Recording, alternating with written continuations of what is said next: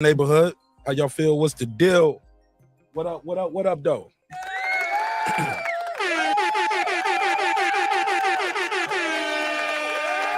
What's popping? What's happening? What's going on? You back in the lab with your man Mark Nash.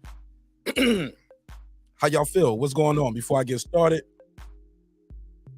got a little house cleaning to do. We're gonna do a little quick PSA, and then we're gonna start the show. I know y'all haven't seen me since Sunday, right? Normally I do a live on Monday, Wednesdays, and Fridays. In between there, we do pop-ups and we'll do members only. We had death in the family. I had oral surgery on Tuesday. My wife and I had a date night on Monday, had surgery on Tuesday, came back home, found out my wife's aunt was found dead in her home. So rest in peace to Aunt Joyce. She was a real one, super solid, right? So rest in peace to Aunt Joyce.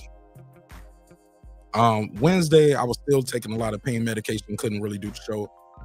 Excuse me. I started to do the show last night, but I just wasn't up for it.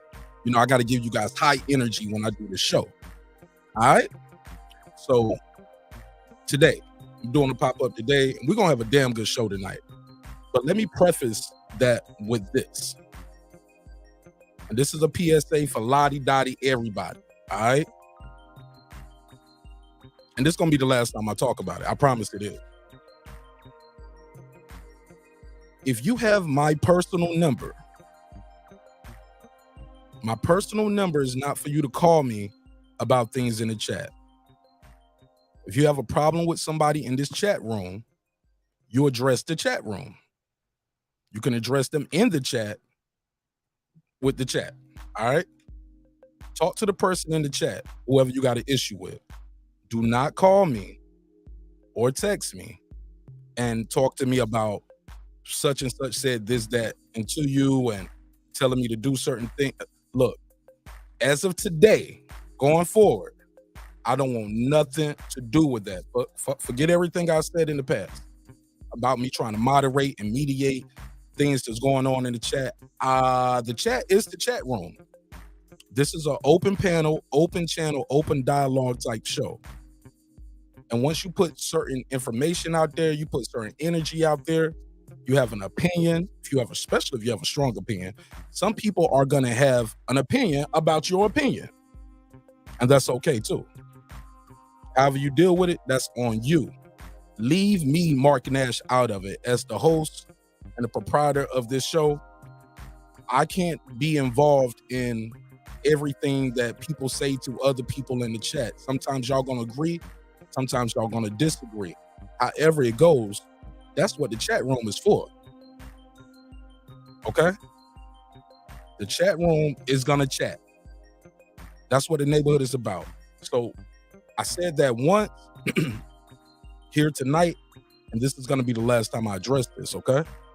So some people ain't gonna like it, and I get it, but I can't be focused on that.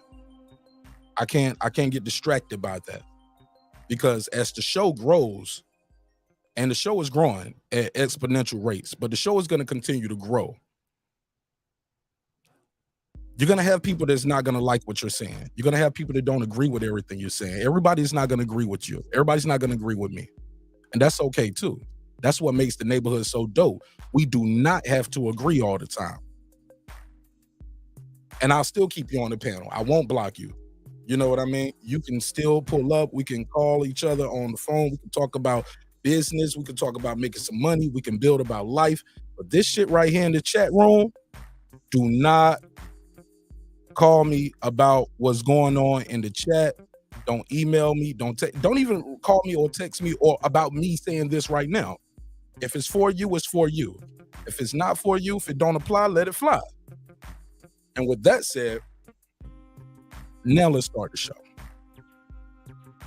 And I love you all. God loves you too. And if not, guess what? The neighborhood loves you here at Breaking Beast. Let's start the show.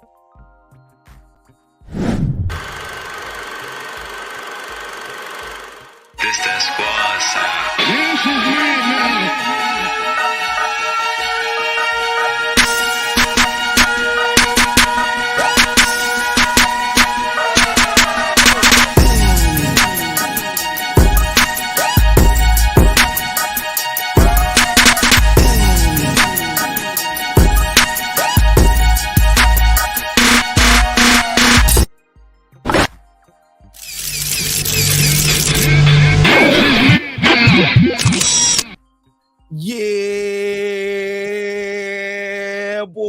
what up, what up, what up, what up, what up, what up, what up, what up, what up, what up, what up, what up, what up, though? What's popping? What's happening? What's going on? You're back in the lab with your favorite neighbor, your man Mark Nash. He is I am he. Another great episode of Breaking These Damn Beats. Let's talk about it, man. Got a lot of topics on the docket. Smash the like button on the way into the room.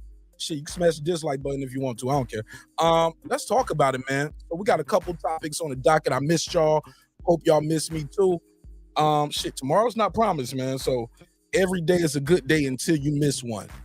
With that said, Queen Elizabeth died in England. Queen Elizabeth II, longest reigning monarch, 96 years old, had a long life. So we'll talk about that, get your opinion on that. Do you care? How do you feel about it? Does it affect you? Do you have family and friends overseas? Does it affect you and your family and friends? So we'll talk about that. What we're hearing, though, is this death, though, is possibly affecting a major boxing showdown between Claressa Shields, Savannah Marshall. If you don't know, it's an all-female boxing card. Should be epic, should be major, but from what I'm hearing, it's still in limbo, it's still in jeopardy. Also, we're going to talk about Deontay Wilder, Tyson Fury. Yep, put a case on it. Glovegate continues. Glovegate 2020 has turned into Glovegate 2022. Yep, Deontay Wilder is still in the news talking about somebody stole from me, they cheated me, they robbed me, boxing did me dirty. Put a case on it. So I got a survey in the chat. You know, we have different ways to keep you guys engaged during the show. Have a survey in the chat. I have a survey in the chat. And I'm asking you all, do you believe Tyson Fury cheated? Simple as that. Do you believe he cheated? Got three choices, of course. Yes, no. And the third choice is, Martin Nash, I'm not sure. But it does look suspicious. Not sure, Martin Nash, but it does look suspicious. Put a case on it. So we'll talk about it. I'm going to play some clips of this audio from Wilder from this Fight Hype interview, so you guys will know where I got it from. Shout out to Fight Hype out there doing major things. You guys can go over there and watch the interview in its entirety. I'm not going to play the whole interview. I'm going to skip ahead to the sauce. All right, we're gonna skip ahead and we're gonna talk about that. And it's a couple other interviews he did on his media scrum right here, where he discussed these issues again with other people as well. So you can find those. I'm not gonna play those. I'm gonna play this one because the audio is definitely better. I think the other people was catching while he was walking around and moving around. So we're going to talk about it. We definitely going to talk about it. It should be entertaining. But you already know my vibes, man. We're going to have a good time regardless. Every day's a good day until you miss one. All right? So let's talk about it. I'm going to play some of this audio. I'm going to drop the link out there. I'm going to open these phone lines up, and we're going to react. Now, some of you guys are probably like, Martin Nash, I don't need to hear the audio. I know what I feel. Or some of you like, Martin Nash, I already seen the video. Good for you. Round of applause. Round of applause for you. Give him a round of applause. What a round of applause at? Where we at? Good job. That means you're on your boxing. But we definitely gonna talk about the Queen dying. And I'm gonna try to handle this with kid gloves, okay? Because I know everybody has an opinion, but that like I said in my PSA in my opening statement, that's what makes this show so dope. We do not have to agree, and that's okay. You get what I'm saying? That's okay.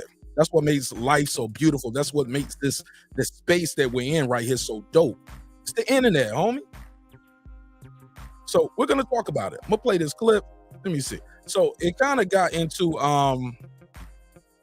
he was talking him, and they kind of asked him, I think it got to the end where they was asking him about, do you think him and Fury, does he and Fury, can they be friends? And they like Ali and Frazier. And you can see his whole, he went from looking smiley and jovial to instantly looking like, Like you want to fight him right now. So we'll talk about it. We're definitely gonna talk about it. Let me play a little bit of this and do my reaction. And I promise I'm gonna drop this link. And it's not gonna be a long reaction because you guys, like I said, at this point, most people have an opinion already on this subject, right? Most of you already have an opinion made. I believe he cheated. I don't believe he cheated. And that's okay too. So we're gonna talk about it. We're gonna talk about it. Let's play. Let's Well, hear. I'm sure we all know many of them. Unfortunately, so. But you know, Smiling. you're right. He's smiling. He's happy. I gotta ask if do you ever think like you had with Ortiz, you'll ever have a moment like that with Fury? You know, I know Ali and Frazier. They Them eyes rolled up. Eyes rolled up. That nigga bit that lip. I want to put him in the dirt. Yeah, that's how you feel right now. That's how you feel. Look at his face. Contempt. Shout out to, oh shit. I'm doing this all the way wrong. Shout out to everybody pulling up. Let me do this the right way. We got to start the show off the right way. Shout out to everybody watching on the backup channel, Mark Nash Live too. If you're on Mark Nash Live on the backup channel, you can smash the like over there and then you can pull up to the main live chat. All right, Mark Nash Live. So shout out to Megazar. Okay, Megazar was over there smashing the like button on the backup channel. Salute to you, my brother. Let me do this though. Gotta do it. We gotta do it. We gotta do it. Before I start the show off, and when I end the show, I always like to give a shout out to the members, because without the members, the show wouldn't be the show. So you guys definitely help fund the show, and I respect you, and I appreciate your time, your energy, and I appreciate you putting a couple dollars behind the show that you're rocking with. So let me do a quick shout out because we also have some new members. So let's do this and do it the right way. Shout out to Cliff Bailey. What up? Conshonery. What up? Shout out to Conshonery. Don't pull it up. Oh man, he don't switched over to the green team. Welcome home, neighbor. What up, gangsta? All right, so Cliff Bailey, Sean Connery, Lisa Bells. What up? That guy Eclipse 330. What up? Cooking with the champ. What up? On the mic with Terrence Bailey Sr. What up? New Media Today, USA Boxing. What up? My boy HLD. What up? Cooking with Sir Senior. What up? Matty Yoel. What up? Deuce Times. What up? Brandon Washington. What up? Born Supreme. What up? Karma Serene. What up? Ace Retro. What up? Lady Shan Dundum Season. What up? Dub Right Side. What up? Boxing Lounge. What up? The Sweet Science Examiner. That's my boy Tank. He's an architect. What up, gangsta? Shout out to Puto. What up? D Bevel the Champ. What up? Rob G Films. What up? And of course, my good brother Derek Lincoln. What up, gangsta? All right. Had to do it. I appreciate you indulging me with your time and energy. Let's get back to this interview though. Yeah, I need to hear this. They asked him, do you think you can have a relationship with Fury like you got with Ortiz or like Ali Frazier had? Ortiz, you'll ever have a moment like that with Fury? You know, I know Ali and Frazier. Nah. Nah. Because I know the truth behind it. It's curtains for this nigga. I know the truth behind it. They say boxing is the truth. That square circle is the truth. We saw y'all fight 3 times. Well, I'll tell you, 4 fingers. I'm bro man from the 5th floor. We saw y'all fight 3 times, man. A draw, and you got stopped twice. Once your corner stopped it, the 3rd time, you got slapped. Am I lying? Put a case on me if I'm lying. On that. I don't condone and cheating and shit like that. I know that no matter what people say, it's just like people use, analysts or whatever. If he did have something in the glove, or if he did something, why did you not go to the authority? Then let's rewind. Now let's hear that again closely. I know that no matter what people say, it's just like people use, Okay. never. He said never. Because I know the truth behind Now he know the truth behind it. that. I don't condone and cheating and shit like that. I know I don't condone the cheating and shit like that. Man, is he talking about the 2nd or 3rd fight right here? Which fight is he talking about? Put a case on it. no matter what people say, it's just like people use, analysts or whatever. If he did have something in the glove, or if he did something, why did you not go to the authority? I thought he was going to the authorities. We got I thought he was going to the authorities about it. Like, gonna put a case on him. I thought that was gonna happen after the fight. We'll talk about it. We'll talk about it. I ain't running from no conversation, homie. I'm always open to a conversation. And I wish I was in front of them and I can grab their collar. And I would grab their collar and put them close to my face so we can be eye to eye, face to face, so much that my breath touched them. Okay, now if Deontay Wilder grabbed me by my damn collar and he pulled me close enough to his face where his breath is touching my face, first of all, I'm gonna say, nigga, you gay. Like, nigga, what you on? Nigga, you on a date? Like, come on, bro. Like, that's too close. My next words are gonna be help. I'm gonna call for some help. I'll be looking at she'll be looking at Tate Jones, be like, hey man, get your boy. Police Scott. What's going on here? Nigga got me yanked up right here. What's going on, Malik? Y'all better get this nigga. If he don't kill me, I'm gonna sue him for everything he got, goddamn it. Put a case on him. Oh, I'm gonna sue him for everything he got. I'm gonna sue him for everything he got. He put his hands on me. Cause I respect the brother, but you can't just grab me, pull me close to you, so close that I can feel your breath. I think that's cool. Cause I asked you a question. Hell no, nigga, you going to jail. Yo, 6'5", 230-pound ass, you going to jail rather than Martin Nash. I'm sorry. Put a case on. I'm just saying, man, you can't just be, come on, man. You Deontay Wilder, bro. You can't just be yoking people up because they asked you a question about a fight. It's public record, right? Bear with me, y'all. I'm putting the show on the big screen up here so I can read along with the chat while I do the show. All right, let me make sure I got the show up. All right, let me make sure I got that up. Mute that. All right, cool. Shout out to my boy Terrence Bailey. Yeah, I gave you a shout out earlier too, Terrence Bailey. Shout out to Megazard too. What up, though? Let's continue. Cause I want to get through this. Cause I want to open this channel up, open this panel up, open these phone lines up. Smash the like button. It's only about 3 minutes left. Faith. And I would tell him, why the fuck would I go to the authorities? Look at that scar on his right hand from that surgery. Y'all see that? So I look at little stuff like that too. Y'all see that scar right? That scar right there on that hand? Man, I had a lot of surgery on there. Look at the scar. All right. He said, but why would he sue? When I have an opportunity to release my own energy and put my hands upon him. Release your energy. Put your I get it. Let's go. And the possibility of trying to kill him and get paid millions of dollars doing it. Exactly. You did your best. Your best wasn't good enough. It happens. It's part of it. But I want y'all to know that energy that he was talking about he want to release. Look, I've heard him say it. I'm gonna try to find a clip. To release because my I should have own been energy prepared and put my hands upon him and the possibility of trying to kill him and get paid millions of dollars doing it. Okay, go to the authorities. They lock him up. Then what's next? That's it. Even if you don't go to the authorities, I think you should show the proof. You know, give the proof other than the videotape of the flopping glove. That's just me personally, me, Martin Nash. I'm gonna open the phone lines up and I'm gonna open the panel up in momentarily, so you guys can all tell me what you think. But that's me. I'm like, dude, at least show us what you got in concrete. You got something in concrete, show us the concrete proof.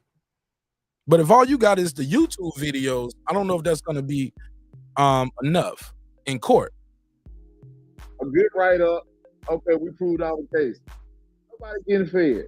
Well, you would get fed because if you can prove he cheated, you would be able to sue him financially too. If you can prove, so it's not just him getting locked up. No, if you can prove in a court of law that he did something nefarious, you can sue him for that purse or a portion of that purse. So it's not just you. It's not just, oh, somebody gonna get locked up. Nah, if you can prove it, You'll be able to sue him for his purse. You get him banned from boxing. You get your belt back and everything. See what I'm saying? We're going to talk about it. We're going to talk about it. I know some people ain't going to like this shit tonight. But I must tell the truth. If not, put a case on me. It's all good. What justice did that have done? That don't make no sense. No, what don't make no sense if you know for a fact it ain't just him. It ain't him going to jail. You can sue him financially too. So if you're talking about the money, you can get the money back. You'll get your purse, and you can get a portion of his purse, and you get your belt back. And he's banned from the sport. It's bigger than you and your personal thing where I just want to put my hands on him. Nah, it's bigger than that. It's more of you have to give something other than that. You're making excuses. And that means you haven't learned from your loss, because obviously he felt some things need to change. It wasn't just the gloves. It was other things. You changed your camp. You changed your camp. So it couldn't have just been Tyson Fury cheated. You bulked up and gained the weight and everything. You didn't wear a heavy suit this time. You get what I'm saying? You did change some things. So if you don't accept the loss, you're destined to repeat that loss again. Shout out to Punch Drunk. He said, Lord have mercy. Right. We're going to talk about it. That sounds like somebody that's not non-confrontational, that don't supposed to be in no combat sports because their mindset ain't set on combat. It's set on being nice. So that old theory don't even make sense to me. Like, why would we do that when we are in the hurt business? Ruiz, Billy Collins. They put a case on Resto. Put a case on Resto. Panama got suspended. The corner got kicked out of boxing. Those people were in the hurt business. They were confrontational. They did something about it. When they found out, when Billy Collins' father said, no padding in the goddamn gloves. No padding in the goddamn gloves. See what I'm saying? So that's just me, though. That's my opinion. And I'm entitled to my opinion like you're entitled to yours. And you're more than welcome to tell me. I can hurt you and get paid doing it. That sounds like a sweet deal to me. But you can also get them banned from life out the sport of boxing. And sue him for those purses. That purse he got, those double-digit millions. You can take that. Because if you can prove that in because he brought up criminal court. I was thinking it was going to be civil, but he mentioned criminal court. So if you can bring that up and you can prove that in criminal court, what's next is the civil. And you get your belt back. Huh? But nah, that's just me, though. Well, I saw him tweet something, post something that looks like Wilder is about to be the #1 heavyweight again at WBC. Does that mean you'd be down to fight a 4th time if it comes? Most definitely. I mean, what? So you gonna keep fighting the motherfucker that cheated you? You know he cheated, and you gonna keep fighting him?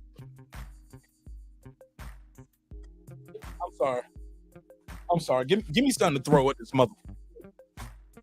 Right there. You don't get your ass out of there with that shit. What are you talking about? Are you kidding me? Why would you fight him a 4th time if you think he cheated? Even past the money, you can sue him and get all the money. You'll get more. You'll get your purse and his purse.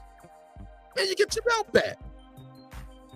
Because if it's just like, and if it's on some street shit, nigga, keep it straight then. As long as fuck that. Business, I've had interviews like this earlier, and about fighting different people. And like I said, I'm back. I'm in the division. Do y'all believe him? Y'all believe he want to fight Fury again? Or is this something he has to say? He gotta say, yeah, I'll fight him a 4th time. Do y'all believe him? Or do I need to put a case on him?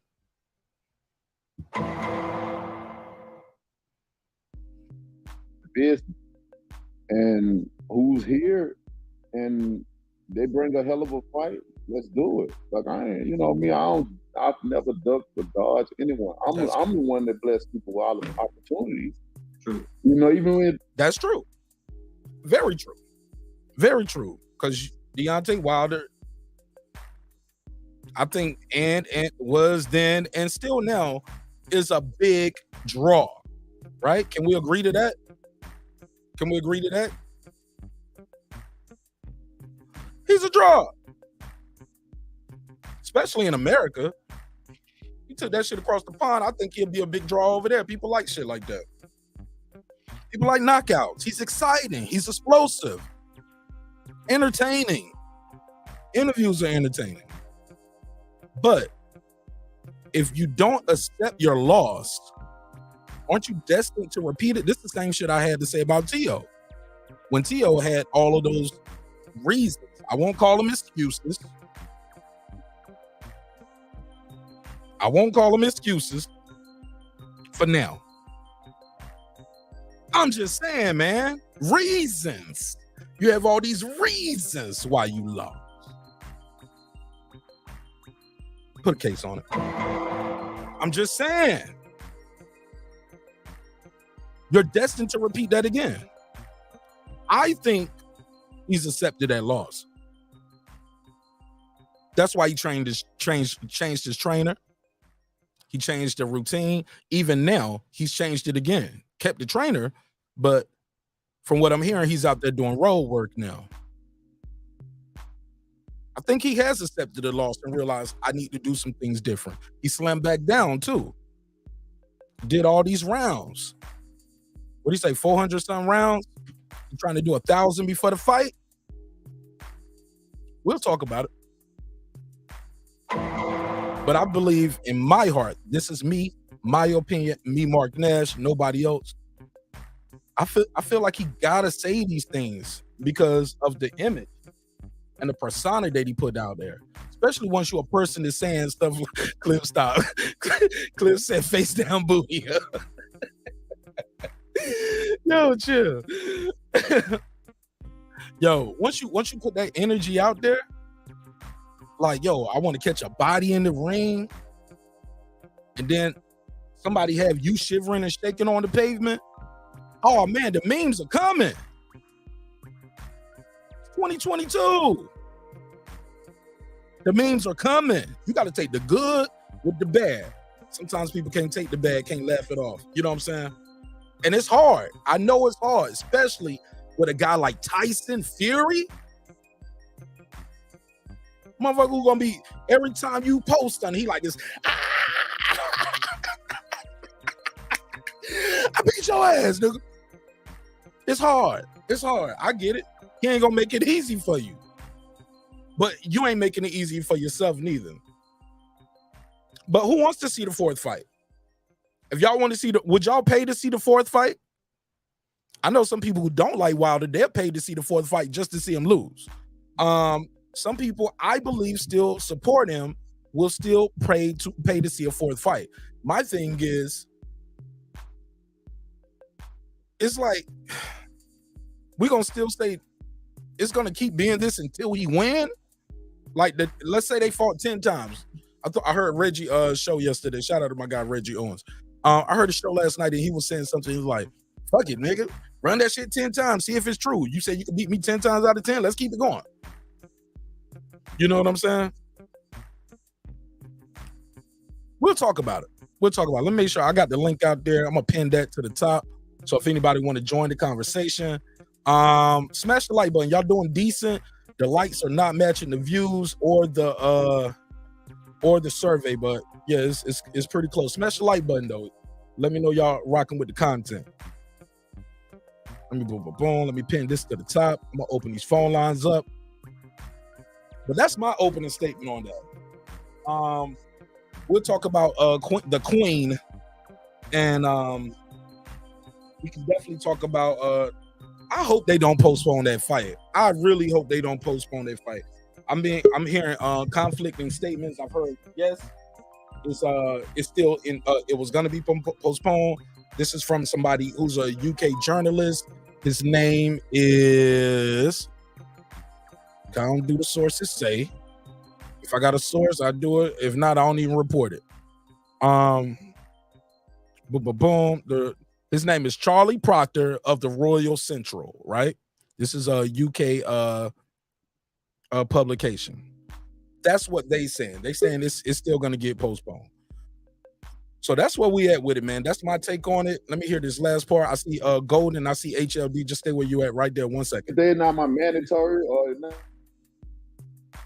It happened. One thing about my team being with Al Heyman, you know, and Shelly, even with my trainers, down to Jay, Don, you know, Joey, Malik, all my guys, man.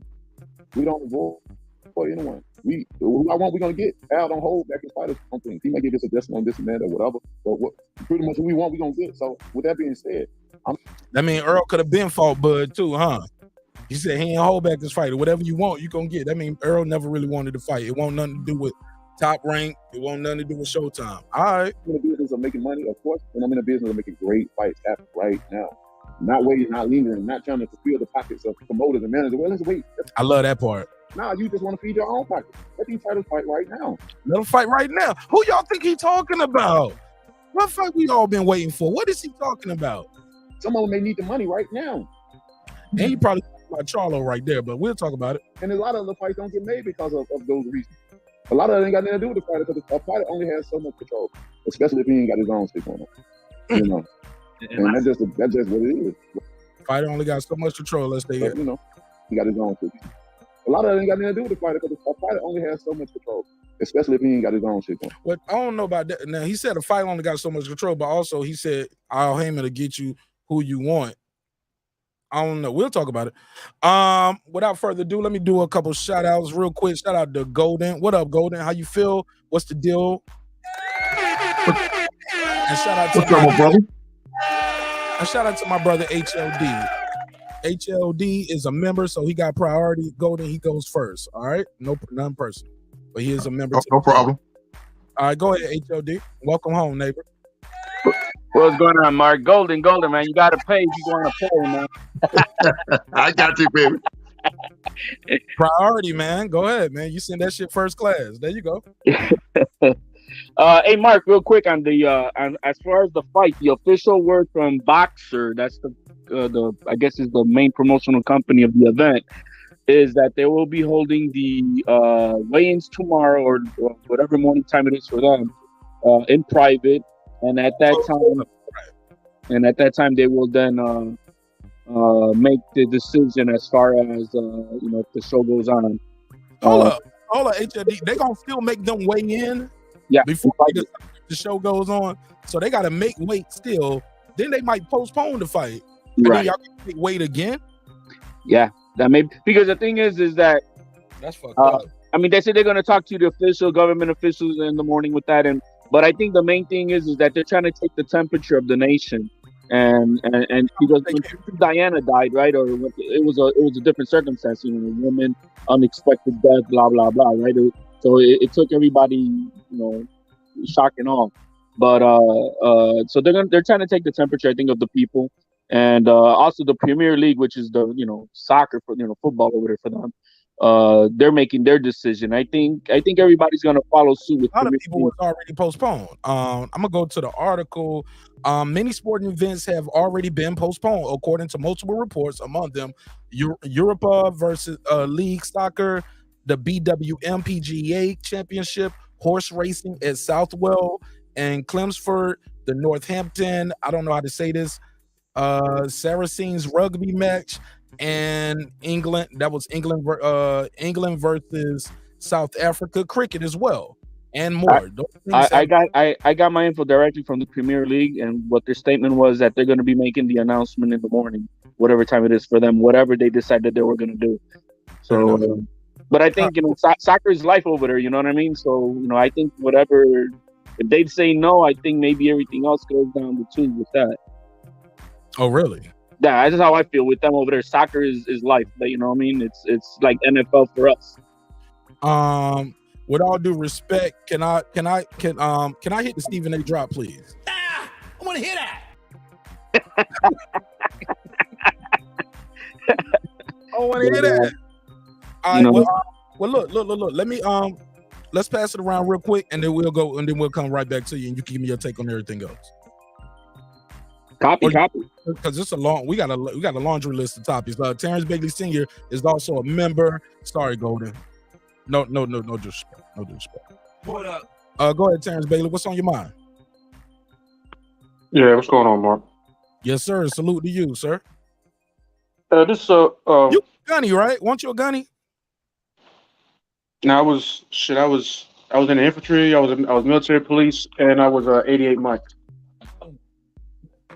Okay. Y'all got 88 Mikes Marines too? I'm Army.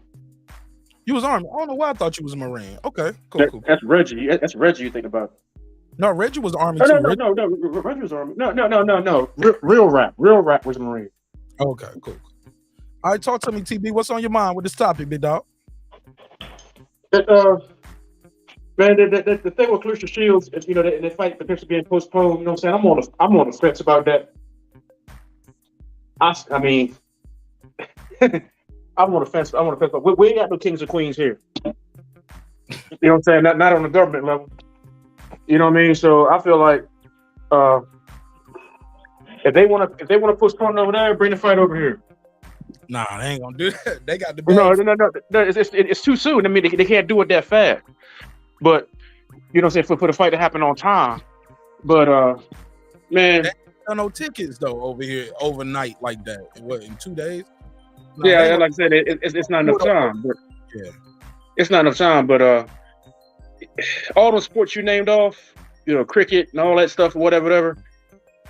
I don't mean no offense, but ain't none of us playing this. Can I get the Stephen A. drop, please?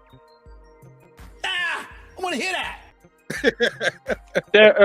We ain't playing that. They ain't got a damn thing to do with us. You know what I'm saying? It's like I kept quiet on the whole Queen passing away thing or whatnot. Oh, we're gonna talk about that shit tonight. But I'm not one of the ones you go see on Facebook or social media saying, may she rest in peace and all that kind of bullshit. And what they say?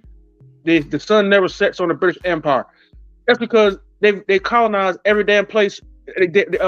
All four corners of the damn world. And I ain't got those. And how many? She didn't give Jamaica their independence. No, man. Yeah, she's 96 years old. People die. I wouldn't postpone no damn games for her and all that bullshit. If she died tragically, yeah, but no, that she lived a long life, died peacefully, surrounded by family. A lot of people don't get that privilege. For one thing, and then on top of that, they're not a figurehead of an oppressive state on millions of people outside of their borders. Go ahead, TB. Tell them how you really feel. I'm just saying. I'm just saying. You know what I'm saying? Her grandson got to take his new wife and child and leave his claim to the throne and move halfway across the world to get away from them. No, man, nah. For the safety of my wife and my child, right? More or less, right? Yeah. When he give up his right to the throne and his name and the money and everything like that. He basically got to go out and strike it on his own because he's not gonna have him do his black wife like that. And I sort of supposed to be like, I weep for the queen, mate. No, I don't. No. Isn't it like a president dying or something though? Isn't it can be compared? We'll talk about it more though, because like I said, when Brandon Washington get up here tonight, you think he was rough tonight? Shit. Lock your doors and close the shutters. Right. Let's go to my guy Golden, who's very patient. Shout out to Golden. What's up? Cheers. What's up, my brother? Peace to you, brother. How you feel? What's the deal? What's man? Well, I really had too much to say about the Queen, but I'm talking about the boy Wilder here for a minute, if you don't mind, man. Man, it's all over, man. Like that's what this is: business, entertainment, art, technology, sports. But the last part is whatever else you and I feel like talking about. What you feel like talking about, my brother? Man, all y'all know I'm a Wilder fan, man. But I got to keep it a buck, man. I don't think my boy mentally prepared right now, man. I'm gonna be honest. I'm a diehard Wilder fan. You know that. You hit me on all the other boys, so they were dragging me about Wilder, but I think I keep it with the book, man. And if he What can't if you accept like that loss, knockouts? You got to be a Wilder fan, right? If you like knockout, you like boxing, no. you got to. Yeah. Of course, I love knockout. I love it. To me, Wilder bring the excitement to the heavyweight division. You know, I mean, I like the way he fight. You know, like I say, a lot of people going to look at his fight to see which round he gonna knock a joke out of here. Hold on 1 second. I'm gonna put the call on hold. That's my guy Jerry. 1 second. Call from Jerry. Hey Jerry, mute your mic. I got somebody right in front of you, and I got you next. Okay. Yep. All right. Go ahead, Golden. Please continue. Go ahead. Yeah, like I said, until he able to accept that loss, man, and go ahead and move on, then he's not ready, dog. And for him fighting Wilder Fury 4 times, nah, man, he shouldn't do that, man. Because I don't know, because Fury got his number, and I think it'd be worse than what it was the last few times, man. I don't want the brother to go through that punishment no more, man. I'm really gonna keep it real. But that would be the fight Fury would jump on quicker than anybody because he feel like he own Wilder. That's my take on that, man. Wilder just, I'm glad he lost all that damn weight and came down his side like he's supposed to, dog. Yeah, man, it didn't look good on him either. He like he borderline. My brother had a beer belly damn near, didn't he? Let me find out. Yeah, look here. That nigga came in like he was the Hawk or some damn body that last fight, man. Ripped though, but low-key, it was like you could still see the line from the abs, but it was. I believe. To me, I believe that was too much weight for him to carry, and especially when you're not used to fighting at that weight and you got all that stuff on you like that, you're gonna tire out, man. Quickly, you're gonna tire out. Too much weight in a short period of time. Thank you. I think. If he had more time at 230 something, I could understand. But there was a quick turnaround on that fight.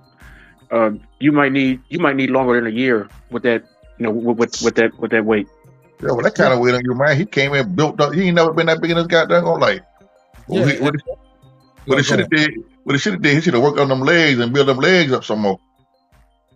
Yeah, because that support your body when the guy's leaning on you. When you got that big dude almost 300 pounds leaning on you, 270. Yeah, but let's keep it. I hate to butt in, but let's keep it a buck though. Go ahead, everybody got their open statement off. We just gotta pass it around. HLD gonna jump in too because he didn't get a take on this yet, but HLD ain't got no problem jumping in wherever you feel like it.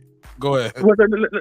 Let's keep it a buck though. We can't act like Wilder ain't legit knocked Fury out a couple of times in the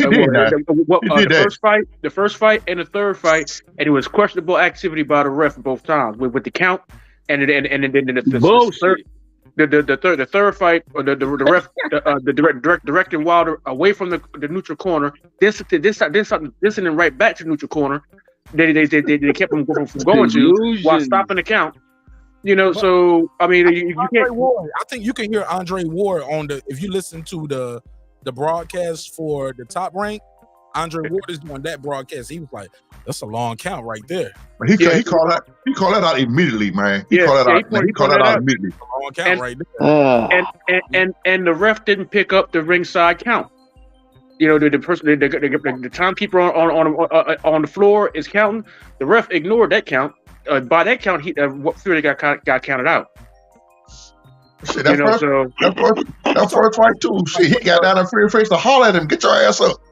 Shit. But he was out the first fight. I mean, anybody else would have weighed that fight off right then and there. Yeah, would have weighed it off. Hold up, but the second fight was total domination. Yeah, no question about the second fight. Yeah, but the first and third. The first and third. The first and third were the average 10 count. The average 10 count in professional boxing is 14 point something seconds. That's the average 10 count. Not a second count, it's a 10 count.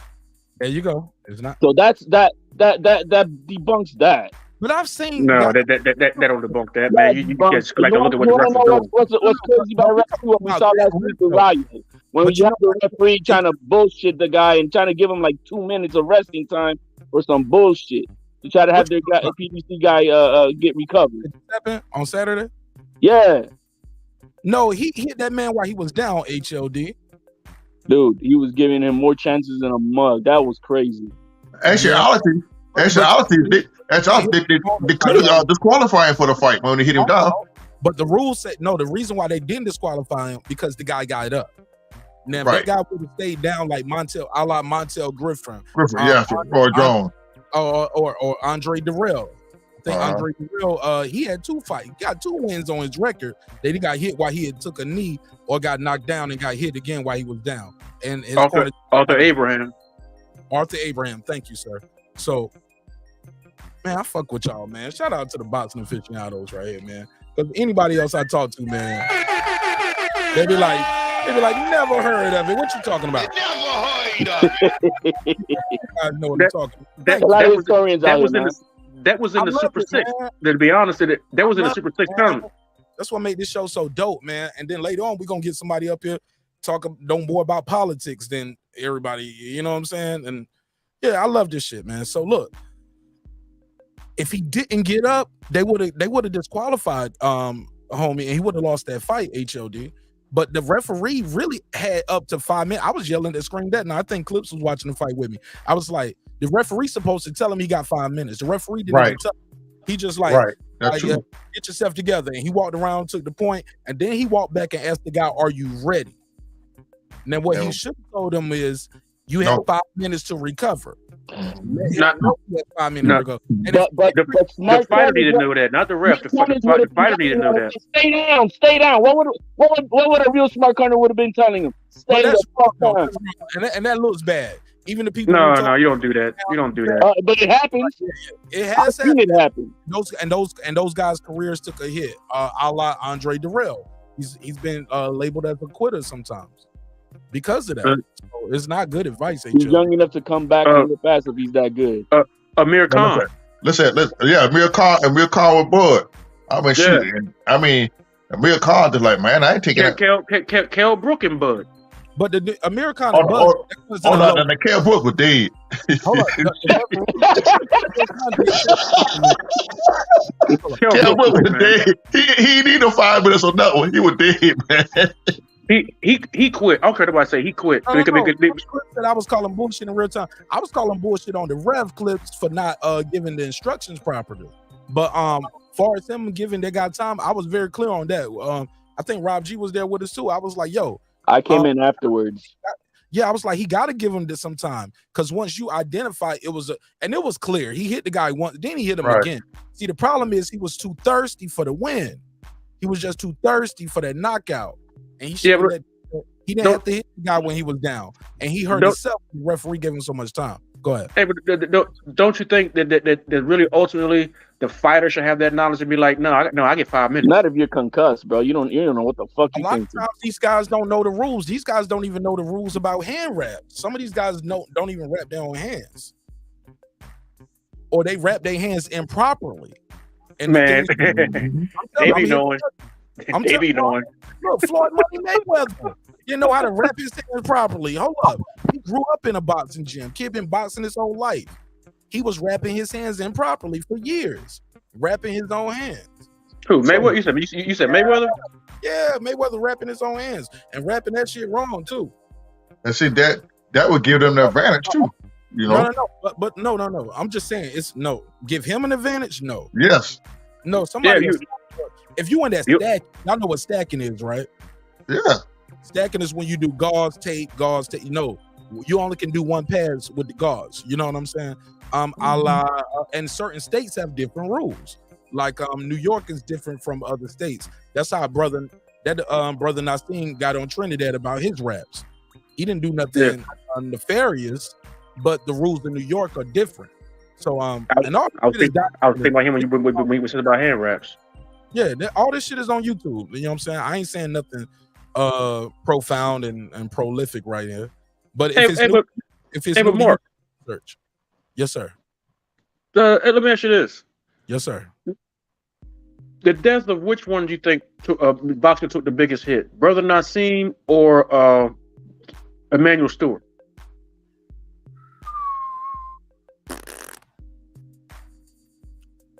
I hate that question. I hate the way that question is framed. I'll answer my own way. But it's equal. It's no it's the damn, I gotta cam up for this shit. Damn, Terrence Bailey, why would you even ask me that? Because I'll be missing Brother Nassim, but I won't be missing Emmanuel Stewart. What's like saying you had to pick between your grandmama or your mama? Who you gonna let get off the plane before the plane crash? I'm like, are you gonna ask me in front of my cousins and my sisters and my brother? Like, ask me one on one. That you could have texted me that. No. See, because I'm gonna be like Martin. I'm gonna be like, okay, which one of y'all bought me them Jordans I wanted? Oh man, you ain't shit. Put a case on me. But look, you know, Big Mama probably gave your mama that money sometimes. They help with the bills or help get you door. Big Mama always look out. But you don't even know Big Mama. Now is the time to do some snitching. Goddammit. That nigga stupid. If you was ever going to snitch, now's the time, bitch. I'm telling you. That's hilarious. You better start talking. God damn it. 5158. I'm timestamping that. That's hilarious. I got a timestamp that one. All right. So look, yeah, man. I think each camp and each team took, like, this is a serious answer. It's political. I guess some would say. Maybe some will argue. I'll just play devil's advocate. Some will argue Emmanuel Stewart because he actually did a lot of commentating as well, versus Brother Nassim, whose career had so further to go. Some could look at it as the brother Emmanuel Stewart had lived a very long life, and the other brother had a lot more to give that we never got. But to say who took a bigger hit, man, the weight of death is uncomparable. You get what I'm saying? No. I'm saying, well, which one did boxing take a bigger hit? Boxing itself. They both had a lot to offer. They both were still active. They both still had boxing knowledge to provide. They both died with for the most part with it. I think I'll say this. The brother Emmanuel Stewart and the brother Nassim, I think they both were in pain at the time of their death too. So God chose to call them home. However it goes, I can't answer that question. I'm gonna be honest, bro, because I'm such a huge fan of both of their training styles, techniques, their knowledge. I never met either one of them personally. I can't answer that. There's no need to devalue one over the other because there were two great men in the sport and they're iconic. No, it's not devaluing. It's just you're putting one on top of the other. It's an opinion. You're not devaluing anybody with your That's opinion. an opinion of putting one on top of the other. Yes. Yeah, of course, and in their death too. Like, you get what I'm saying? No need. Like, what assassination hurt more, Malcolm or Martin? Malcolm. I said Martin. Malcolm. I said Martin. But they both got murdered untimely. Yes. Malcolm got murdered in front of his children.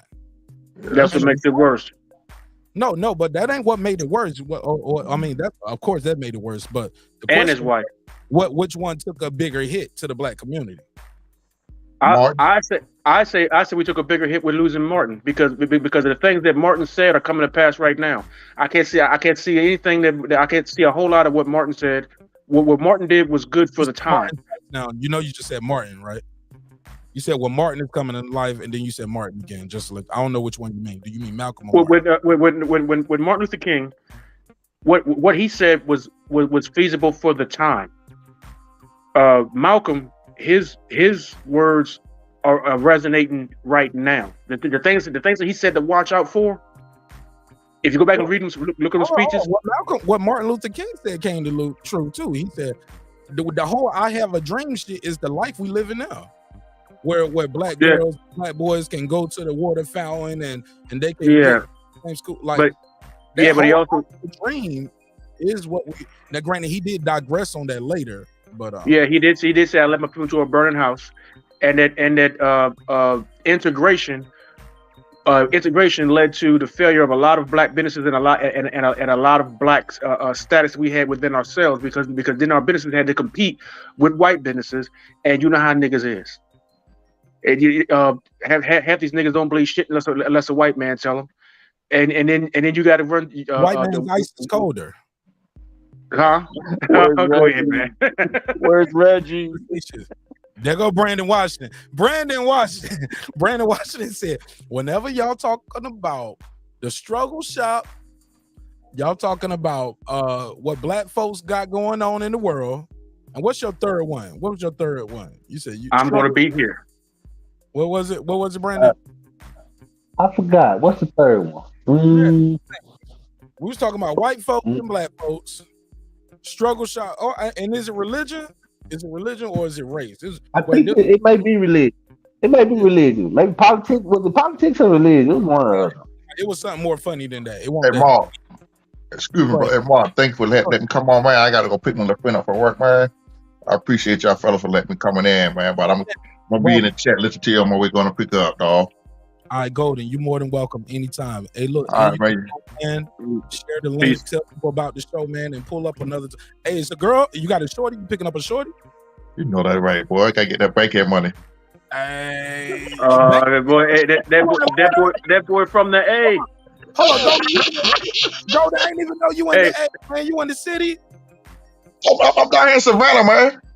Hey, Golden, I'm gonna do the Golden, I'm gonna do a live meet and greet pretty soon, bro. Hey, man, shit, man, hit it up, man.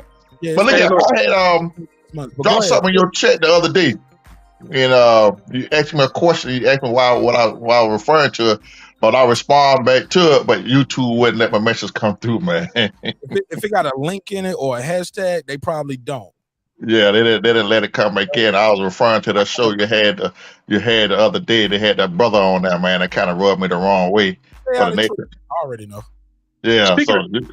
Hold on, Terrence Bailey. Let me let Golden go. Golden, and thank you for your time. Thank you for your energy. I got man. You know, I'm always there. You know, I'll be in the chat, man. I'll just be listening to you, man. I don't sleep at night, so I appreciate you being on late night. I catch you all the time, dog. Yeah, man. I got PTSD, man. I don't sleep too well at night. But me and you both did. Yeah, I don't sleep at night either.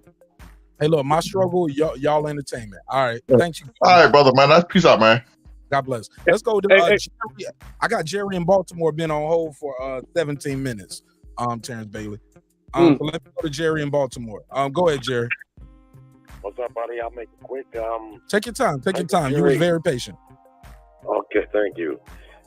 Fury, he really whipped Wilder 3 times. The first fight, Wilder won 2 rounds, the rounds that he scored the knockdowns in. Everybody, in my opinion, everybody seen what happened. Wilder scored a heavy knockdown in the 12th, and I thought, like many, that's it. Your big dumbass got knocked out, and you had to fight in the bag. But the ref did the right thing. He goes over to Fury. He picks up the count from the ringside guy. He picks it up at 4. The camera view is the camera right above Fury. And when they show him the counts at 4, Fury's eyes are wide open. So at that point, the ref did what he was supposed to do, keep counting. Just because a guy went down doesn't mean that you stop the fight. And a lot of people have a misconception about that. They just think because it was a big knockdown that the ref should have just ran in there and stopped it. Absolutely not. He continued to count. Fury made it to his feet at 10. I mean, it was as close as it could get. So they call a fight a draw. I was cool with that because I was like, you know what? Fury really won this fight by rounds, but the way it ended, you know, go and run it back because there's a lot on the line, and it's good to see it again. And the second fight, Wilder got smashed to bits. He just got beat up, and he made every excuse in the book, and then he made excuses that wasn't even in the book, like claiming that his longtime coach poisoned him. In the third fight, the account that people keep talking about, I mean, I've watched it a few times, and there's YouTube videos that show what happens is Fury gets knocked down. Hey, somebody hey, turn your TV down a little bit in the background, big dog. Okay. If you don't mind, please. What you got the game on? Matter of fact, let me see what the game is. Go ahead. Yeah, Fury gets knocked down. The ref picks up the count at 4, which is very average. By the time they get the other fighter into the neutral corner, a lot of times when they get over there and resume the count, they pick it up from the ringside, they're at 4. He gets over to Fury at 4. By the time that he gets to 6, Fury is making his way to his feet, and when he gets to 7, Fury's all the way to his feet. He already beat the count.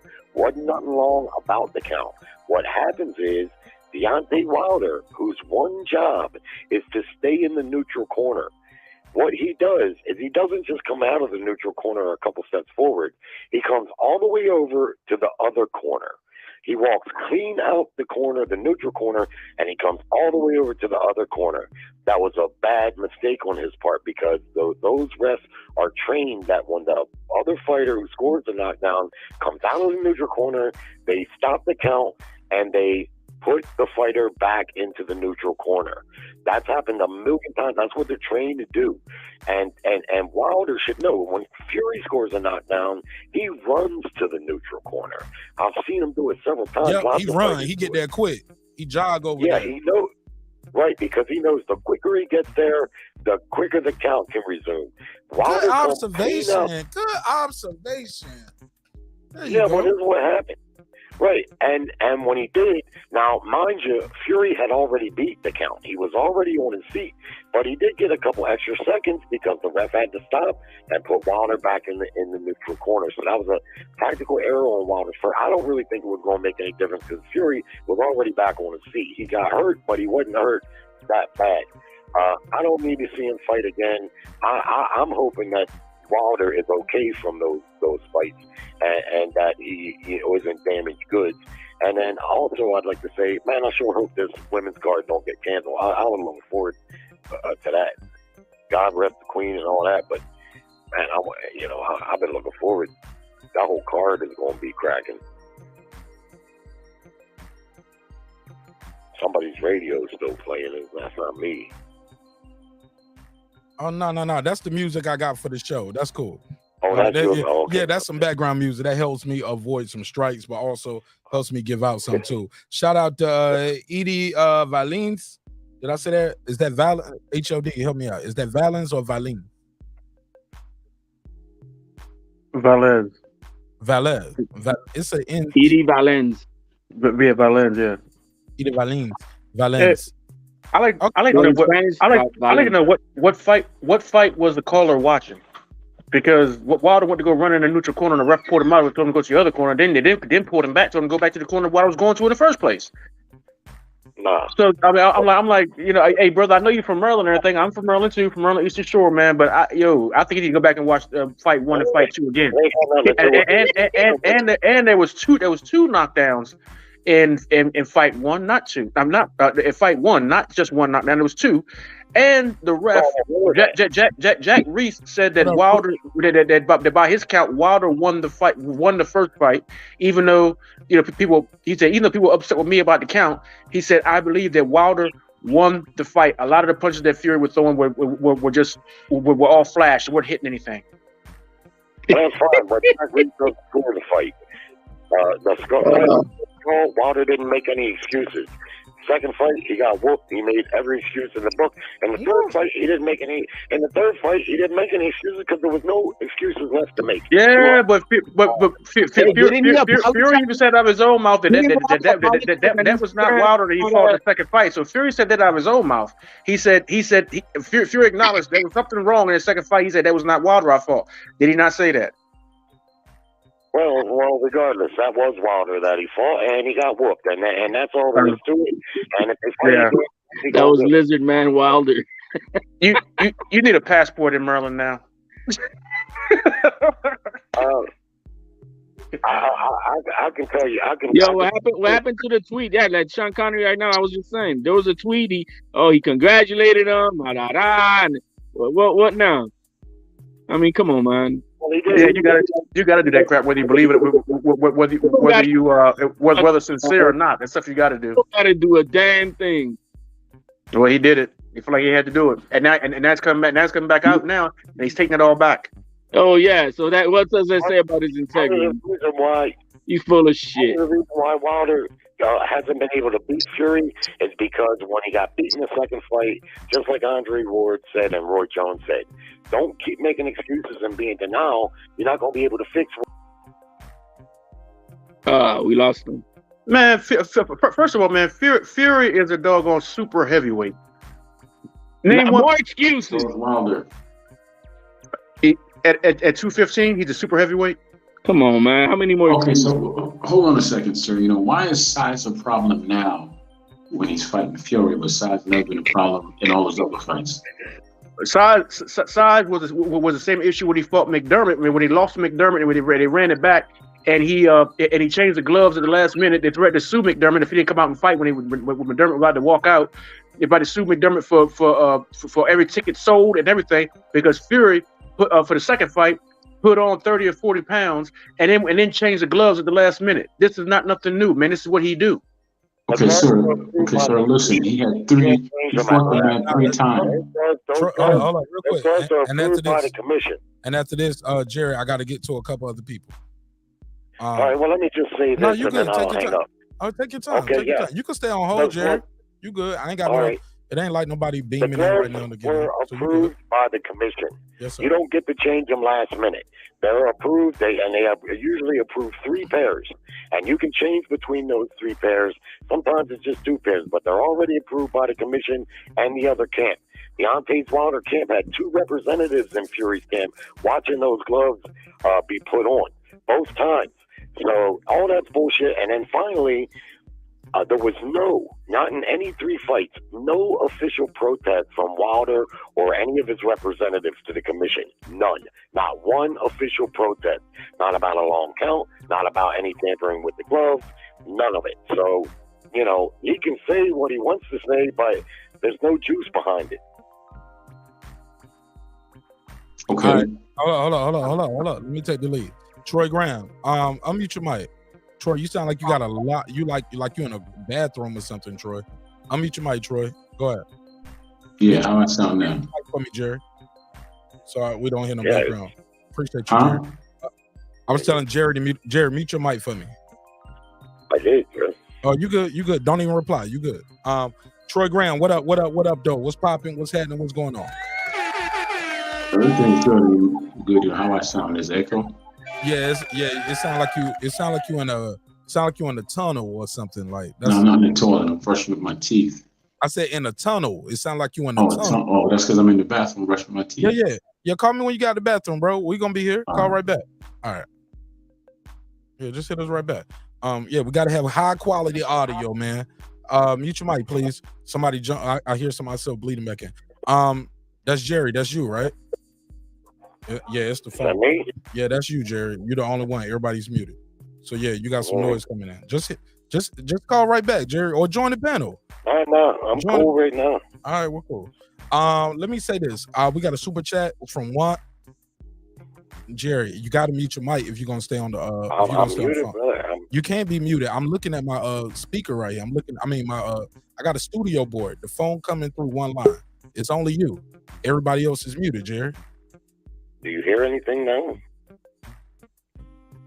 You good now. But matter of fact, what I can do, I can just mute you myself while I'm doing all of that. Okay. Yeah, my bad. So you ain't got to mute the phone. I'll just mute the phone. My bad. Damn. Genius. Engineer ass nigga. I forgot. I'm new to the roadcaster, so that's you're new to this, Mark. Yeah, right. Look, I never had this roadcaster before. So I keep forgetting that I can mute the caller too. You know what I'm saying? Let me do the super chat. Shout out to Juan Davila. How's it? Oh, okay. That's EP Magic. Okay, we know about some Magic. He said Wilder, Fury comments shows he still has Fury in the mind. I don't know if he said I don't know if he will have the killer instinct anymore. He just speaks and looks like he is at peace, but outside the ring. All right, so Wilder's Fury's comment shows that he still has Fury on the mind. I don't know if he still has killer instinct anymore. He speaks and looks like he is at peace, but outside the ring. Yeah, outside the ring. Yeah, but we ain't seen him in the ring neither, though. Juan, we ain't seen him in the ring. We got to see what he looks like in the ring. And that's what I keep saying, Juan, for all the people saying, oh, man, Wilder can beat everybody but Fury. I said, you don't know that. You don't know that. We got to see it. Shelton Moore, talk to me.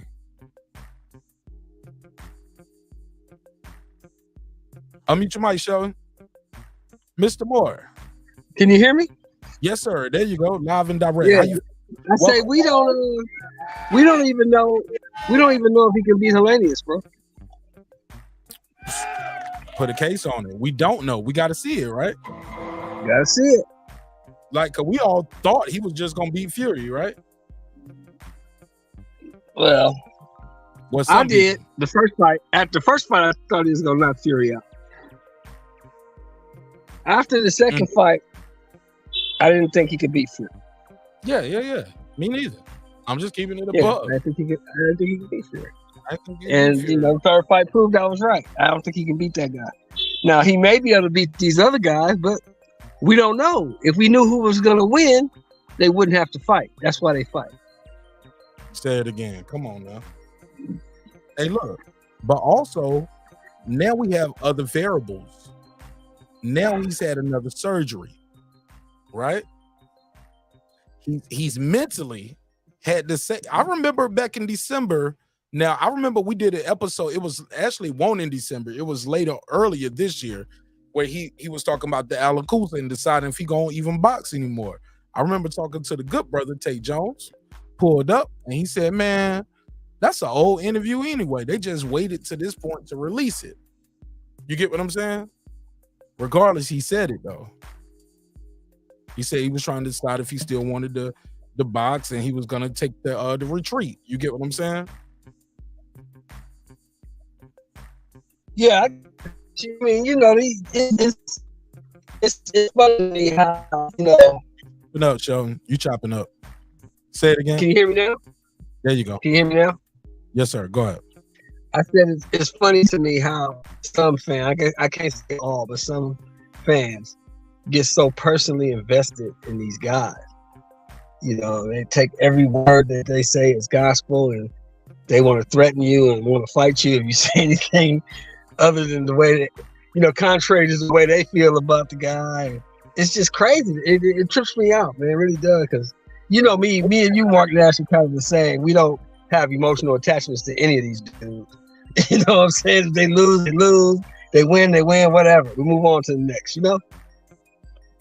Thank you for the entertainment. I appreciate you. Except for Crawford. Come on, man. Let's keep it a buck. I mean, what you want me to say? The dude if he wins, HLD, if he wins, he wins. If he loses, he loses. Fan club. I am. But if he wins, he wins. If he loses, he loses. I don't lose no sleep. You don't put no money in my pocket. Yeah. But more importantly, though, HOD, I'm not going to tell you. I remember people used to get mad at me about certain things with President Obama.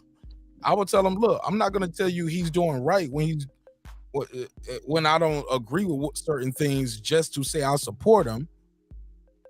You know, I'm not going to tell you Terence Crawford doing good when he's doing bad just to say I can support him. You know, or because he's black.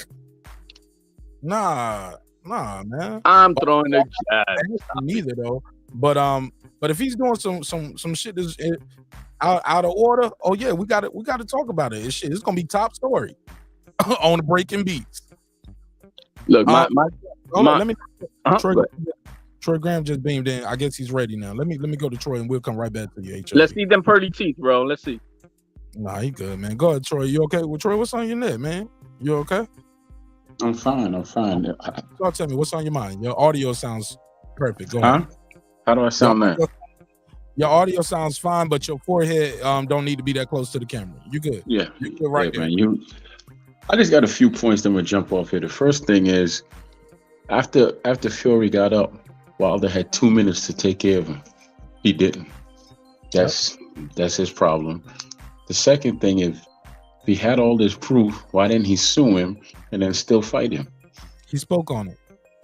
Yeah, he said because he wanted to hurt him, and it didn't make no sense to go to the authorities, yada, yada, yada. But you still got knocked out. So, what did you accomplish? If you had proof... Troy. The money, Troy, the money. He made the money. I'm not talking to you, man. I'm not talking to you. The fact is, if he had the proof, he could have took him to court and got some money and then fought him again and made some more money. See what I'm saying? So True. I don't. And it's been years right now. It's been years, and we haven't seen an ounce of proof.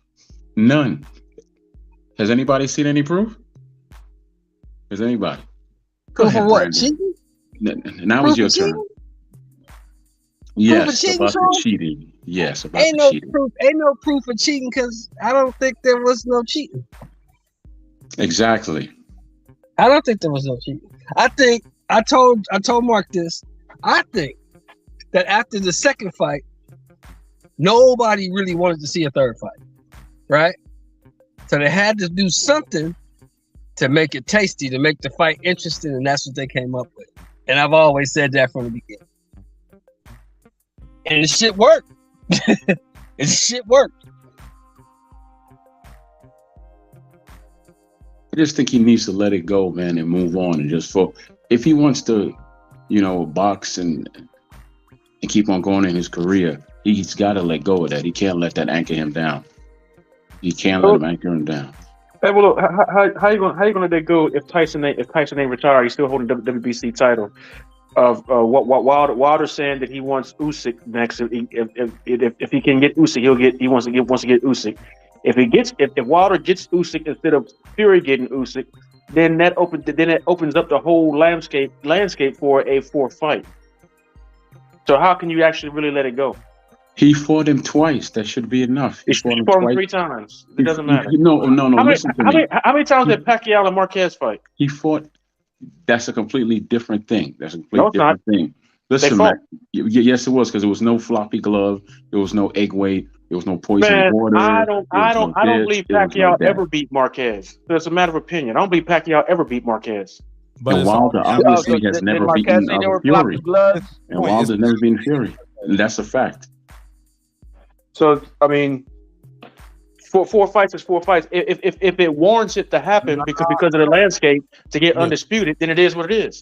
I doubt that fight will sell at all. I mean, why would you want to see him get beat again? That's your cane. That's not the point. The point is about getting the undisputed champion. There's too many belts. The point is about getting the undisputed champion. That's not the point. I don't want to hear that song no more from Wilder or nobody else. We had chances and chances throughout the year to be undisputed. Wilder ain't doing nothing with it. Joshua ain't doing it. I don't want to hear that song no more. And Fury's definitely not going to do nothing with it. I don't want to hear that song no more. What is the worst way to kill a man without actually killing him? You take away his means to earn a fucking living. And if he had all this fucking evidence, he would have had made the 50 million he made with Usyk. He would have made the other 25 million he made with Dillian White. He ain't about to be making another fight with AJ right now to make another 50 million. Come on, stupidity. Stop the delusion. The only thing I like Wilder about being out here, he's proving there's levels to delusion. He's making my man Teofimo Lopez look a lot better now. That's about the only thing good about him coming out with the stupidity once again. I mean, the bullshit that this man, I've seen when I came into this YouTube community, we were in the midst of this bullshit. And man, that man, what he did in the community of boxing, especially in the black community, is divide. And that was fucked up, ugly shit to be witnessing. Because I was hearing brothers against brothers. You a coon, you this, you that, all this bullshit. I'm gonna come and kill you, and all. It was bullshit out of stupidity. Yo, grow some fucking balls and understand the man got beat. He left the ring last time, face down, ass up. He's done. Stop the bullshit. Stop fucking preaching this shit about cheating and shit to divide yourselves again within the community. Wilder may be good for the dollars and cents of boxing for the big guys on top, but bro, he's gonna fuck up the black community once again with this bullshit. Stop it already, guys. Hey, this other gentleman came out here a minute ago. He said he's the #1 fan of Wilder, but he's like, man, I'm done with that shit, bro. Like, stop it, baby. Stop it. It's ridiculous, bro. That I take offense to. On top of that, I'm still waiting for the fucking evidence. I'm going to call out a name. I'm sorry I didn't call it. But Jay Jones said he was going to sue. I had an beef with him in another panel before. He said that there was evidence that was going to come out. I'm still waiting for that motherfucking evidence. On top of that, he threw another brother under the bus and took his way of the means to earn a living and damaging his fucking respect. Mark Breland. Yo, enough already, man. Fuck undisputed for Wilder. Have some integrity. Have some fucking integrity. Because right now, this is bullshit. It's beyond boxing when you start doing this shit again. I don't give a fuck about Undisputed, the next fucking fight. Oh, how many times? Man, stop it already. It's ridiculous. And I say it with a passion, because what I saw in those 2 years, that was utterly bullshit. That's divide and conquer type of shit that you see in our everyday lives. They got all of us in the minority community fucking fighting each other like stupid fucks. Stop believing this shit. Guess what? He goes home multi-million-dollar man. You don't give a fuck about your opinion, Bailey. You don't give a fuck about anybody else who thinks he cheated or not. He's trying to get a paycheck. Period. That's the agenda. Get it through your fucking head. That's through all of these prize fighters. It's they're trying to get that bank. That's it, by any means possible. But I think he crossed the line with Mark Green. Beyond everything else, you could joke about it. You sound muffled. You sound far away now. I'm losing you. Say that, that's all I got. Say it again. That's all I got to say. All right, let me go to D Bevel the Champ. D Bevel the Champ. Shout out to my guy D Bevel the Champ. It's in the motherfucking building. How you feel? What's Mar, you hear me? Yes, sir. Talk to me. Oh, what's up, man? I just pulled over for this episode. No, What's on your mind, man? So what's the topic? Like so Wilder was Oh, you gotta know the topic, bro. Come on. making excuses about what, losing to Fury?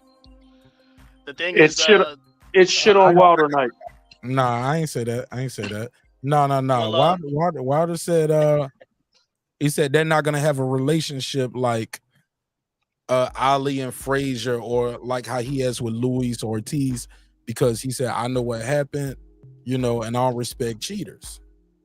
In a nutshell.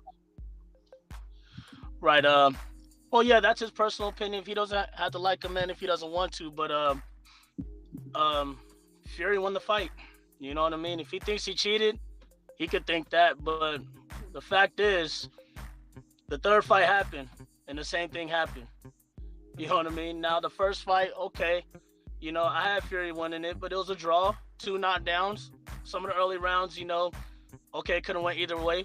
I understand that. Second fight was an annihilation. Now, when the allegations came out after the second fight, you know, when Wilder said he was going to come out with the evidence and everything, and that never came out, I fell back on it. You know what I mean? I was waiting for the evidence. But my main thing was, we'll see what happens in the third fight where there's no cheating going on, no tampering with no gloves, no nothing. And when the third fight happened, the same thing happened, even worse. The debate was over. You get what I'm talking about? So that ended that whole thing. You know what I mean? With the Wilder Fury saga. If he wants to feel he cheated, that's his right. If he thinks that, maybe he knows something we don't. But at the end of the day, right? But which like fight did he cheat? Is he trying to say he cheated in the third fight too? Because this is a recent interview, and I remember Wilder giving Fury his credit for winning the fight. Right after the second fight. I remember that. I was there. Was that Instagram or Twitter?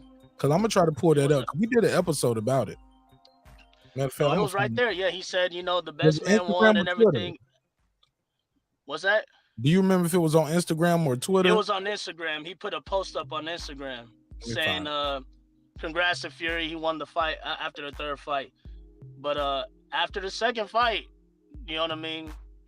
Okay, the allegations came out, but the third fight, there was no excuse. After the third and fourth round, he's still gassed out. He had a game plan from the first 2 to 3 rounds. There was a different game plan. He was trying to box him, but once that didn't work, he went back to the old ways of wild swinging and trying to knock him out. Fury could take that power.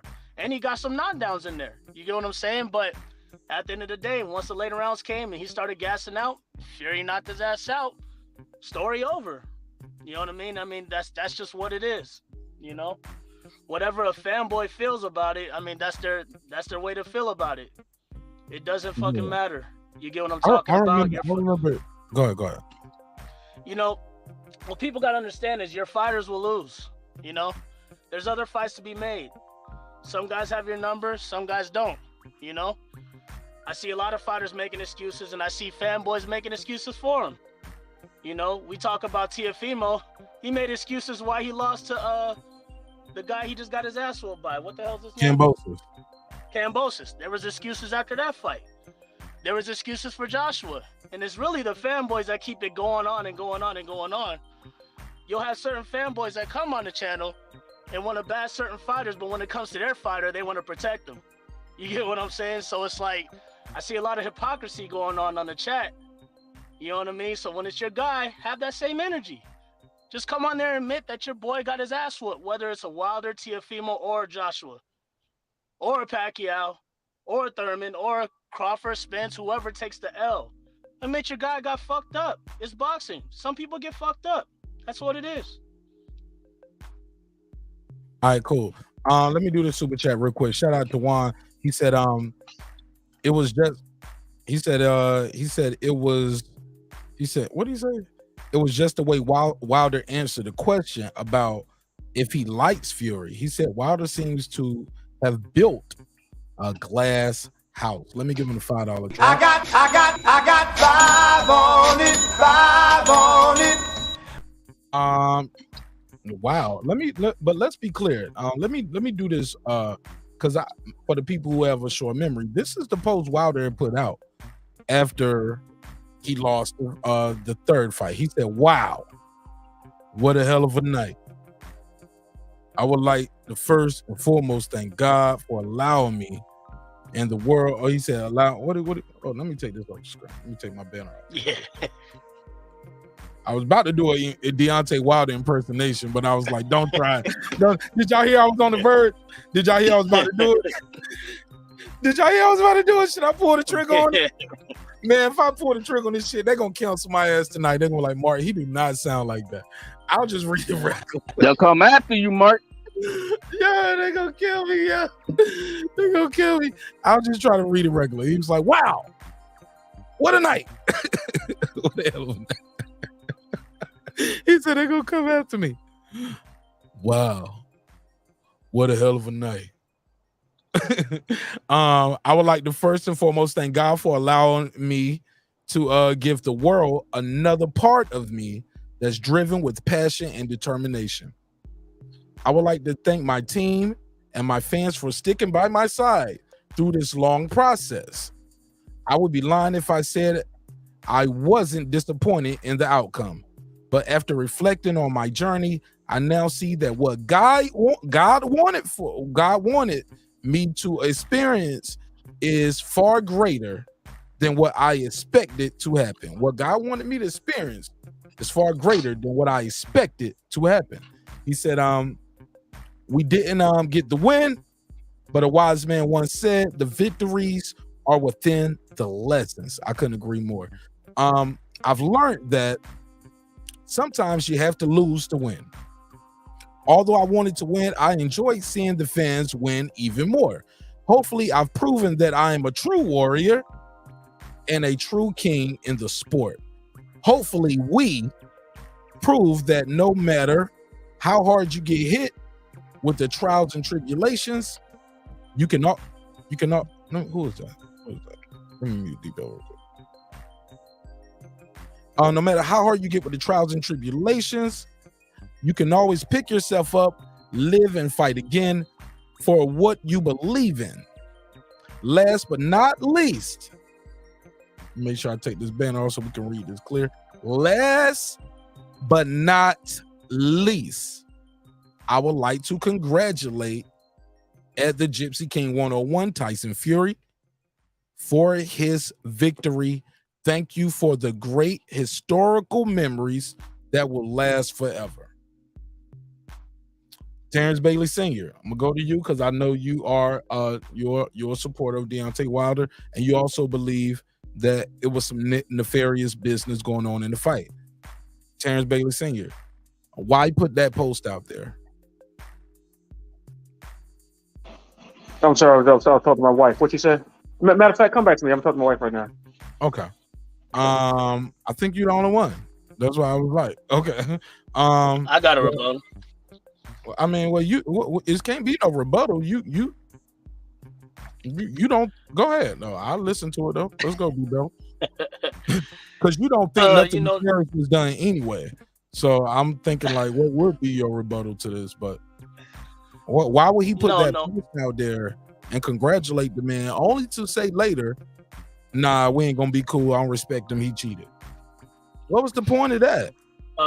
It could be to sell a fourth fight, or it could be just he's back on that bullshit. You know, at the end of the day, he lost. You know, he didn't get to avenge his loss. You know, Miguel Cotto did. Margarito really cheated. Evidence, everything was all out there. Got suspended and everything, but Cotto got in there and knocked him out. Wilder tried to do the same thing, and he wasn't successful at it. So it's probably deeper than that. It probably fucks with him every day. So that's just what it I is. believe people cheat in the sport of boxing, but Absolutely. those guys got exposed. You get what I'm saying? Right. You got to expose them. Got to expose them, man. You can't just let that shit go unchecked if you got evidence. Go ahead, show more. Talk to me. Now, and then when it, go ahead. Oh, go ahead, D-Bevel. Go ahead. Finish your. And what's up, y'all? Margarito He just wouldn't needs have to got move caught. on. He just needs to move on. Go ahead, D-Bevel. Margarito wouldn't have got caught if he didn't get caught, if Nazeem Richardson didn't catch him in the Mosley fight. Imagine that. They would have just moved on and nothing would have happened. Everybody would have said, oh, Cotto made excuses. But since he got caught in the second fight, that's what really got him caught up.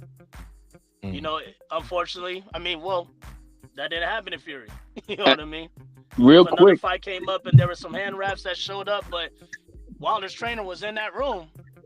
You know, the first, second, and the third fight, JD's the guy he didn't get rid of, who's the glove guy, and the fight went on. So since there was no pushback from Wilder, like he said when he was going to come and bring out evidence and say, I got evidence that's going to crack the whole case, and it never came, and you signed for the next fight, it is what it is. You got paid. It's over. Yeah. You know, and there are, you know, and there's fighters nowadays, it's okay. Fighters always make excuses. I mean, Frazier still hates Ali. He hated him all the way to his death. You know what I mean? So I don't look at it as you got to get over it. I don't think they hated each other. Sports, Nah, he didn't hate. Nah, he didn't hate Ali. That's not true, bro. man, that went on for years. That went on for No. years. Like after I that. remember when they did Muhammad Ali, "This Is Your Life," and they described. He was like, Joe Frazier here. Yeah. And he jumped out of his But seat it was- and they ran at her. No, he didn't hate Muhammad Ali till he's died. That's cap. That's not true. No, that's not cap. That's not true. It was, They it didn't was hate always, each other, bro. For years, it You was a said they love-hate hated each other relationship. till they died. That's Yeah, not but true. Joe Frazier let that go at the end. Plenty of documentaries with his son even talking about how he had to stay for Ali all the way to the end. Now, it was always a love and hate thing. One moment he'll say he's cool with Ali, and the next thing he'd say he hates Ali. You know, that just happens sometimes. Sometimes one side of you likes a guy, and then sometimes you don't like a motherfucker. That's It just wasn't human nature, sometimes, you know, they were like brothers. You know, he had a reason to be angry at Ali. I never heard him say that. His I'll son said send that you. I'll send you the interview. I I'll need send you that. the interviews and evidence on that. I'll send it to you on this. Yeah, because Frazier, on the clock. I need that ASAP, big dog. yeah, because Frazier Oh no, didn't hate. right now, no, I can't. Okay. Yeah, because Frazier had a hate-love relationship with Ali. Yes, you know, he said they were like brothers. But you got to understand the reason why Frazier had some hate for him is because, Frazier's kids would go to school and get called like Uncle Tom's and all of that, and Frazier couldn't take that because now it's affecting his kids, and that was because of what Ali was saying. And Frazier used to pay. Frazier used to pay his bills when he wasn't fighting. Troy, we Frazier know wasn't. No, let me finish. Yes, sir. Frazier used to pay his bills and give him money when he wasn't fighting. But the thing is, Ali understood marketing. You know, he's like Howard Stern. Frazier and Ali together in a quiet place, they're like brothers. Don't ever do that. That's As blasphemy. soon as they turn on the lights, as soon as they turn on the big lights, Ali becomes somebody else. And you know, and Frazier didn't get that because Frazier was a straight up guy. You know, he had 11 kids, and all of them loved him, man. Yeah, and yeah, it yeah. hurt. But my whole point to that, all of this, Troy, the whole point of all of this is he did not hate Muhammad Ali until the day he Love died. hate. It was a love hate relationship, kind of like brothers. Well, let's play this Kind of clip. like brothers, man. Well, I'm gonna play this clip. Let me see it. You've described him as the fighter you 42nd Street, you lift in a car from Philadelphia to New York, and when he pulls up on find you of someone who has. Just as he promised he would one August day in 1970, during your exile from the ring, when he gave you a lift in a car from Philadelphia to New York, and when he pulls up on 42nd Street. Look at his eyes. Y'all see what I'm seeing here? Instantly, he's like, no, y'all don't got him up here tonight. No, y'all don't. It gets better. A crowd starts to gather. And I said, look at his eyes, and his eyes roll. Look at, he was like, y'all got me on TV. Y'all ain't about to bring this dude out here. hey, man, you better get out of my car. No. Y'all ain't got him here. Not Joe Frazier. You've described him as the fighter you most admire, your old adversary. We've flown him from Philadelphia. Smoking Joe Frazier. Look at this matchup. Oh my God, man. If you don't love this shit right here about the sport, man, you ain't no fan. Man, this shit can almost bring tears to my eyes. Like, cause to see how they just, what he did to get the fight, how they both performed in the fight, and it was just so brutal. He's happy to see this dude, man, like it's his brother. No, not Joe Frazier. Joe Frazier, man, get over here, man. Joe Frazier, man, my brother, man. Let me hug on you. I love you. I miss you. Golly, man. Oh my God, I'm blown away. I'm blown away. Oh my God. Oh man, beautiful, beautiful moment. I would love to see Ali and I'm love to see Wilder and Fury have this moment that Ali and Frazier did one day. I hope I'm old enough to see it because they'll never have it. Because like, they'll never have it. This shit right here has divided so many people, bro. But they'll never have it while they were fighting. They'll never have it. That came because there wasn't no cheating. The trilogy was over. Right. Yeah, and well, check this out. Ali and Frazier were friends before they ever fought. Ali came out. Ali had his problems with the boxing commission over his draft and whatnot, and then Ali's actions towards Frazier was calling him a gorilla and all that kind of stuff. Uncle Tom, all that. They was all to sell the fight. That was it, and that was all. There was never nothing personal, and he admitted it himself. He said I never disliked Joe Frazier. He said we had a fight to sell. The issue with Deontay Wilder and Tyson Fury, I can see that like Wilder said, Tyson Fury was 400 pounds, home sitting on his couch. Had got suspended, doing coke and all the other kind of stuff and whatnot. Even Tyson Fury said that he thought about committing suicide or whatever. And Deontay Wilder said, "Man, you need to get up off that couch and get back in this ring. I'm gonna give you a fight. We're gonna bring you back into boxing with a title fight." And then Wilder felt like he got cheated. So I can understand. I can understand that after all that, when nobody else was studying Tyson Fury, and Deontay Wilder was the one that said, "Hey man, lose that weight, get back in this ring," and he said, "And I'll fight you. I'll give you a shot at the WBC title if you lose that weight and clean yourself up and get back in this ring." And then for him to feel like put like this. If that man feel like he got cheated, if that man feel like he got cheated, all that I can say is that's how that man feels. So Terrence Bailey, what's they up? both wore each other's biggest purses to this day. I got my biggest bag with you. You got your biggest bag with me. That's who are you talking about? Tyson Fury. And rate sales. What you just said. You said you clean yourself up, I'm gonna give you a chance at WBC title. That's what I'm gonna do. My brother. No. Deontay Wilder got his biggest bag with Tyson Fury as well. He wouldn't have known that beforehand. Even before that shit, man. It was all them. Remember Steven Espinoza went out there. They had this whole little media scrum to show. Like, yes, man, and you can, man, they wanted Wilder. It was a little bidding war behind the scenes. Niggas know. This ain't no. Hey, look. Because that was the fight that was supposed to be made in the first place. And PBC, gotta have them. And you see the money change. You see the jewelry change. You see the cars change.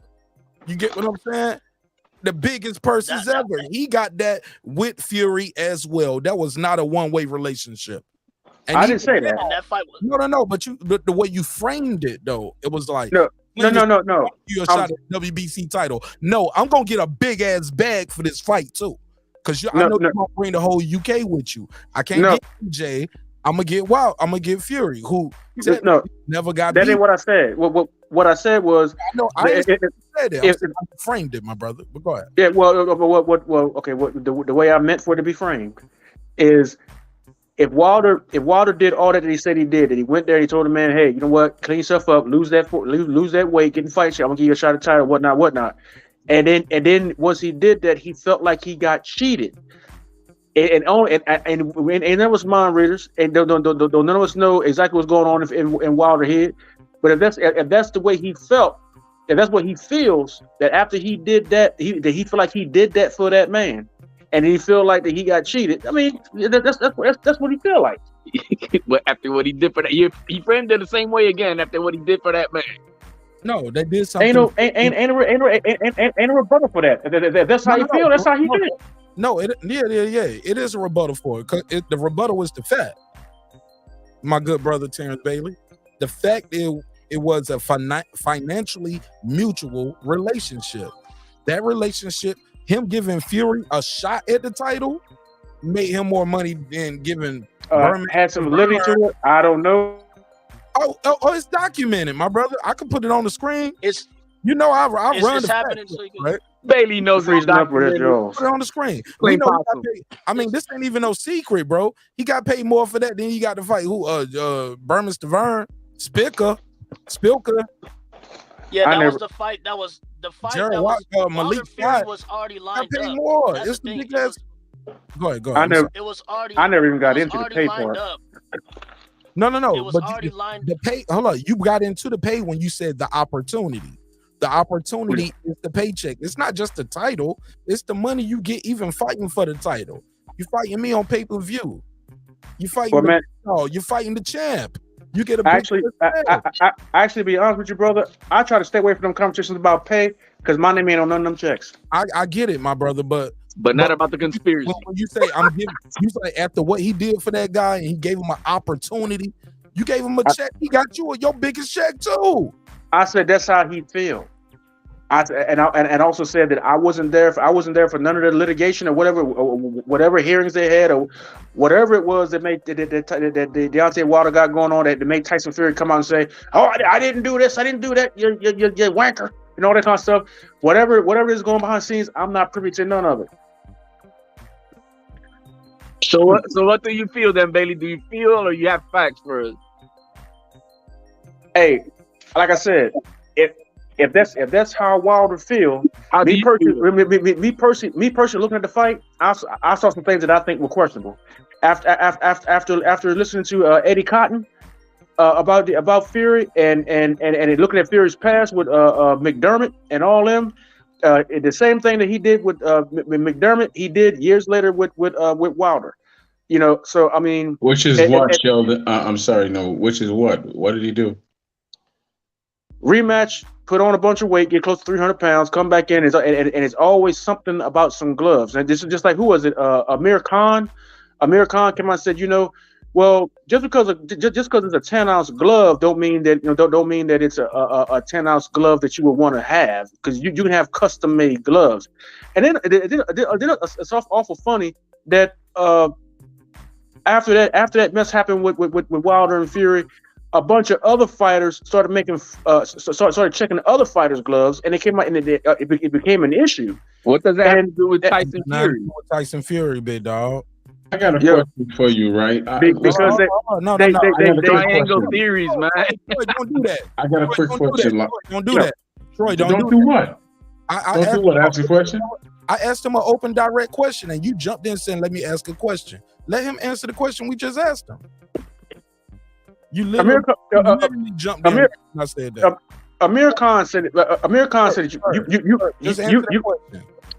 get a 10-ounce glove. Right, it can weigh 10 ounce glove, but the commission does not care about about the dispersion of the padding or anything like that. As long as it's 10 ounces, they weigh it. That's it. Fight number 3. Terrence Bailey. Terrence Bailey, land your plane. What does that have to do with? I'm about to land it. Fight number 3. Tyson Fury. Go ahead. Yeah, fight number 3. Tyson Fury was determined he was going to wear a certain pair of gloves. Wilder said, you can't wear those gloves. So, but I think fight 3 of Fury was the A side. So Fury's going to wear those gloves. So Wilder wore the gloves that he used to wear back in the day. Where his hands kept getting broken, so he stopped wearing them. What is that have to do with Tyson Fury? Man, all right, man. Listen to what you just said. Wilder chose to wear those. Fury didn't make him wear those gloves that he used to wear. He wore those gloves to combat the gloves that Fury. You have to remember, Fury is a bare knuckle fighter. He's a bare knuckle fighter. They ain't got nothing to do with nothing. Where's the egg weight? My boy Tay Jones was right there, and he recorded that shit. He live streamed it. It wasn't JD's. What's Malik Scott old trainer? Yeah, I wish Tyson. I wish Tyson. I wish Tay Jones is right here right now because he knows more than I do. Terrence Bailey, facts only. My boy Tay Jones went live that night, and he showed them picking out the gloves. And I remember them saying, "Well, look, this is what it is, motherfucker. These the gloves. These the gloves. You can pick any of these, but these the gloves. You get what I'm saying?" Hey, you got Tay Jones. You got Tay Jones' cell phone number? That's my boy. Like, I wouldn't call him my boy if I couldn't call him. But you want me to call him? No, yeah. Call him. Send him the link. Okay, well, I'm gonna jump in now since you're gonna call me. No, Terrence Bailey. And do what? What you want me to ask him? What you want me to talk? Because I did a whole interview with Tay. That's my dude. I ain't got no issue with Tay. No, I ain't saying you do it for like 5 hours. No, I'm just saying, like, what do you want me to ask him? What do you want me to... let the man who was in the room, who was there, who's a part of the camp, let him speak on it. It's on live already. We did this before. Okay, so did you ask him? Did you ask him about Wilder using a pair of gloves that in order to combat? I'm gonna call him right now. Fuck it. Yeah, please. It's 12 o'clock at night. This is a going around beat. All right, Sheldon. Mute your mic, fam. Let me do this. This live. We're gonna do it for real.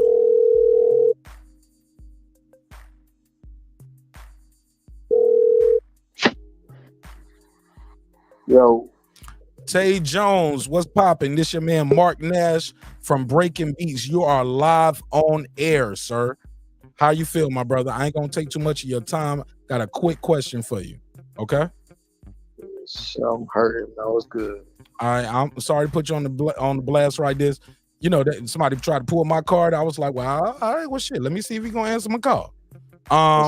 One question for you, Terrence Bailey Sr., who's a member of the channel. You know Terrence Bailey Sr. He said, what happened when you guys went and looked at the gloves for the third fight? Because I remember you was there, you live streamed it. I interviewed you afterwards. To the best of your recollection, Terrence Bailey, what was the question exactly? Like, what happened? I said to my knowledge, Fury what's going on, Tay? Fury tried to use them gloves. Wilder didn't want them used. And I guess the third fight, if he could come off a win, he's the A side. So, well, Wilder ended up using the gloves that he had stopped using a while ago, or whatever. You know, say the puncher's gloves, in order to combat Fury using them fucked up gloves. Oh yeah, that was the thing. He was like, Wilder ended up wearing some different gloves they normally wear, but I was like, that was a whole other thing. I was like, that. Why did he wear those? Tyson Fury didn't force him to wear those, correct? No, it wasn't forced to wear them, but it was making it even playing field, because it was just like the Nevada State Athletic Commission was pretty much stating that, you know, no matter what he say or what we say, he was still gonna be allowed to wear those. But the thing about it is, you know, I started the video like maybe 4 minutes into while we was there. But the thing about it is, if people actually seen how his gloves came out, it would make more sense. And that's part of my fault, though. You know what I'm saying? They actually came rolled up like a fucking pair of socks. That's how they came. But when you guys actually seen them, they was laid out on the table. That's when I initially pressed record. I actually thought I was pressing record the whole time. But on my behalf, it was my fault. But if people could have seen how they came up, rolled up, they was rolled up with shoelaces, like the not like what you call that? The laces of the gloves was wrapped around them.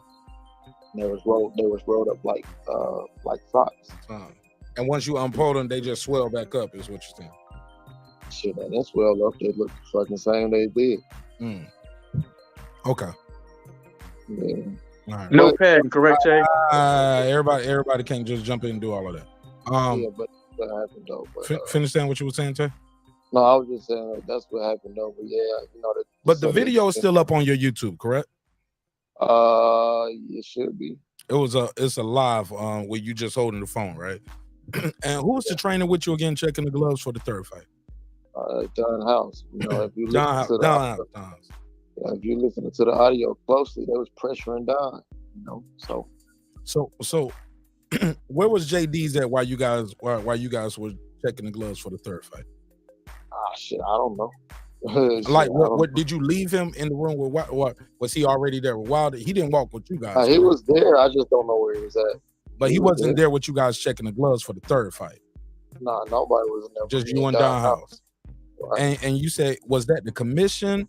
Was that the WBC or was that the Las Vegas commission? It was me, Fury, Don House, and Sugar Hill in the room. Tyson Fury? Yes. So Tyson Fury came for the glove selection.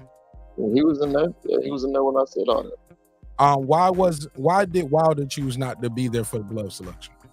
To the best of your knowledge. He didn't choose not to be there. He actually was in the locker room getting ready to go out for the the press conference. So y'all did glove selection Friday morning. I thought it was Friday evening. It was right before the press conference.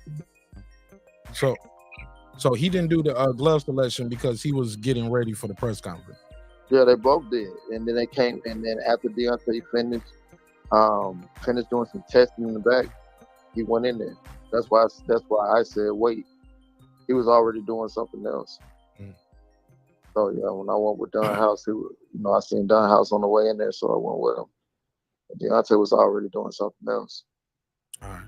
In lieu of the new interview that is going out right now, where he's saying, look, he said, I saw your video, and you said what he said, and you said what he said when I interviewed you right after the fight. Remember that? Yeah. And you was like, nah, man, some people want to just, get my lick back type shit, right? Remember we talked about that? Yeah, I mean, shit. I did a joke earlier at the beginning of the show. I was like, when Deontay was like, want to grab you by your collar, pull you close, so close you can feel my breath. I said, Deontay grabbed me like that. The first person I'm gonna look at, I'm like, Tay. I'm like, Tay, what's up with your boy? Malik. Malik. Y'all better get this nigga, man. If he don't kill me, I'm gonna sue him for everything he got. I'm gonna be yelling for help. Like, nigga, don't grab me. It's like, you can't just yoke people up because they ask you that question. But I get the passion though, right? My question to you is, to the best of your knowledge, remember the last time we talked on the air and we talked about this, you was like, because I was like, yo, is Wilder being a bad sport? And you was like, quote, end quote, like, nah, them niggas still going to court. Yeah, niggas don't like each other, man. To the best of your knowledge, are they still going to go to court? Or is that like... like I say, whatever Deontay chooses to do now, that's solely on him. You know what I'm saying? I haven't even asked anything else about it. You know what I'm saying? But to the best of your knowledge, when we talked about it last year, like I said before, it's already been filed now. But I don't know anything else going on behind that. Now I know about he's been contacted about the Kinahan situation, but I can't talk about that though. Okay, fair enough. Because that actually has something to do with what's going on. Oh, really? Okay. Well, look, that's it for me. Thank you for your time and energy. Thanks for taking my call. Appreciate you. Terrence Bailey, that was your question, right? You got your question answered? And I think we got a little more than what we was looking for. Yeah, well, hey, with my question, it was the question for y'all. I appreciate it, Jay. All right. Yeah, no hey, Tay, man, get better, my brother. Shout out to my brother Pac-Man. Hey man, matter of fact, you plug your show real quick if you got the energy and strength. What's that? Plug your channel real quick, and tell people how they can follow you and follow your business with the crowd therapy things that you got going on, as far as recovery for athletes. Oh yeah, for sure. My channel, Pac-Man ATL_Tay. And then of course my business is definitely Golden Warrior Body Shield. Branded all the way around. LLC, you know, all that good stuff. All right. Bonded and all that insurance, like you ain't gonna mess nobody up. Oh man, I'm more than insured, man. My brother. Well, Tay, thank you again for taking my call. As you know, when you watch the playback, some people, you know, it's open channel, open panel, open dialogue. Some people are gonna agree with you, some people are not gonna agree with you, but that's what makes this internet space so dope. Everybody can be whoever they want to once they click that live on, right? Guess what? Yes, sir. If everybody thought the same, what would this world be? They would all be me. And everybody have red bucket hats on. At the end of the day, I don't be Wilder fans. I don't care what nobody says. Yes, sir. But nobody in this chat, nobody won't be able to tell me and prove me wrong about anything. You see what I'm saying? That's the crazy part about it. You know, like I said before, you know, some people were saying, well, Showbiz Adult did this, he did that. Well, guess what? Those same pictures that Showbiz Adult talking about, I had those pictures the second day they came out, which was the second week after the fight. So if he had those then, that's a lie, because I was the first person with him. So yeah, I don't even know what pictures you're talking about. So I'm just putting it out there, because you know you're gonna have some, like, trust me, you get some people with this or this and this and this, they go find everything just to go against what I've said or what I've done. Yes, sir. And it's not gonna change. You see what I'm saying? It's not gonna change. It's gonna be the same thing, because I know what I know and I saw what I saw.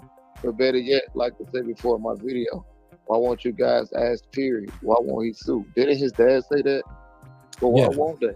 I've always said that myself. I was like, if I was Fury, I would sue him. Just like Pacquiao sued Mayweather when Mayweather said he was on that juice. He sued Mayweather. Yeah. And Mayweather don't talk like that no more. So he talking code around it. But and he still ended up fighting Pacquiao after that. You get what I'm saying? Guess what else? Yeah. Fury also said this bullshit in arbitration as well. And the judge looked at his ass fucking retarded too. So again. What you mean the judge looked at him retarded? By what? Shit, he asked the judge, he said Deontay's trying to damage me character. And the judge asked Deontay, what is he talking about? And Deontay said the motherfucker cheated. And the judge just looked at him and kept moving like, well, that ain't what this case is about. This case is about arbitration. And you like if that's take that up somewhere else, but you signed this paper to get this guy a third fight. You got to fight him. Thank you. Has nothing to do with this. I get it. All right, well, cool. Well, look, I ain't gonna take too much of your time. Thank you for being a real one, answering my call. Thanks for this exclusive. And thanks for providing something dope to the content, man. And providing something dope to the culture. You know what I'm saying? You always got a home here at Breaking Beats whenever you want to put the word out there about something, all right? Oh, yes, sir, bro. My brother. God bless. Yes, sir. All right. All right. All right. Had to put Troy backstage because Troy just kept jumping in. I'm like, no, I only jumped in once, Mark. Yeah, once is all it takes. Hey, Mark, for the record, I wasn't pulling your card asking if you knew Terry, anything like that. I asked if you had his number, because I got it, and if you needed it in order for us to clear this up, I sure as hell was going to send it to you. Man, I talked to Tay. I talked to Tay the night I left the hospital. You know what I'm saying? After we got the news about Auntie Joyce and I had my surgery, and yeah, man, me and Tay on good terms. Let me do this super chat. Shout out to Juan. He said Wilder toxic fans. Let me give him a $5 drop. Wilder toxic fans. I got 5 on it. Yeah. I just want to say this. I've always wondered why Fury didn't sue him also, but I've also wondered why Wilder never took him to court. You know how many years has it been now? 2020, Glove Gate 2020, man. Shout out to my boy King Agent Mav. Yeah. He Yeah, was so like, you know, why didn't he go take him to court? Why didn't he just take him to court? He just said it's foul. I don't But know he what was we going cleared on up with with Tay Jones. I don't know. Terrence Bailey tried to pull Mark's card and call him. You called that shit. Ain't nothing got cleared up. It's the same shit that we're gonna still be talking about right now. Where's Of the course. evidence? Of course for you. Well, at least we got some information though, where we got to hear the story from like what happened with the footage, who was there. A refresher. Okay. Yeah, a little refresher, I guess. You know what I'm saying? But we didn't clear nothing up. I just want to make that clear. No, we didn't care because it's just a simple thing. I care. Because a simple thing, like in the history of boxing, when is a floppy glove ever hurt anybody? You ever? It's a slap. And you know, how did you get? Louis Resto? How did they get the egg weight into the glove and nobody saw it? Hey, Troy, are you just talking? Or are you listening to some facts right here? What facts? Billy Collins versus Luis Resto. No, that wasn't a sloppy glove. They shaved out the padding sloppy. mark. That's why They his dad- shaved out the padding mark. Yeah, and the glove was deformed. And They no shaved out the padding. Fury's glove had the padding in it. That's totally two No, it different did things. not have the padding in it. It did not have the padding across the knuckles. Troy, what are you talking How about? do you know that? That's what we're How do talking you know about. that? Because I've never heard that. How do you I know don't that? remember seeing Resto's gloves being. I don't remember seeing his gloves being floppy neither. Not like, And- but and- look, I don't and remember Resto Louis had bad Resto raps, gloves too. like that. Hey, look, I don't remember Louis Resto shit like that neither. Until like we all watched that fight, nobody saw it until his daddy grabbed the glove and shook his hand. Think about it. We just saw plaster of Paris in there. Yeah, plaster of Paris in there. Okay, so now you're telling me the Fury's glove, the padding was shaved out and had plaster in it too? No. The No, plaster. I didn't say that. We told the Resto had that. Right, two different things. Fury's Oh, glove man, had I'm the done. padding I'm in done. it. It was not shaved out. No, I don't. The Resto shit had the Resto hand wraps had the plaster Paris, but also it was no padding in the gloves. You know what I'm saying? They took the wraps and the gloves, and that's what they found And out. what does it have to do with Fury and his floppy gloves? Actually, no, Resto was padding. No, plaster Paris was Margarito. Margarito and Resto. Margarito had the plaster too. Margarito had it too, and Resto had it. Okay. But see, go ahead. 'Cause I got Reggie too, and Reggie ain't got to say nothing all night. He been patient through the whole interview. I'll make this quick point. What Mr. Graham is failing to realize is just like Amir Khan said. You can order these gloves custom where the padding is down around the palm and down around the wrist and not up around the knuckle. As long as when they put it on the scale, it weighs what it's supposed to weigh. That is all the commission is worried about. And this is why Wilder and them did not want Tyson Fury to wear those particular gloves because those are gloves that he was getting. So Wilder went back and got the old gloves that he used to wear that he had stopped wearing, the puncher's gloves that was injuring his hands. He had stopped wearing them. So Wilder went back and used those old gloves that he was wearing before in order to be able to Bailey. combat. When the commissioner gets the gloves, they take a random pair and cut it out. HLD, don't do that because once you do that, y'all gonna go back and forth, and I ain't even gonna get to go to Reggie. I want to the statement on everything. So, and if you remember, Wilder ended up injuring his hands again with those same gloves in the third fight. The reason why he stopped using them in the first place. They don't know how to throw punches correctly. All right, thank you. Go ahead, Reggie Owens. Go ahead, talk to me. Thanks for your patience, Reggie. Yes, indeed, man. The glove stuff, I don't buy into none of that shit. Wilder want to fight him a fourth time. That nigga crazy as hell, man. But it also shows the heart of Deontay Wilder and what he want to accept. So he's gonna live with the ideal of being cheated. Is it something of motivation? Is it an escape from accepting the reality of the defeat?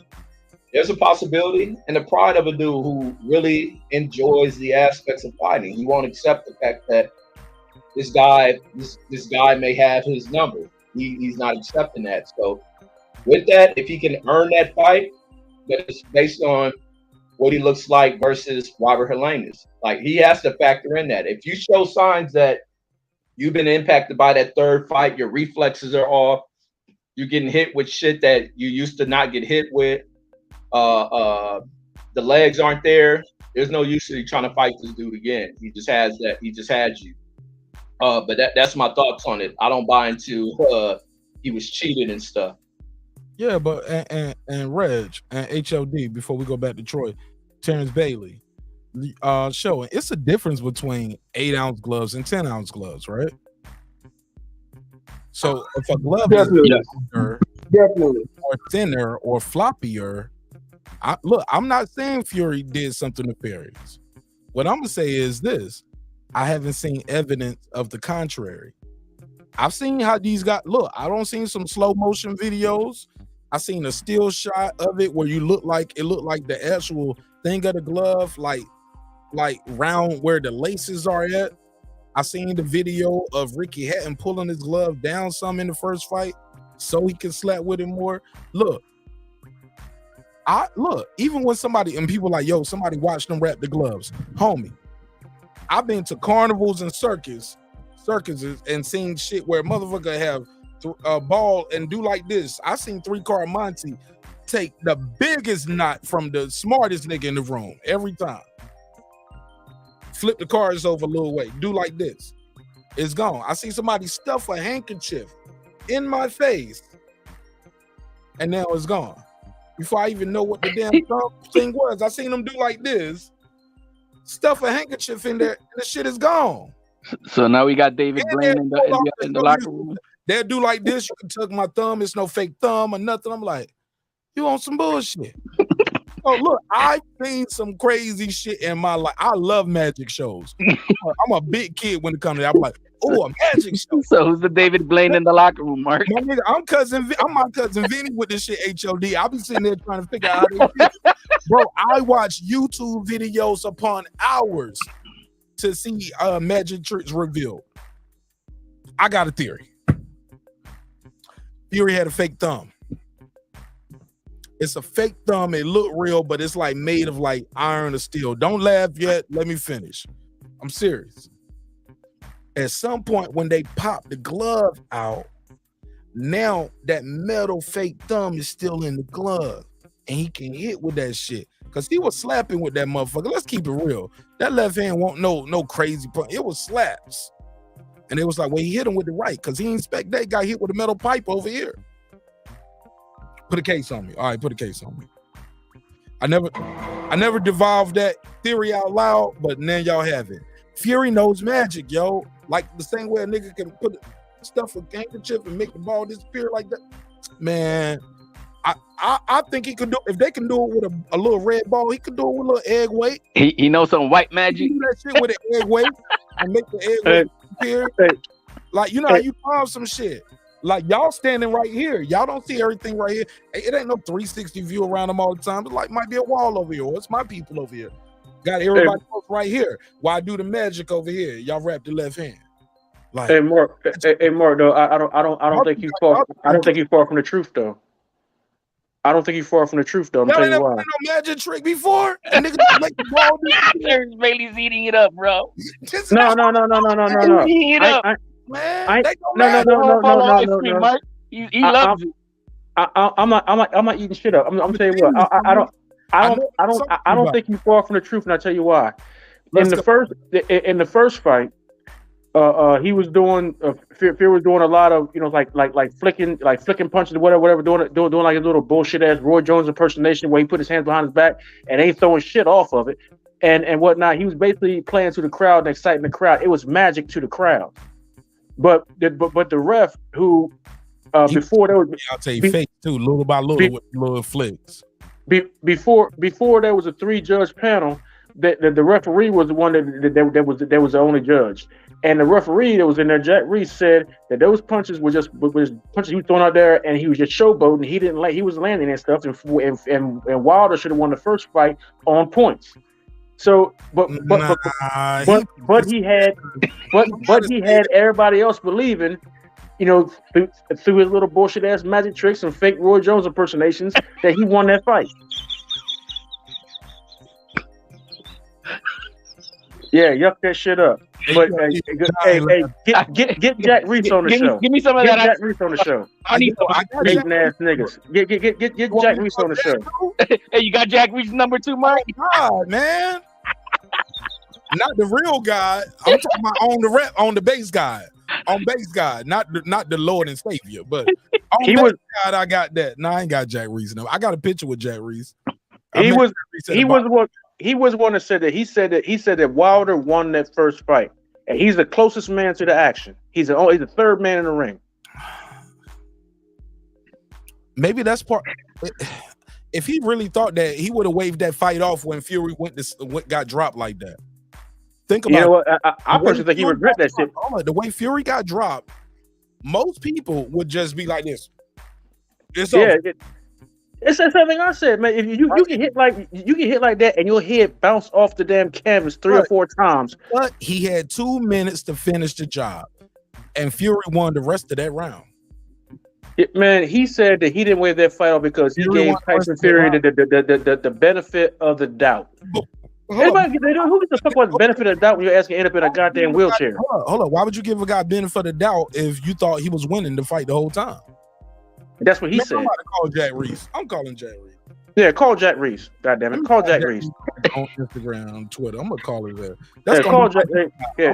Motherfucker. Call his shady ass. Call his shady ass. Call him there. You just call him there. He gonna hear the playback. He be like, I'm Jack Reese. Did anyone call for me?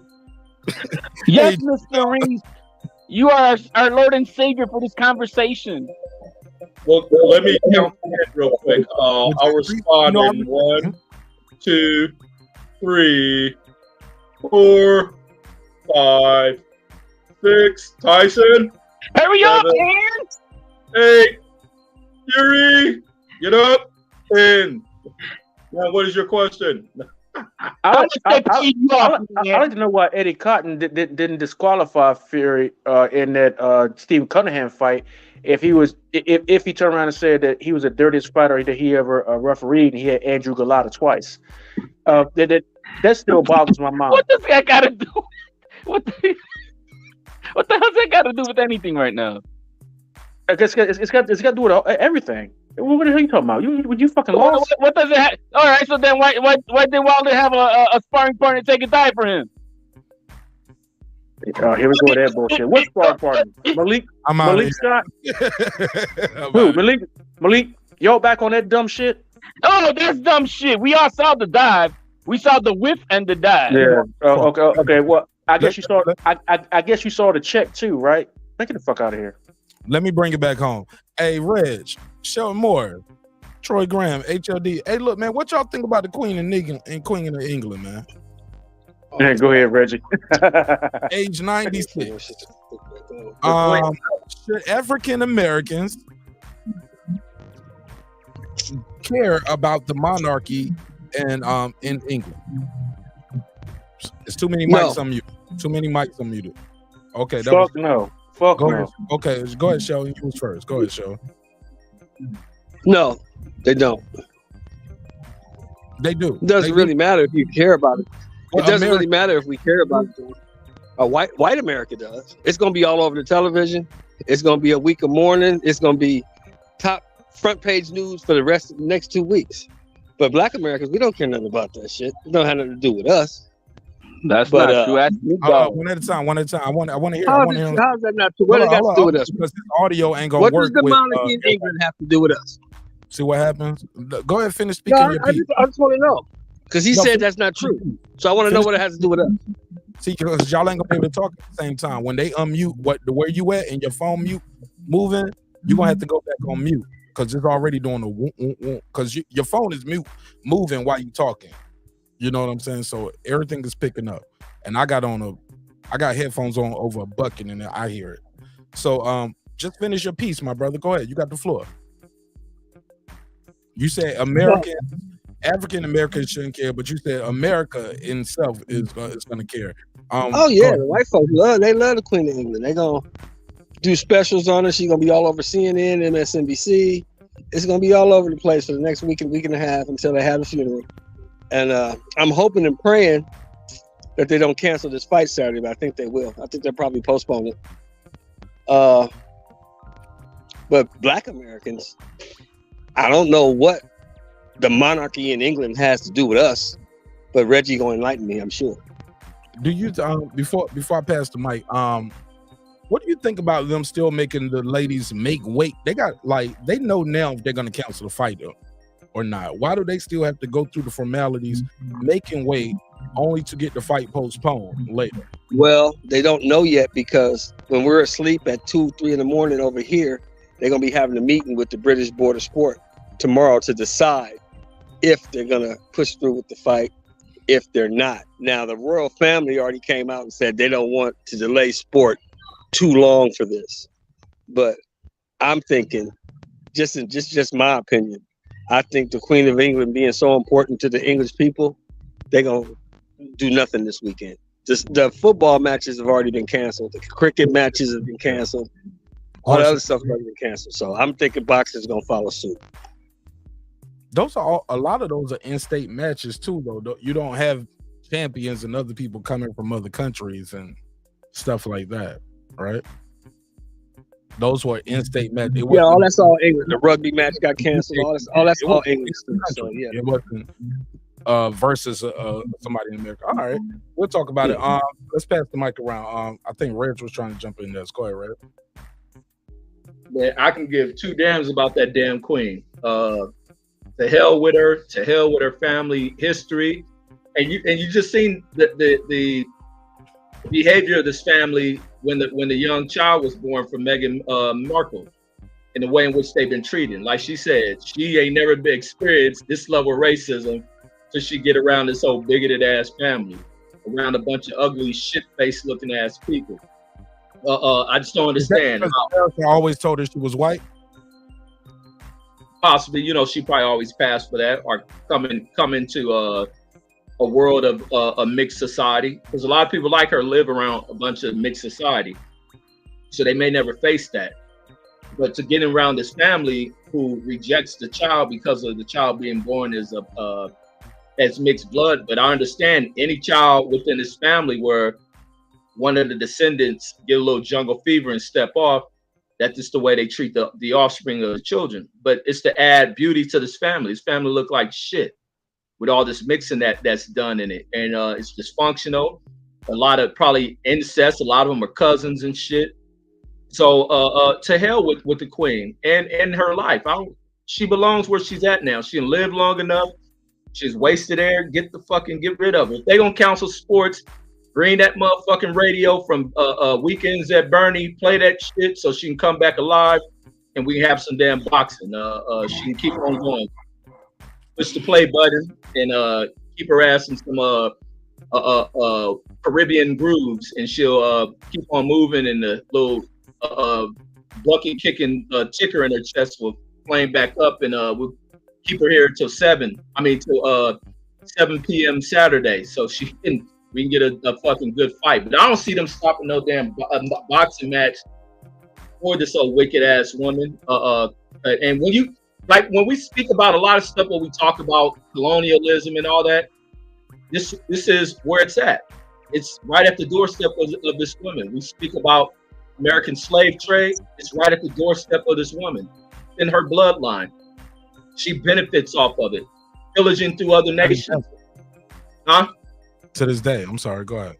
To this damn day, it's right at her doorsteps. You want to see stolen treasures? It's right in her property. It's on her neck and her crown. On that crown, all that shit. You want to see the blood of other people? It's right there in her house. So what is the hell to be celebrated about this woman? She's foul, her history foul, but she loves it because she benefits from it. But fuck the queen. Play some Weekend at Bernie music if they family want to see her alive. All right, let's pass the mic. Let me go after Reg. I want to follow it. Terrence, baby. And I feel like this, man. Indigenous folk everywhere, all over the world, should rejoice. at the fact that this heifer is dead. You know what I'm saying? African Americans who celebrate this loss, not celebrate, but who mourn this loss, your loss. You know, we got people that are amongst us that are like celeb chasers and whatnot. You know, this woman, this family, recognizes our some of our greatest pain and some of our greatest shame. And you know, like Reggie said, or like Reggie and Mark said, the biggest diamond that's in the crown jewels is the jewel of Africa. It was stolen. And you think that we as Africans will ever get that back? Not unless we topple one of an African country becomes a superpower and topples Great Britain, or through diplomatic means, through force, are able to get that diamond back. Never celebrate the one who has the foot on your neck. Never celebrate your colonizer. That's that's the dumbest thing in the world, that you would celebrate your slave master. Y'all killing me, yo. Y'all killing me while you talking. That's show more. You don't have to come off mute while you talking, my brother. Like let me just keep let them finish. You finish, Terrence Bailey. Go ahead, show more. Yeah. Well, now I got a couple more points. Yeah, wrap it up a little bit though, because we got people trying to get in, and I still okay. Go. Prince Charles did not know how to talk to black folk. He, like, if he's seen a good looking a woman of color, he would say, "Oh, you're what do you say? You're exotic. You must be from one of our far east colonies." Where he looked at all the stuff as the colonies, and now he's about to be king. You know, and the queen was married to her third cousin. You know, those kids she had was by her third cousin. So, man, these people are degenerates. They try to put themselves as if they are above us. You know, and here we are the oldest. Africans are the oldest civilization on this planet. And then you got these people that's marrying their cousins that think they can rule over us. That's something to think about.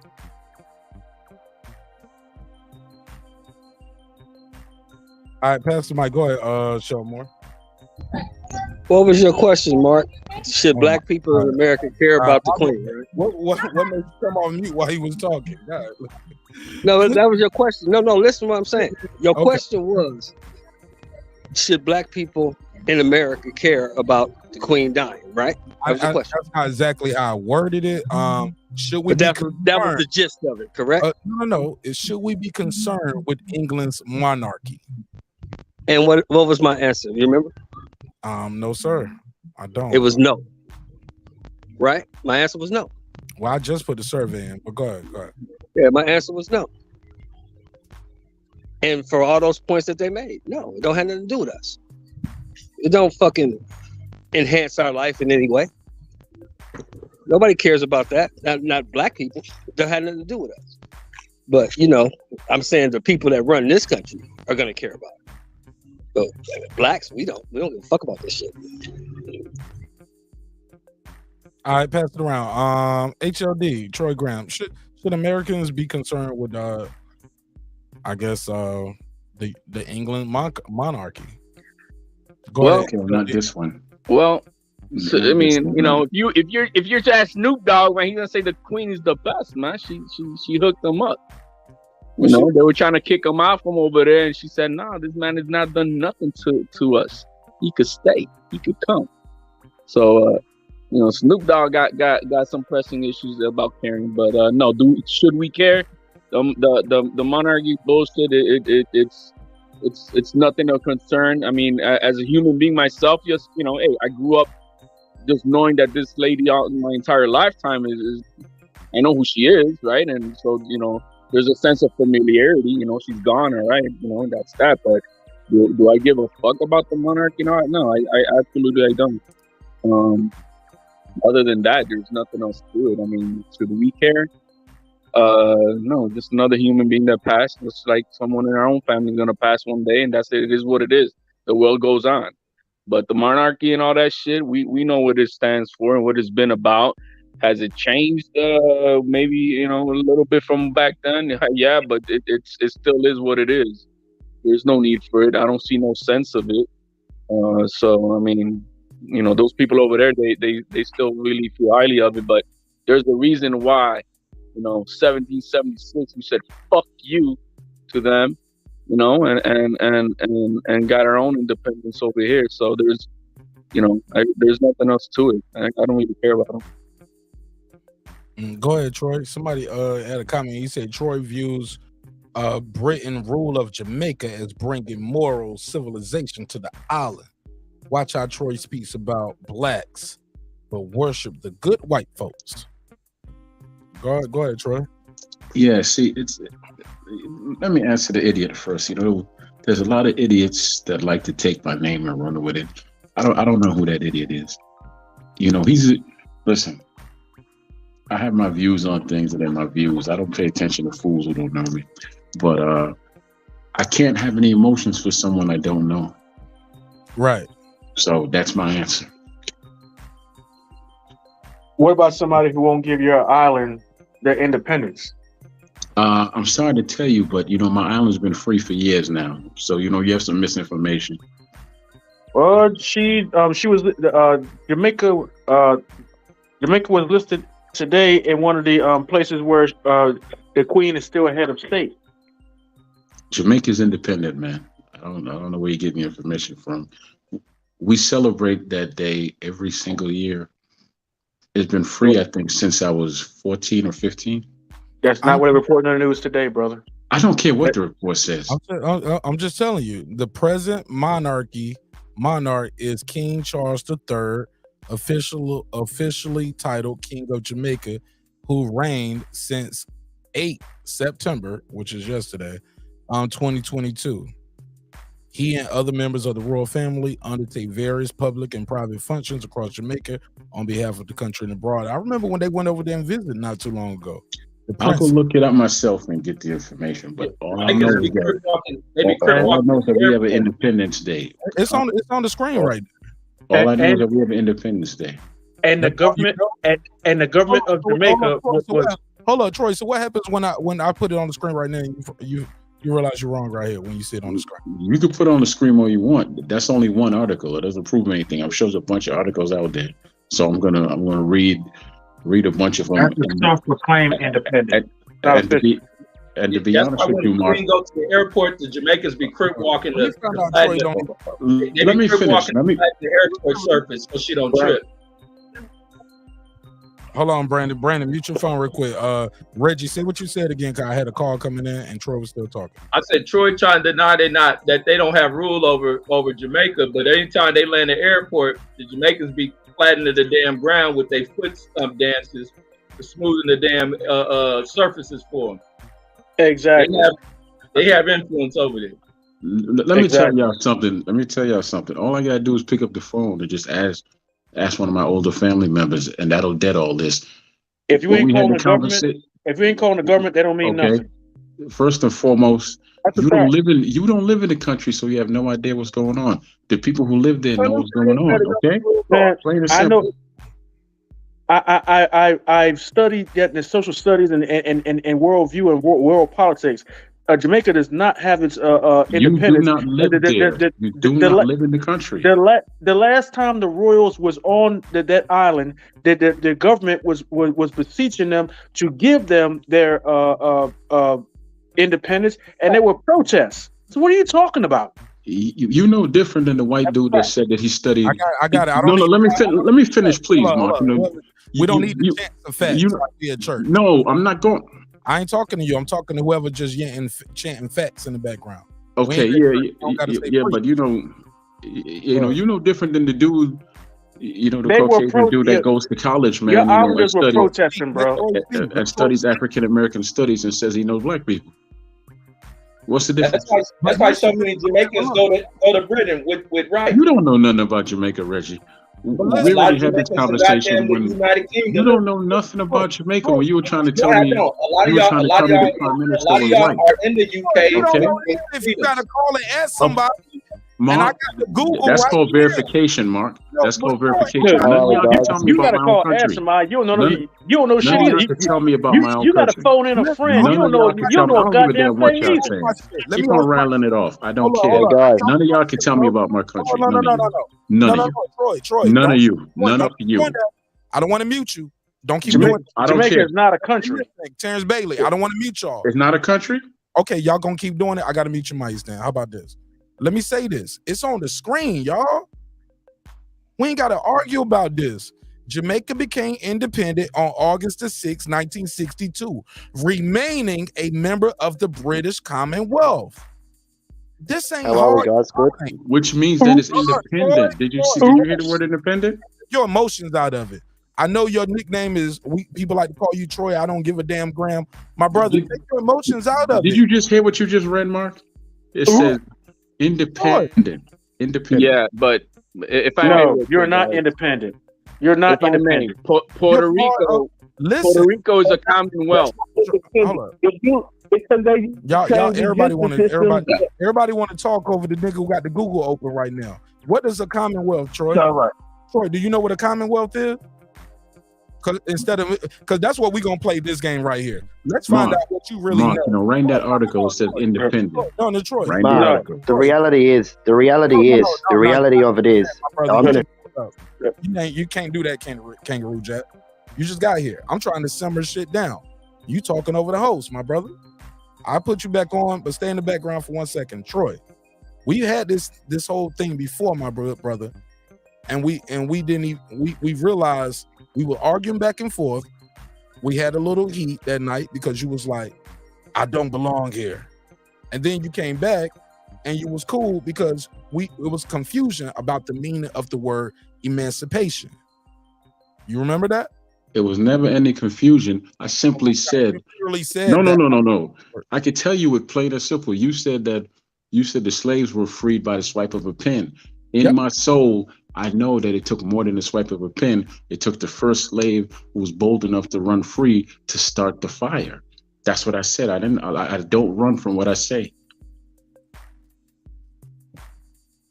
Reggie, Mark, it'd be nice if you go ahead and give us a definition of commonwealth so we could go over this point, because that same commonwealth is what applies to where my island's at. We're a commonwealth, but we're where we get to elect our government, but guess what? The federal government of the United States still rules over us. So it's the same thing, kind of like with Jamaica being a commonwealth.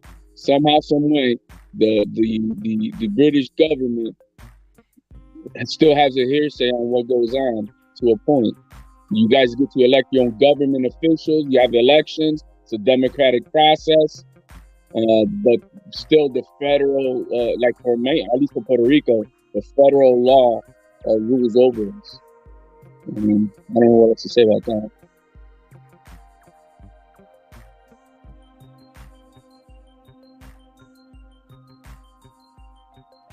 Go ahead, Troy, because you want to add anything? I'm gonna pull it up on the screen. No, I'm waiting. I think HLD was talking to Reggie. He wasn't talking to me. No, he was talking to me.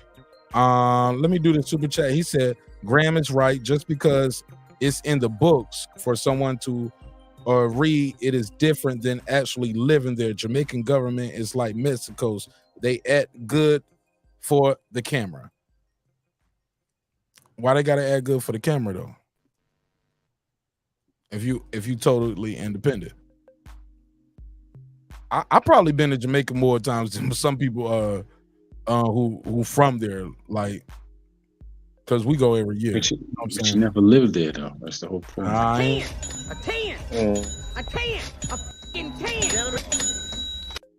Live there. You right about that, Mr. Graham. You're Good point. right about there. I can't argue with that. What I do know is this though. I communicate, man. Y'all think I just talk to y'all? Y'all think I got a problem talking to strangers? Y'all see what I do up here on YouTube? Yeah, I talk to strangers. I notice all the historical black figures when you walk through the airport. They call them their freedom fighters. You know what I'm saying? And I study this shit, man. I'm here to tell you. Those people in Jamaica were not happy when the Prince and and his bride came over. Well, some people were because they gotta look good for the camera, but they were still asking for total independence. Like they don't want to be a part of the Commonwealth, similar to other nations. But HLD told me to put what does Commonwealth mean? What does it mean to be a Commonwealth? What was that? Yeah, yes. Part of the, because we're having an argument about if Jamaica is independent or not, and in Puerto Rico, they're just saying we're like a state liberated but associated, and that's how we describe what Commonwealth is. So yeah, you have your independence, but you're still associated to, and in Puerto Rico's case, with the United States. Okay, here we go. An independent country or community, especially a democratic republic. Definition 2, an international association consisting with the UK together with states that were previously part of the British Empire and dependencies. The British monarch is the symbolic head of the Commonwealth. Yeah, so they still have a say in many things. Same thing like Puerto Rico. I mean, we're still the federal government, the United States, oversees us. You know what I mean? And so that's how it is.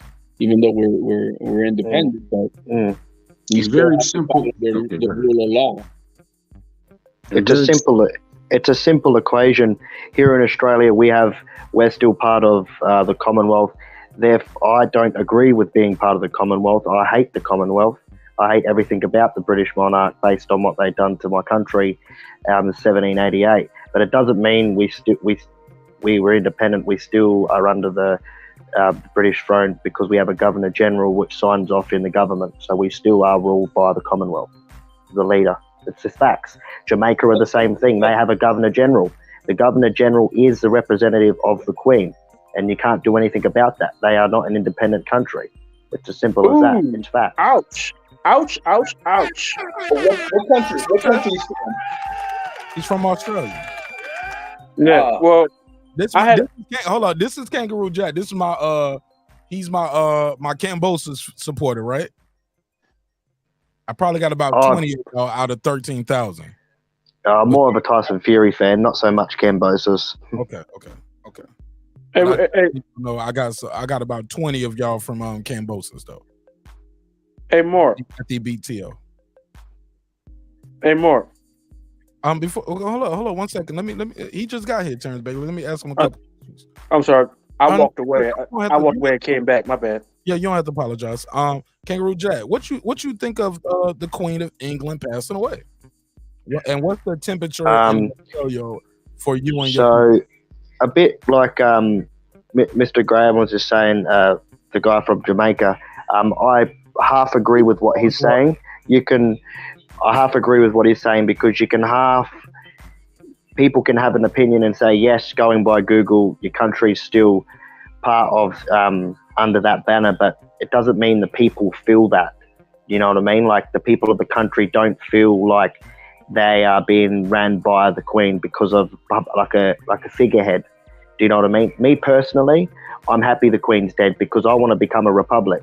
I'm having a beer tonight. I'm getting drunk because it's one step closer to becoming a republic and splitting from the Commonwealth. It's pointless, makes no sense. All they've done is invade countries and cause genocide to countries that didn't need it, and that's just the way. That's just true speaking.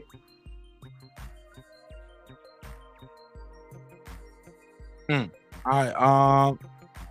Canada, right? I believe Canada is part of that as well, right? I remember somebody talking to me on YouTube. They was like, "Yo, she's the head of state." Like when I go to court, you know how you go to court? It's like the state of Georgia versus Martin Nash, the United States of America versus you if you got a Fed case, right? When you go to court, it's the Queen of England versus Reggie Owens. Like, nigga, this is a little bad. It's a little bad in Jamaica watching them black ass niggas with the George Washington wigs on. Hey, man, you know what? I wonder. Actually, right now, I wonder in Jamaica and in like certain parts of the Virgin Islands, how black folk are. I mean, like, are they partying in the streets, Or do they feel like they about to get something worse in King Charles? And the crazy part about that, I was just telling my wife a few minutes ago, we about to get King Charles III. Yeah. Does anybody know the history of King Charles II? Yeah, King Charles II was known as the Black Boy King. He was Britain had black kings and queens. Well, we know they had black queens, Queen Charlotte, but Charles II was a black man. It was called the Black Boy King. He was brought in after they executed his father, Charles I. And when he came in, what he did was everybody who had anything to do with his father's trial and his father's execution, if they were alive, he had them hung. If they were dead, he had them dug up and their bodies posted at the all around the city. So that's what shit I do. Pass the mic. Please pass the mic. Dude was ruthless. That sound like some shit I do. Hey, look, man, y'all sign up for the membership, man. Y'all know we do members only. It looks like YouTube is still extending membership, so you can join the membership for $1.50. $1.50. I'll put the link out there again. Sign up for channel membership. You know, we do immediate reactions after the show. I do live production. Sometimes I might be making a beat over there. It's a lot looser than this. It ain't no, hey man, muting your mic shit. I might go to sleep, cook breakfast on y'all ass, let y'all keep cooking to the morning. But yeah, it's definitely a late night, all night conversation most of the time. So definitely sign up for membership, and appreciate your time and energy. I'll say this.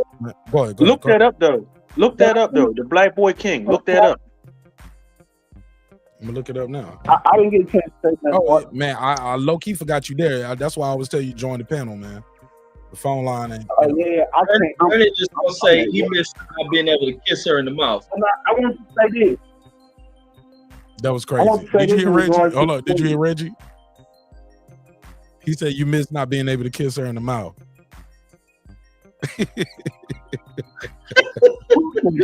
you know your YouTube daddy said that, right?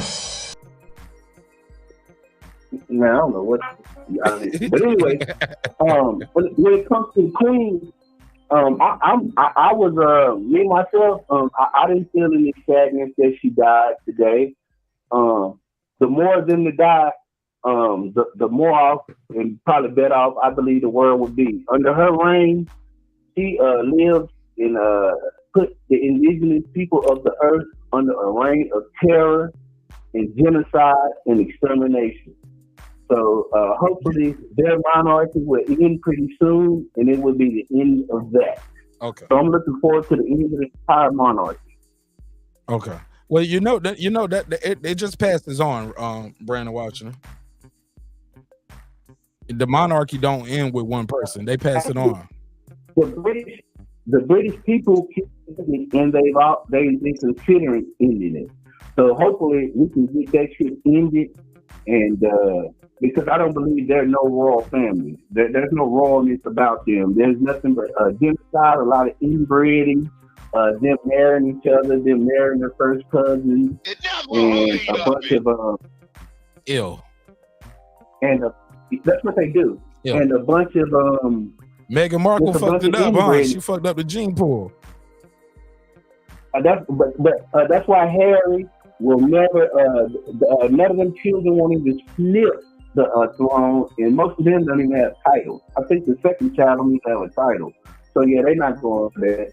But he wasn't anyway. Like he wasn't gonna get the throne anyway because it goes to his brother and the firstborn son and his brother's kids. Got it. That's how his grandmother got it. Their uncle abdicated the throne because he ran off with I think her name was something Willis from Cornelius. A non-royal. Something. What non-royal ran off and he abdicated the throne, and that's how she got it. So let's say something happened with William, he could They all died in a plane crash. Let him say his part, and I promise I'll let you speak, Terrence Bailey, because when you talking over, But yeah, we can't he hear is him. in line for the throne. He's the second in line for. He's the second. Okay, let's say that something happened. He abdicates the throne when his family's no longer in line. Like his son don't get it. It passes to Harry and Harry's family. Let's say for some reason something happened and William can't succeed in the throne. He abdicates to where he relinquishes it. Then it goes to Harry. Okay. But if William dies, then it goes to William's son, his next heir. So that's how that works. Okay, so basically he could have got it if he if his brother would have got ill, I guess, before his son was ready, is what you're saying? So if his brother fucks up, if his brother fucks up or his brother didn't have no heirs, it would have went to him. Like His let's brother say, had an heir at that point, but we already know his brother had an heir. Or if he accidentally stabs him in the back of the head, you know what I mean? The brother already had the damn hairline. He had that stressful I'm gonna be king hairline already gone. He had go gadget hairline. That shit was gone. I was like, this nigga's 30. What happened to the hair? Go gadget. You know what I'm saying? Like go gadget, receding hairline, just stretch this line. Oh, that's an inbred. That's the that nigga went to the barber. That nigga went to the barber and said, "Give me the Homer Simpson. Give me the comb over number 3." Like, yeah, just 3 strands over. I'm just saying, golly, like his shit was fucked up. I mean, at 25, he was looking in the mirror like, no! I'm sorry, I had to. Shout out to C. Jones. Thanks for becoming a member, man. C. Jones, welcome. Welcome to the neighborhood. Yeah, man. Welcome to the neighborhood in a major way, man. In a major way. Yeah. Cheaper than the super chat. And you still show your support. Appreciate it, man. And you instantly unlocked a lot of exclusive content. So I'm super active on the members only. So yeah, check that out. I was off these last couple of days due to my surgery, but I'm back in full effect, homie. Oh, you had surgery, Mark? I didn't know that. Yeah, man. I had oral surgery, man. I told you I'm getting these choppers right, man. I'm about to be up here. Okay. I'm not getting it. Getting it. Hey, HOD, one day y'all gonna pull up on the live. My shit gonna be looking like this. I'm gonna be like this. Hold up. Yo, Mark, you didn't get no BBL, did you? Yo, I'm gonna shit out of you. This dude here. Hey. HOD, one day I'm gonna go live. I'm like, you back in the land with your boy Mark Nash. He is I and he. Another great episode of Breaking the League. Hey, Mark. You know the all white choppers in there. Ethiopia confirmed the abolition of the monarchy in 1995. Which, you know what I'm saying, the last real king of a major African nation was Haile Selassie. But I got pictures of Queen Elizabeth and her husband in Addis Ababa bowing. I had that. Do what now? I thought you had a sex tape on it. Right. He said, I got pictures of Queen Elizabeth and her husband. I was like, fucking? No, man. I got pictures of them going visiting Ethiopia and bowing to Haile Selassie and his wife. Which was considered at the time the last real king. They better in the world. Get home. They gotta make it. But they probably also behind the assassination of Haile Selassie. Haile Selassie was killed, and they could have had something to do with that shit. Put a case on it. But see, the thing is that Ethiopia abolished the monarchy in 1995. To what 27 years ago, so that no one else could ascend the throne. I wonder why they did that. To me, like, that's asinine. You don't.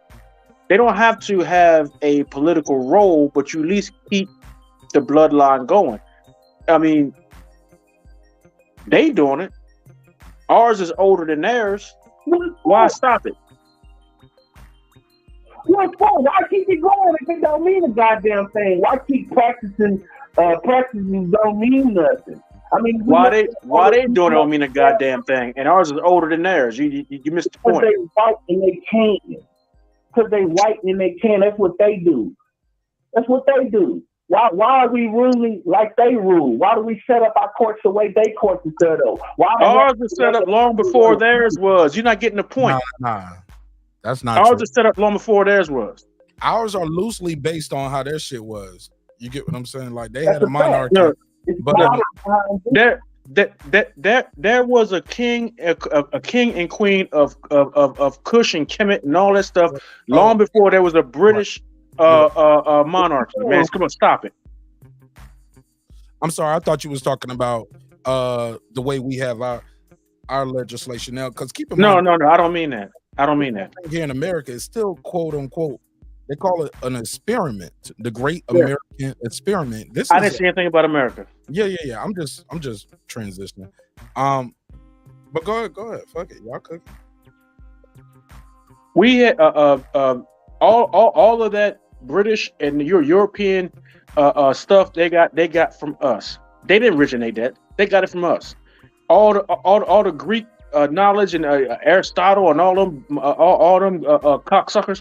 They got that shit from North Africa. They got that shit from us. Let's just stop with the dumb shit. They got all that shit from us. So why are we stopping our shit? And am I going to finish or what? That was Brandon cutting you off. Brandon, I told you, man. I wish you was on the panel. Let Terrence Bailey speak his piece real quick, and then Brandon, you can jump right in. Why are we, some of our elders in their infinite wisdom, cutting off or stopping over 1,000 years of tradition, and then you got these people over here now. This old bag then died, and they're like, oh well, the world's got to stop because the queen. She's not the queen of the goddamn world. She's not even the queen of the oldest fucking civilization. She's reigned for 90s. She's been reigning for what, 70 years? She's not even the queen of the oldest civilization. I don't give a damn how long. But the queen of the oldest civilization ain't alive right now, Terrence Bailey. She is the oldest queen in modern times. She outlived my grandmama and probably most of y'all grandmamas. You know, she got out of Africa here too. That's a whole nother conversation. Civilizations out of the motherland. I'm not talking about how long she lived as an individual. I'm talking about the place where she represents. Ethiopia should still have the monarchy, and there's other places in Africa. And the one that I find very personal is one in Ethiopia, because Ethiopia was not actually fully. I mean, they say it was never colonized, but it was. But it was never fully colonized and taken over. A lot of things still stayed in place. Fair enough. And then the people that was there decided to do you get a bunch of like 70, 80, 90-year-olds in office, and they do dumb shit. Well, gotta pass it around, Terrence Bailey. Gotta let somebody. Yeah, I'm good. Ethiopia. I don't know just about Ethiopia. When Haile Selassie, you can talk about the Queen of England, but that's when he ran and hid up under her skirt. He ran to England when Italy invaded, when he went to the United Nations and begged the United Nations for help. That's one of his famous speeches. Go look and see where Haile Selassie, the great king, and all of that you talking. Go look and see where he went into exile and who had to hide him. And it was the English who backed him, who made him the king again. After he fled his country because he was afraid he was going to be killed. Go look up his history. So I'm not going to let sit here and spew this beautiful thing upon him. Well, that's not true. If we read the history of these people are mean just like everybody else. When Italy invaded, he ran like a coward and left his country to be taken over. And it took Winston Churchill and them to come back to Britain to install him back as the king. So you can listen with this Ethiopia great grand king, she bows to him bullshit. Because that's all it is. So, literally, white people still control that shit. Small hats.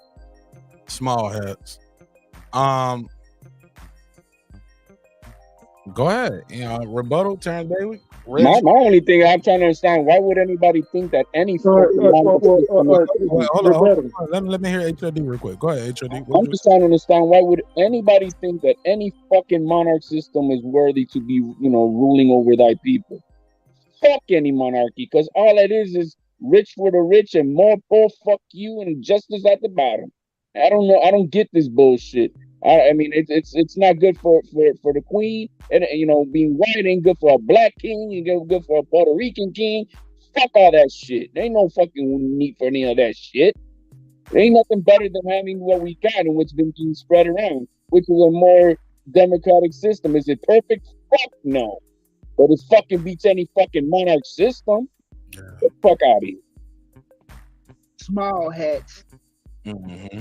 Go ahead, Reg. Talk to him. No, I mean, I don't even know where the hell we went with the damn combo, but when it comes down to the video, what just happened in the world, Reg? Give us the breaking news. The O2 Arena put out that ain't none of their sporting events canceled. So I don't know where people. Small head. Small head. The O2 Arena said it's up. They must saw our video. It was like, y'all stop spreading this shit. We up. It's lit. Yeah, I'm looking at their website. Yeah, I'm looking at their website. They said tonight's event that they held today was scheduled as planned, and the rest of their other events scheduled as planned. So I'm like, I don't know where other people posting. Oh, we got boxing then. Yeah, that's so what I'm saying. Once the big guns say, "Yo, we're gonna do our thing," then everybody else follows through. But if they would have said no, then everybody else would have said no. Well, a lot of people already said no, though, HOD. But we filming cricket events and shit like that. Ain't nobody pay attention to that. I'm not gonna fuck about that. Some of them just gonna honor the traditions of the queen and shit. But care about cricket, homie. Let's not do that, HOD. Cricket is very successful. That's for non-athletic Indians and shit. I'm just saying that shit is successful. They got millionaires. In America, 95% don't care about it. That's why Indians slap each other with shoes. They used to doing that shit for cricket. The motherfuckers are non-athletic and they play that. Reggie said that, not me. Reggie said that. It wasn't me. That's what we. I'm good, man. I went to school with Brandon Washington. Look, I went to school with Indians, man. Them niggas couldn't play basketball at lunch. They couldn't play football. And then them niggas start playing this shit called cricket. And I get there, I was looking like, man, what the fuck are these dudes doing? They're like, oh, that's cricket. Man, we like, what the fuck is cricket, man? Like, man, I ain't never heard no crazy shit. But they couldn't play no other sports. They not athletic. That shit like baseball, golf. I'm like, what the fuck is this? Hey, well, look, I will respond to Brandon Washington, my brother. You went on a whole tangent about Haile Selassie. I said that the resolution was passed in 1995, dissolving the monarchy, that there could be no more kings of Ethiopia. Actually, that has nothing to do with Haile Selassie. What I was saying was that I have an issue with the fact that they dissolved it, which was what? How many thousand year? What 3,000 or more or more year tradition? Much longer than our Caucasian or European counterparts, and our system of monarchy was much more pure than. There's no African country that went around colonizing the entire world. This is something I always think about. China had gunpowder for centuries. They never made one damn gun. As soon as Caucasians went down the Silk Road and went down there and found out about black powder, what they do? It was the end of the fucking world as we knew it. Kill, steal, and destroy. That's what they did. So I mean, what you talked about and what I was saying got nothing to do with each other, brother. Respectfully. All right, let me do the super chat real quick. Shout out to my boy DJ. He said, salute to my bro, Mark Nash. He said, man, I hope they don't postpone this fight.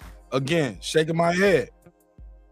I might be inconsiderate, but some 90-year-old woman kicking the bucket should not shut down a whole country, in my opinion. Respectfully. Let me get DJ to go. I got a 10, a 10, a 10, a fucking 10, a 10, a 10, a 10, a fucking 10. Especially, man, no, she ain't fine enough to send nobody to war like Helen of Troy. The queen ain't got no titties and no ass. We should expected it that she's gonna go. Reggie, I had to put a case on you. Man, it's the fucking truth. That shit is actually funny as hell, though. No, he can't put a case on that. That shit funny as hell. Reggie's like, Princess Diana? Maybe. Yeah, maybe for Princess Diana. I'll be all right. I'll see y'all on Sunday at the funeral. I'm going to the fight on Saturday. No, her ass is flat than a motherfucker too. You know what? The one good thing I can say is that we're noticing. Though. Hold up. Arguably. Hold up. Put a case on me. Was Princess Diana murdered? Copy that. Oh man. Yeah. So they say, but they ain't gonna do her having a flat ass. There's more evidence to that than floppy gloves and spiked rod. I'll tell you that. Rewind. They should be crazy, man. That's my motherfucking brother, yeah. HLD is quick on the trigger, and he always got a good microphone. That's why he always get good seating on this show. God. Hey man, you know what? Hey, you know what, man? I'm late for my white people duties, man. You know, there's a new series on Game of Thrones. It's on HBO Max. Dragon show. I'm missing my show, man. Fucking with y'all. So let me do my white people thing. I was well. Look, before you go, I think you got an amazing channel, my brother, and I think you got a lot of good content out there that some of these conscious brothers want to check out, and the conscious sisters might want to check out. I think your interview with Dr. Jane Elliott was cool. You've interviewed congressmen, senators. You are a descendant of the late great Frederick Douglass. They just put the mural up, right? That was this week last year. Right. It's still new. It's still new to a lot of people. Still new. And you guys have a lot going on. Can you plug your channel before I let you go? On the Mike Transberry scene. We're right now in the process of trying to build a 30,000 square foot, at least 30,000 square foot, African American cultural center. We're trying to buy these 6 acres in the Hill community that's owned by Purdue. They're actually trying to sell this to a developer, and if a developer buys the property, then they're going to sell this land or the houses they build or condos they build to people who cannot to people that they're going to sell it where African Americans from the community cannot afford those buildings, which is going to decimate the oldest free black community in the United States still in existence. The town and the county have already rehabbed some of the houses in the community, including the Buffalo Soldier house, which my family actually sold to the Buffalo Soldier who fought in the Spanish-American War, and they sold that house to a white dude. No white person has ever owned that land going back to the 1700s. No white person has ever owned that land. And all the other houses that they have rehabbed have all gone to Mexicans. They have not sold one house to an African American family or individual. They even told me with my VA pension that I made too much money to have one of the houses, and I'm from that community. That's where I was born and raised. Crazy. So we have to right. We have to raise the $2.9 million in order to buy this 6 acres from Purdue, in order to put an African American culture center on the property, and then to put affordable black housing on the property. Well, there would nobody. If you're not African American, you will not get one of these houses. Sue me if you have to. But if you're not African American, you will not get one of these goddamn houses. Do Puerto Ricans count? Let me let him wrap it up because he said he got to go. I don't want to hold him. Yeah, I gotta go. But see, it wouldn't be so bad if it wasn't for the fact that they have done mass deportations of Haitians and West Africans, but they allow people from south of the border come in, and they bring them up in buses, and they say, well, we're gonna find a place to stay, a job, a hot meal. All the guys are clothes on their back, but you got tent cities full of veterans and American citizens and military veterans living on the side of the street. But you got time for this.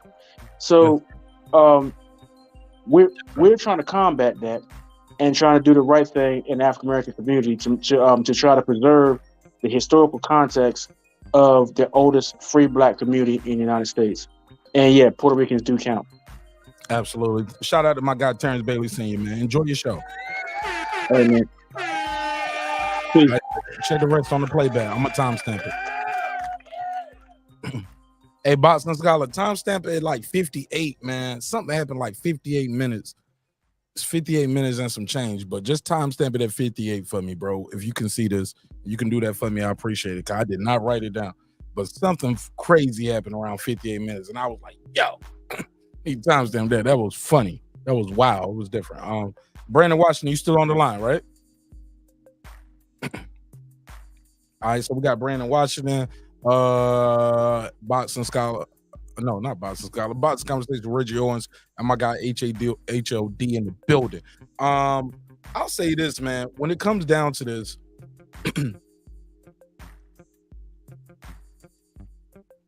did she do good? Like, what is the good of the legacy? I hear a lot of people say she did a lot of, and her bloodline did a lot of wrong things.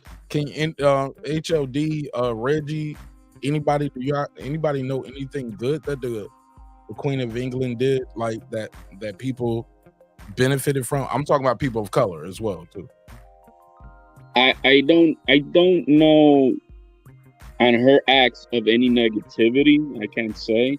Not saying that there wasn't any, but I don't know of any. And all I know is just, I mean, I'm just trying to figure out why the fuck do we have a government instead of a queen who doesn't really do shit, So all I saw her, maybe more like a symbolism and symbolic, right? She was more like a symbolism, I think. I mean, yeah. That's about all I can say. Like symbol of trying to do good in a way, and I don't know what, but. I really don't understand the point, except just trying to keep this tradition that's that tradition though, right? That's the government pays for all that security and like the people who pays for all of that. The people. It's got to be like people. Shit. I mean, that's what I'm saying. I don't get it, but they sure as hell don't want to get rid of it. So interesting. All right. Reg, Reg, before I go to deeply go to what's your take on it? Like, do you know of any like, wow, she did something prolific here? She said, I'm reading Karma's comments. She said he went to jail. Damn, Karma, you dated a jailbird? Not you, boo. All right. I always tell Karma, HLD, Reggie. I always tell Karma her picture reminds me of like the sexy vampire in a movie, you get what I'm saying? Oh, like, I couldn't get past her comment. Her ex was like, this motherfucker is gonna kill you, but it's almost like, oh my god, she's Count Dracula's wife almost in the movie. Like she has because she's not smiling in the picture, but it's a beautiful picture. You get what I'm saying? It was like, oh man, this gonna be the motherfucker to kill you right here, yo. This the one. But go ahead. Let's pass it around. Damn, Carmen. Deep Lagoda.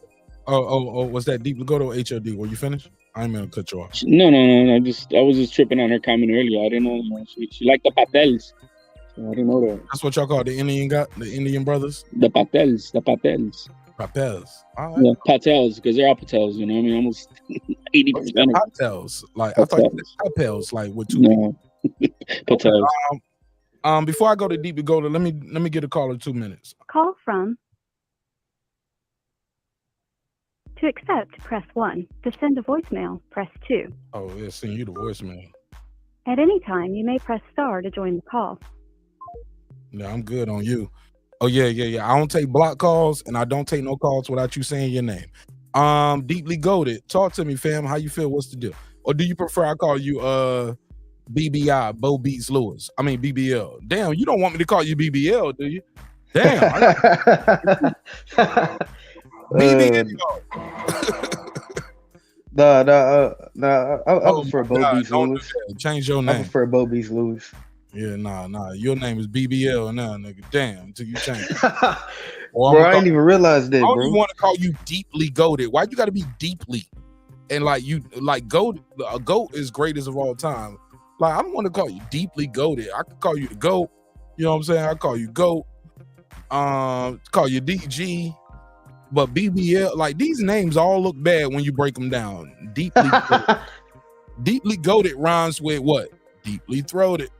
He'll just say, bro, that's not. Bo Beats Lewis. All right, it is. It is what it is. Bro. Pick your names and I appreciate the jokes, man. Yeah, I'll pick your names, and I guess y'all know I watch Pornhub late at night too when the show's over. I'll be like, man, fuck it. I can't wake up Mrs. Nash right now. All right, whatever. I mean, I think we all might do. I think, you know what I'm saying? Like, man, before I go to sleep, let me stretch my back real quick, eat this hot pocket, and go to and go to Pornhub. Hey, man, I knew it'd tell me go to sleep for real. But man, y'all can't take no joke. Fuck y'all. But whatever. Go ahead, DG. but nah, bro. Bro, I think the simple answer is that there is no legacy. I mean, bro, whenever you look back at it, I mean, the queen, I mean, she didn't really do anything of note. I mean, she's pretty much like a blown up figurehead. The only thing that she did was like be born into privilege and, you know, give money and you know, throw a couple of dollars at like the idiots that like kept her in power.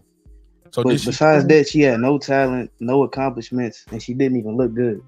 I mean, you gotta be honest. Let me see what she looked like when she got. Let me see. Nah, when she was young, she wasn't even bad. She was bad when she was young. No, don't say she was bad. Now let me see. Man, if she was young, she would be made to wait in line to get in the club with 3 bitches in the line. Was she bad? Oh, that was bad. Y'all know I gotta share the screen, man. Now, God, look, my mama always told me don't speak ill of the dead. But my mama didn't have YouTube. HOD, my mama ain't had YouTube. Yeah, well, I know. Reggie would have hit that little short. Oh, Reggie, you was fucking this queen, nigga. Just to. No, I wouldn't. Yes, you was. Yes, you was. And she got, nigga, she had more money than Oprah at the time, nigga. You fucking. It's hard for me to find, like, not to be like racist. It's hard for me to find white women to be attractive when they like. I like white women who have a little bit of like beautiful women in all races. No, it is, but not in this shit. Like culturally, no. I'm gonna put it like this. Culturally, I couldn't fuck with her. She too square. Her look ain't good. I like white girls who have a little bit of hood. Who listen Man, you to ain't never watched one of them BET movies? Maybe she like NBA YoungBoy. Y'all could have kicked it. Like y'all, you know, you could have turned that out. You ain't never seen Save the Last Dance? Save the Last Dance. Hey, Reggie. Save the Last Dance. You know how she not so much of the dancing thing, but that she vibe to the beat, nigga. But that she can relate. But that wasn't a pretty white girl. That wasn't a pretty white girl. But like I say, like the first like real fine white chick I seen was Paris Hilton, a fine little white chick, but she too skinny. But she pretty for a white girl. The queen, she look at her mouth. Slow down. No. Paris Hilton. With that. Paris Hilton is the first pretty white woman you ever seen. Paris Hilton is the first pretty white girl. Yeah. No. You know who was? The old Wonder Woman. No. The first one was that girl from nigga. Topanga look better than. That's what I'm about to say. God damn it, you took it before I said it. Topanga. Nigga, don't let me cook. Don't let me cook. If not, you might get cooked. First fine white girl I seen, the Queen. Wait, where'd that picture go? Oh, you took that shit down. That red lipstick. What's his name? Bo Derek. Don't work on this old Nah, rig. get the fuck out of here. Or the old Wonder Woman. I'm putting a case on you, Hey, nigga. the old Wonder Woman. Come on, man. Wonder Woman. Diana, whatever her name. Signing with a mark. No, it ain't too many. Like how Hollywood push white girl beauty. Them white girls don't be looking good to me. Like, hold up, Britney Spears. You ain't Britney Spears? Oh, fuck no, Britney. Nah. Daisy Christina. Britney, nigga. Not like Britney garbage as fuck. You talking about her talent, or you didn't think she was attractive in the face? I never thought she was fine. They was pushing that shit. I'm like, where the fuck these fools get this shit? Never jacked off to her one time. Man, never. Not even when she was what? Yeah, not wasting a stroke on that bitch. I'm a slave for you. Don't do that, man. I was looking at bro. I promise. I remember watching MTV. I was like,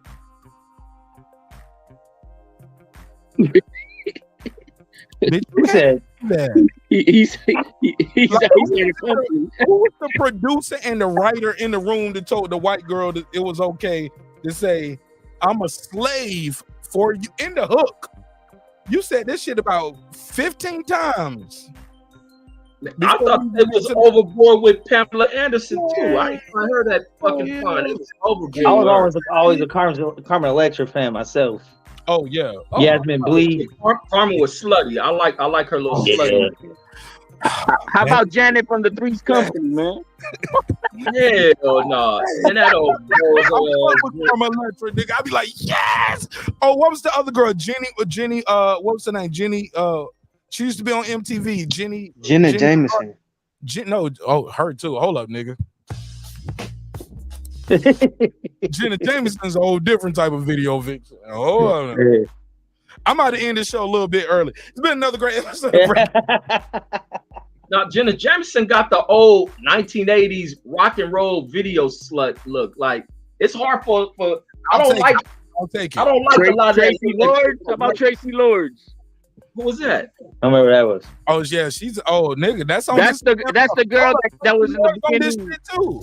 She's the girl that was in Blade 1, the one when they were starting, right at the beginning. She was the vampire chick. I know that shit. Well, she was a porn star. I don't find white women attractive like that. Like I say, they gotta have a little bit of like hood to them. They gotta have like a little like rhythm to them. Checkmate. Clips got us. Karma, she identifies Latina. That's why she had that little freaky sluttiness. You can identify as whatever you want nowadays. That's okay. No, you can't. No, fuck all that. I can't identify as white. You can if you want. They won't let me. I'll try it. Be around the right white people, they'll hype you. No. I can't check that box though. They won't let me. All I can check on that box is I'd rather not say. And only niggas going to the job interview with a name like Quantavious or and say, I don't want to let y'all know what race I am. I just want the job on my own. You talking about the name shit, nigga. When I first get my job at Enterprise, nigga, I go in there. When they hire me, they tell me the manager over there is Shamika. So nigga, I go up in there. I'm sitting in the lobby, and nigga, I'm just waiting. Don't tell me, camera Reggie. I gotta see your face for this. Camera Reggie. Don't you tell me this shit. No, nigga. This chick is Asian, nigga. I'm like, oh shit, I feel stupid. Oh like, my man, god, she from the Hawthorne clan. Man, straight up Asian chicken. And I was like, man, I'm sorry. Ain't nothing to fuck with. Hawthorne clan ain't nothing to fuck with. Damn, Reggie, you met Shamika Hawthorne and she was Asian. She was Asian. Damn, she was like, I get it all the time. It's okay, I understand. Then I go to another branch sometime later. Slow down, Reggie. I need details. I'm anal retentive with this type of information in these stories. Did she have a fat ass? No. It was nothing to her at all. Did she have any Shamika about her? Like, this bitch got a fake ID and that bitch don't got a job. Man, that shit was nothing. I think her mom must have fucked a black dude at some point in life. Huh? She was whole Chung Lee with the flow. No Shamika about her. nothing Shamika about her. What about her last name? Me and her didn't even get along. I'm like, man, this old bitch ain't nothing like a Shamika. Hold Then up, I go what to about her last name? let Hold me up, get to what this about her stuff. last name? Like I don't Reggie. hear that shit. Reggie, like, how you didn't even? I had to ask a bitch like Asian chick, like, how did you get the Shamika shit? Like, how did it go with this? Like, how did you get that? Man, her mama must have black friends or some shit. But it was a white girl nigga named. What was this white girl? I go to the branch and I do the same shit with her. I'm looking for what was her name? Her name was like Latasha or some shit. So I go up in there, she the only one in there, and I'm just waiting, like, I need to speak with your manager, Latasha. And a white girl like this, oh, I'm her. I'm like, what the fuck? Like, I'm like, what the fuck going on, man? It was so many different races of people with black names, but black people would consider them as ghetto ass I know names. one white Keisha in my life, and I went to high school with her. I know a white Keisha. Man, Enterprise is over me to some shit. It was another white girl with a black name and shit. I'm like, what the fuck? Okay. Some people didn't like my Hawthorne Clan ain't nothing to fuck with joke, but I thought it was hilarious. I just met a white dude bartender. He was a white dude with dreads, and he was Tyrone with green eyes, named Tyrone. I saw his ID too. He made that shit up. He made it. But you know what's crazy? These are like white names, even like Reggie, or what is really Reginald was white names and shit. We just conquered that shit. Oh yeah. You see that, Brandon? Stop it, Reggie. We all knew you had a white name. Of course. Like, nigga, please. Put in the case, Reggie, you don't act like your name Reggie or Reginald was a white or black. But no, Tyrone was a white name, a British name at that. Yeah, British ass white name. Yeah. Yes. Shit, low key, a lot of things though. What about Quantavious though? Where that shit come from? And that come from the crack era. Mom with a drug dealer. God damn. All of it. Yeah, Reggie, you ain't shitting. Quantavious actually means strength in Swahili. What? Damn. I thought Reggie was gonna Brandon would jump in. Brandon got to be busy right now because Brandon would have been jumped in. Quantavious sounds like some Roman name from the old days, man. Oh my goodness, man! My face stretch. I'm laughing too hard. Quantavious sound like his younger brother's Junebug or some shit. Like that's what that's racist. That's some coon talk. Damn. Hey, almost. You went too far. You went too far. Right. Now, hey, goddamn it, shit. Hey, Mix, I saw your debate last night too on Kyle's show. Hey man, you know, next day on some idiot shit with Ray. Hey, I jump in there. I jump in there and get jumped. I take mine, but I give it back. Yeah, pause. But yeah, Mix be on point sometimes. Y'all niggas be hating though. Y'all can't get past this kid. All I know is shit's on camera, and I asked a couple questions that motherfuckers got really crickety about. So what happened, Mix, for the people who don't know? Race shit. Small hats. That's small hats, man. Let's talk about it. I love that shit. I ain't gonna lie. I love a little racial conversation, homie. I know. I think it's stupid. But you had a good point. You was like, y'all make everything a racial conversation. You was like, man, we could be talking about potato chips. People like, well, you know, the black man invented the potato chip. Credit like Frito Lay's and it was like, nigga, like, I'm just telling y'all the brand of chips I'm eating right here. Like, yeah. I don't know. You made some good points though, Mix.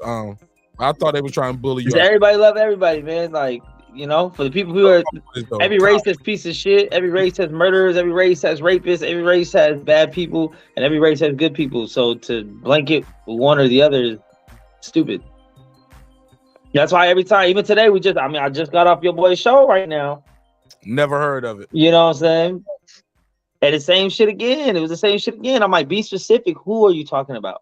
What is the person? Who's the person? Hold up, my boy. Oh, my boy who?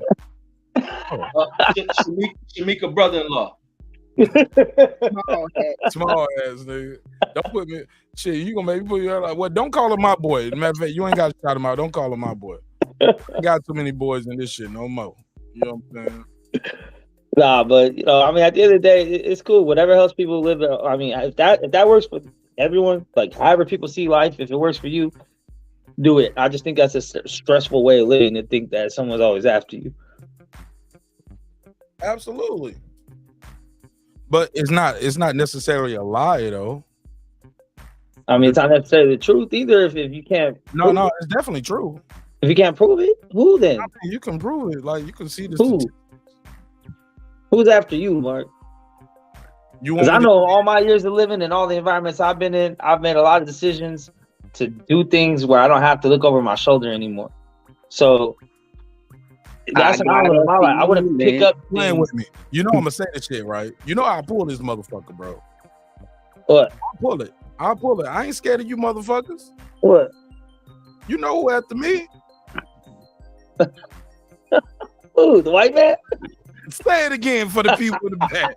Say it again. I got a feeling somebody's watching me. Who is they? I never heard of. The man. The white man. Oh my God. They fear the black gene. The fucking nanny from Muppet Babies. You don't know who it is. They out there. I'll Meghan Markle the whole flow of your royal shit, man. That's what they fear. Oh man. Hey, well, I know a couple white people. But I don't think they're after you, bro. So It ain't just that. you don't worry about these ones. The government literally had laws on the books against people that look like me. They what? They had laws. Oh, on had law. Okay, yeah, I heard that. Yeah. That's what my grandmama went through. This shit ain't that long ago. I know it's not. Cause my grandmama, I met my grandmama. I talked to her. This ain't that long ago. When people be talking about that was 500 years ago, nigga. Nah, civil rights is in the 60s. That wasn't long ago at all. No, that shit wasn't that long ago, nigga. My grandmama went through it. My dad is in his 70s. My daddy has seen some things. My mama seen some things. They've heard the stories from what their parents told them. This ain't that long ago. It's not that many generations ago. And I think a lot of times what happens is some people. So it's close enough they're still gonna get you, Mark? Huh? It's close enough that they're still gonna get you? They are still getting us. It happens every day. And people get off. Like I'm gonna let you know. Why is Derek Chauvin killing George Floyd on camera such a big deal? That shit shouldn't be no big deal. Black and white? No. But it shouldn't be no big deal. We watch a cop murder a dude on camera. It shouldn't be no big deal. This was news. Oh my God, he killed him. What's gonna happen? I can't believe it. Why did he kill him like that on camera and everybody watched it? Nobody didn't. Cause man, this shit been happening. And motherfuckers get off. But the thing is, it's been happening to everybody. It's just this shit right here. The only difference between this and everything else was the slow death. It wasn't just the cop shooting the guy in the back. Hold up. This cop beating a dude. It was that close-up HD Twitter, Instagram video, the TikTok, They're like the first social media see that shit viral death. Because everybody, you got multiple angles. It ain't just a blur angle of a dude shaking the phone. Oh, we got another angle over here. We got another angle over here. It was like 5 angles of a murder happening, and that ain't me saying it. That's a jury of his peers that called it murder. He went to jail for murder. The other cops, murder. So, and that's just for me to end all that shit that's gonna happen in the chat. For some people don't like me and what I'm saying right here. Same thing I told Chaotic Truth. The case is out. I mean, the jury's out and back in. The state has spoken. The prosecutor, the defense. Oh, we all knew what the verdict was gonna be. Motherfuckers don't want another summer of that shit. Because no. I mean, if it went the other way, those riots would have been worse the second time around. And that's the cap. Because whatever black folks had going on when they was upset about that was nowhere near what happened on January 6th. Yeah, the shit was way worse. What? The shit that happened across the nation for that shit was way worse than what happened at the Capitol. Bro, they took over the fucking Capitol. What you mean? They was in Nancy Pelosi's office smoking weed in the Capitol. Fuck Nancy Pelosi. You've been in our office too. I'm just saying, they was on the Senate floor, bro.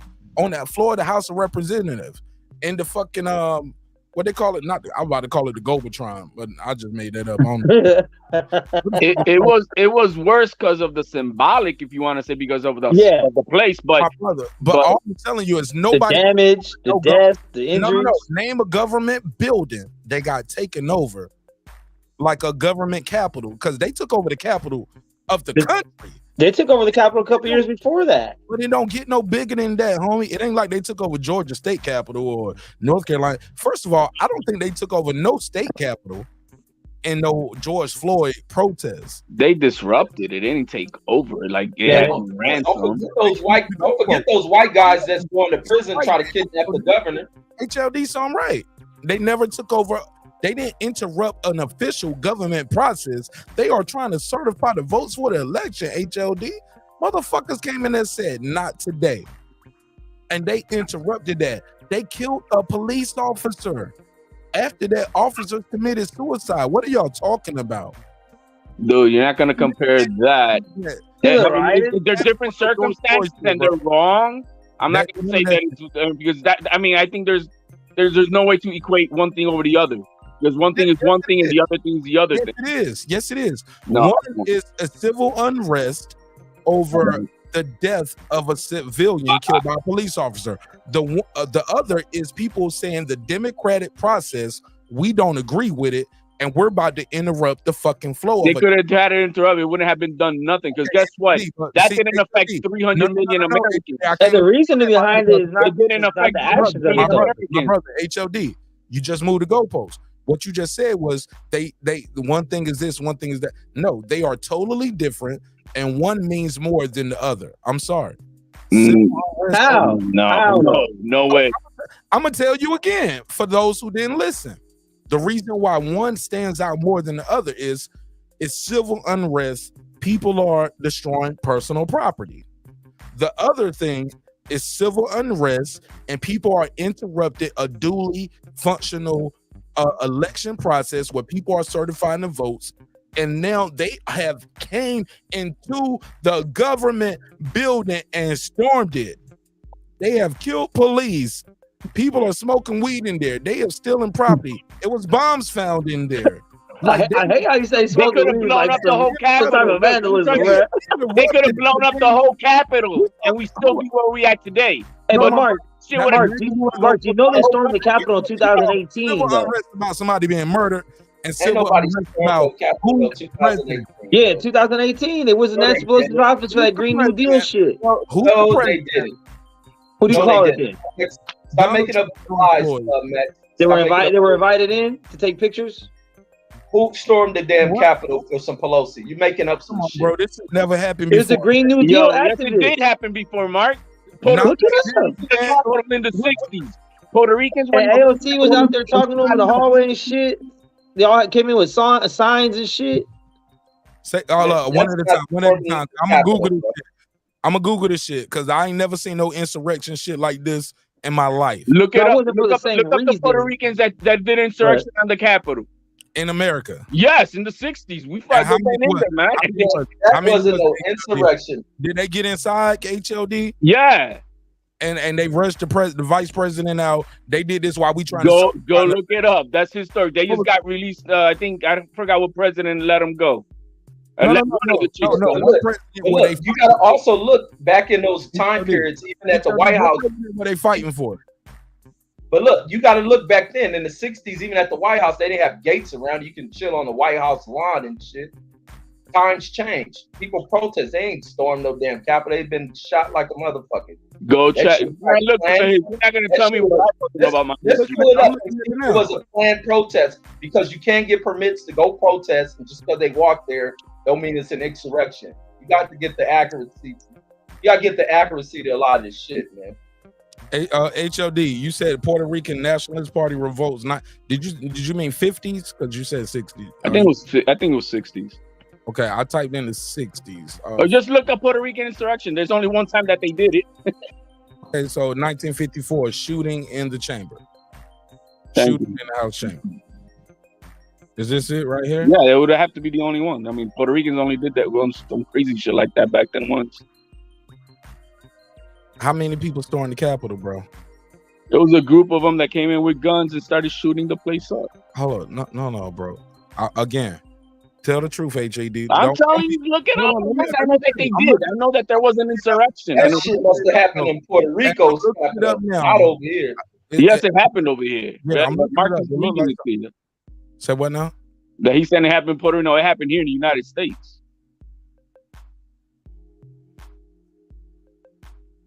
HOD. Yeah. When the extremists stormed the Capitol and the government convicted, boom, conspiracy. But HOD, even what I'm looking up here, this shit ain't nothing like what just happened. It wasn't hundreds of thousands of people. No, because they had guns. They didn't need 100,000. They were really doing some HOD, that's my whole point, bro. This shit ain't never happened like this. There was an insurrection with shootout. And was there a shootout at the Capitol now? That wasn't even what I was talking about. Was there a shootout? I'm talking about those numbers. It was so many people there that the police. Okay.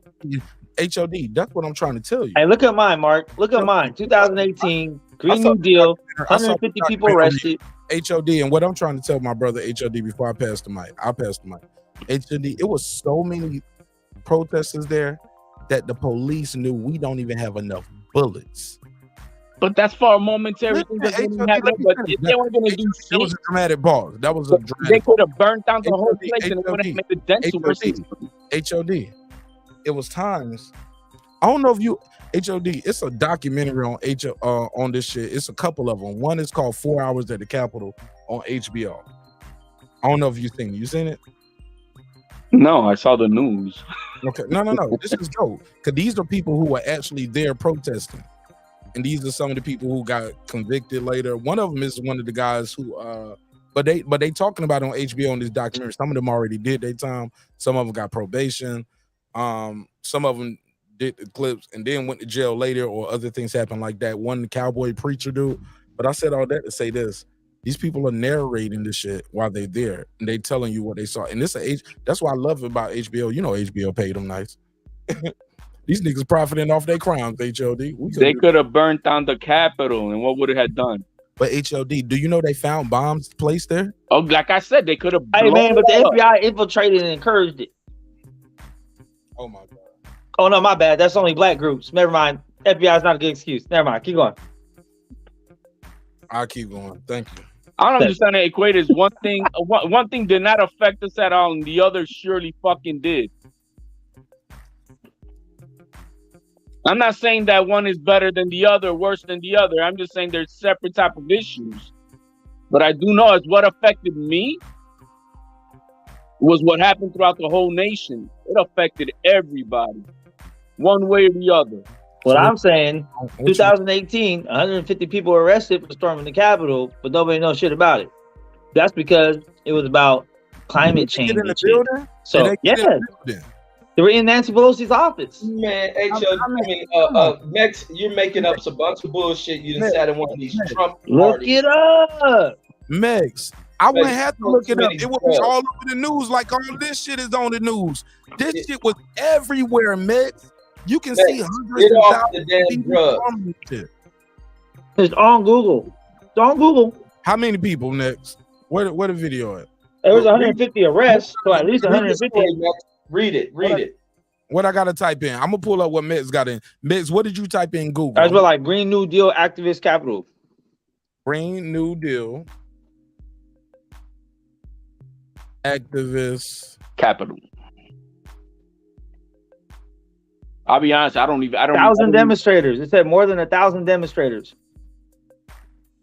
Demonstrators is different than insurrection. Arrested. I see motherfuckers arrested. 143 activists arrested. Nigga, they in the lobby. Those are activists. That means they didn't clear out the area. Therefore, you're under arrest for not clearing the area. That's not an insurrection, Mex. Stay off the drugs. No, y'all say y'all never seen this many people storm the Capitol before, right? I said it just happened. Y'all don't even know nothing about it. No. Okay. Regardless of the reasoning, you don't think it's weird that you don't know about 1,000 people at the Capitol with 150 arrested? You've never heard of it. You don't think that's weird? People protest at the Capitol all the time, Mex. So that's why I'm like, get your shit together. Did they clear out the Capitol for when this happened? People protest in the Capitol. Now you get ruly, you're gonna get arrested. Some of these people just stand there, I'm not moving. You're arrested. That violent shit they pulled during the insurrection, different shit. Niggas climbing a building like roaches and all that other dumb shit. Busting windows. Like, come on. Yo. Now can you see the difference? Had it been the minority class doing that, would it be, been silent? If it would have been the motherfucking storming the Capitol for George Floyd, nobody would have a fucking problem with it, bro. Like, it's all about the reason behind it that people have a fucking problem, not the actions. It's the reason.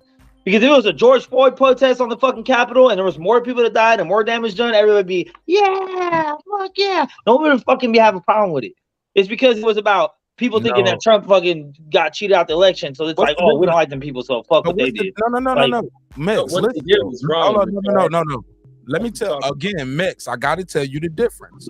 One is somebody don't like the way one police officer or what three police officers. Okay, I got to mute your mic. You got some background noise. Mex, the big difference is this. George Floyd is one man being murdered by three cops. Can we agree to that? Before we move forward, can we agree to that? George Floyd was murdered by three police officers. Yes or no? I mean, I need Mex. Yeah, they killed him. Are you sure? Because that seemed like that was a struggle right there. Are you sure? I mean, there's a lot of factors in it, but they ultimately were the reason it happened. Yes. Okay. Second thing, can we agree that many people who stormed the Capitol that day, Donald Trump? First of all, before we look at, can we also agree Donald Trump did it? He held a rally in Washington D.C. Can we also agree he could have held? He's still the president at the time. He could have held that election pretty much anywhere, not everywhere, but damn near anywhere he wanted to. He's president of the United States. Yeah, he did the shit in Hawaii, right? Yeah. Right? He did it at the nation's capital, so yeah. He did it at the nation's capital on the day that they certify his election. Right before they certify his election. Can we agree that happened too? Okay. So his Twitter feed is still up. He told people to come on out. We agree to that. Yeah. He agreed. We can agree. He said we have to fight for our democracy. That's a quote. Yeah. All right. So we on point. Can we agree that a police officer died? A police officer died? Oh, you're talking about the Capitol? Yeah. Yeah. Died. Yeah. And so did a civilian? Yeah. No, she was shot. She was murdered. Well, she was killed in the line of duty. She stormed the Capitol. She was told not to breach. She breached. She got shot. No, she didn't though. She didn't breach. The officer was murdered. She was shot, committing a crime. She wasn't murdered. Can we agree to that? That's okay. So what? Cops shooting people in the line of duty is always a murder, right? No matter what the circumstances. I mean, that's. So I've been hearing a lot of. It was killed. They were killed. Somebody died. Somebody was killed. But every time somebody died, isn't a murder. Okay, yeah, same shit. That's why I said with George Floyd, he was killed. I don't think it was a murder. All right, yeah, I agree. Oh, so you don't think George Floyd was murdered? I don't think it was a murder. I think he was killed. I don't think it was premeditated to kill him. I don't think their intention was to kill him. There's levels of murder. Premeditated, yeah, for sure. Felony murder or first, like Georgia don't have first. If anything, manslaughter. Could be manslaughter. You know what I'm saying? Negligence. Really? But I don't know. Right, I don't think he's like, I'm gonna kill this motherfucker. I hope you don't breathe. Yeah, don't breathe. I don't think it was one of them. If you know the history between that cop and George Floyd and the strip club and the money laundering with the fake money, you would know that there was a lot more to this than what that was right there. So yeah, I wouldn't. It wouldn't slip my mind that he murdered him. No, but you think his intent was to actually kill him? HLD, hold on, HLD. You say if you know. Some people don't know. What are you saying, HLD? Well, the deeper backstory is that they knew each other already. George Floyd would had also some of this fake, this fake money that they've been using, and it was being laundered through the strip club. You know, that got all hushed. You said George Floyd knew. No, the cop knew about this shit too. So the cop was involved in the money laundering as money well. laundering and fake money at the strip club, which doesn't exist anymore right now either. So there's a lot more to it. I can't remember the details, but I remember that this was all coming out, and all of a sudden, all of that just went away. Nobody was talking about that George Floyd and that cop knew each other, that they had problems, with the knowledge about the money laundering or the fake money. Where did he get that money from, George Floyd? It was from that shit. And so I really think that they took. I don't think it was premeditated, but I think the opportunity was there to say, you know what, he did something stupid. Let's take them out while we can, and that's what they did. Wow. You don't think the fentanyl and meth had anything to do with the outcome? Like I said, they grabbed the opportunity. You know, the drugs wasn't a factor in George Floyd's death. It wasn't enough drugs in the system to kill him. Right? So, No. I'm not. It wasn't one autopsy, but it's not the other. But what I'm trying to say, there's only one autopsy result, homie, and it wasn't enough drugs in the system. They got a second opinion on after the first one. No, the actual official medical examiner during the court trial. Regardless of the fact, so as much as you want to suck the fucking nuts of people who want to go with ill, retarded shit in society, you're wrong. Megs, he was convicted by a jury of his peers. No, I know. Police. I ain't got no love for him. I don't give a fuck about that motherfucker. Don't try to make it seem like I'm putting a cape on for him. Bro, I give a fuck. They can both die. Bro. I give a fuck about it. I don't give a fuck. I'm not trying to make it seem like nothing. I'm just making sure because narratives get painted on here and motherfuckers start riding waves. So I'm just making sure. No, that's how I go though. You ain't gotta make it seem like nothing. I'm just listen to what I'm saying. The jury has said he's guilty. The police department had professionals get on the stand and say, this ain't the procedure of what we supposed to do. You do not supposed to have somebody handcuffed and keep your knee on their back, and somebody else got their knee on their neck, and somebody else got their knee around the femoral artery parts of their legs. No, that's not how we do it. Man, is Mex denying that? No. He brought up the fentanyl shit. I just brought up another factor. Yeah, he denied it. When did I ever say that other shit didn't happen? There's no denial. No. Wait, are you guys denying there was fentanyl involved? You bring the drug. Are you denying there was fentanyl in the system and that it had no effect on him?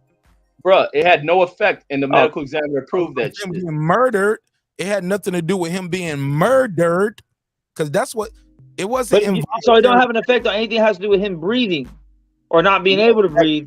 Which if someone has their knee on you, you're definitely not going to be laying breathing. on his neck with his body weight on him is what caused it, laying him on his chest. And that's exactly what I told Mark. I said what they did ultimately led to him being dead. So I think they killed him. To say it was a murder, I don't believe it was a murder. You hear that shit out of white little racist groups, and you want to push that shit. Stay off the What drugs. racist groups, bro? What groups am I part of that I hear this shit? I know talking points. I know meet up on Wednesday nights and talk about this shit. Like, what are you talking I know about? talking points and dog whistling shit when I hear it, and it ain't got just because you follow racist. There's a lot of little black motherfuckers that sit around little racist white groups and buy into that conspiracy bullshit. And that's the only place push with this drug shit. Ain't no that drug shit. Bruh, I know how serious fentanyl is, bruh. Like you there's not really much you can tell me when it comes to that drug, bruh. And it don't take much. It don't take much. Stay off. I don't use that shit. The fuck? What the fuck? I also recognize motherfucking CNN talking points where these motherfuckers sitting up here talking about it was a fucking insurrection when they let the people come there. This is bullshit. The George Floyd protests and riots and shit was way worse. That's what I'm saying. And my cousin buying into that white racist bullshit too. That wasn't no fucking insurrection. The motherfuckers got all type of infiltrating bullshit through all these from the departments. fucking FBI, which has been documented. Yeah, That's what I said. But when I said that shit, everyone got quiet. Nah, these motherfuckers know. They didn't know that shit. They don't believe it because it didn't come on CNN. They know that shit though. Nobody even watch CNN. Y'all saying these it still could have fooled the fuck out of me because it sound like it. Dudes, y'all talking white boys. I know. I know. Talking white boys. I fucking know.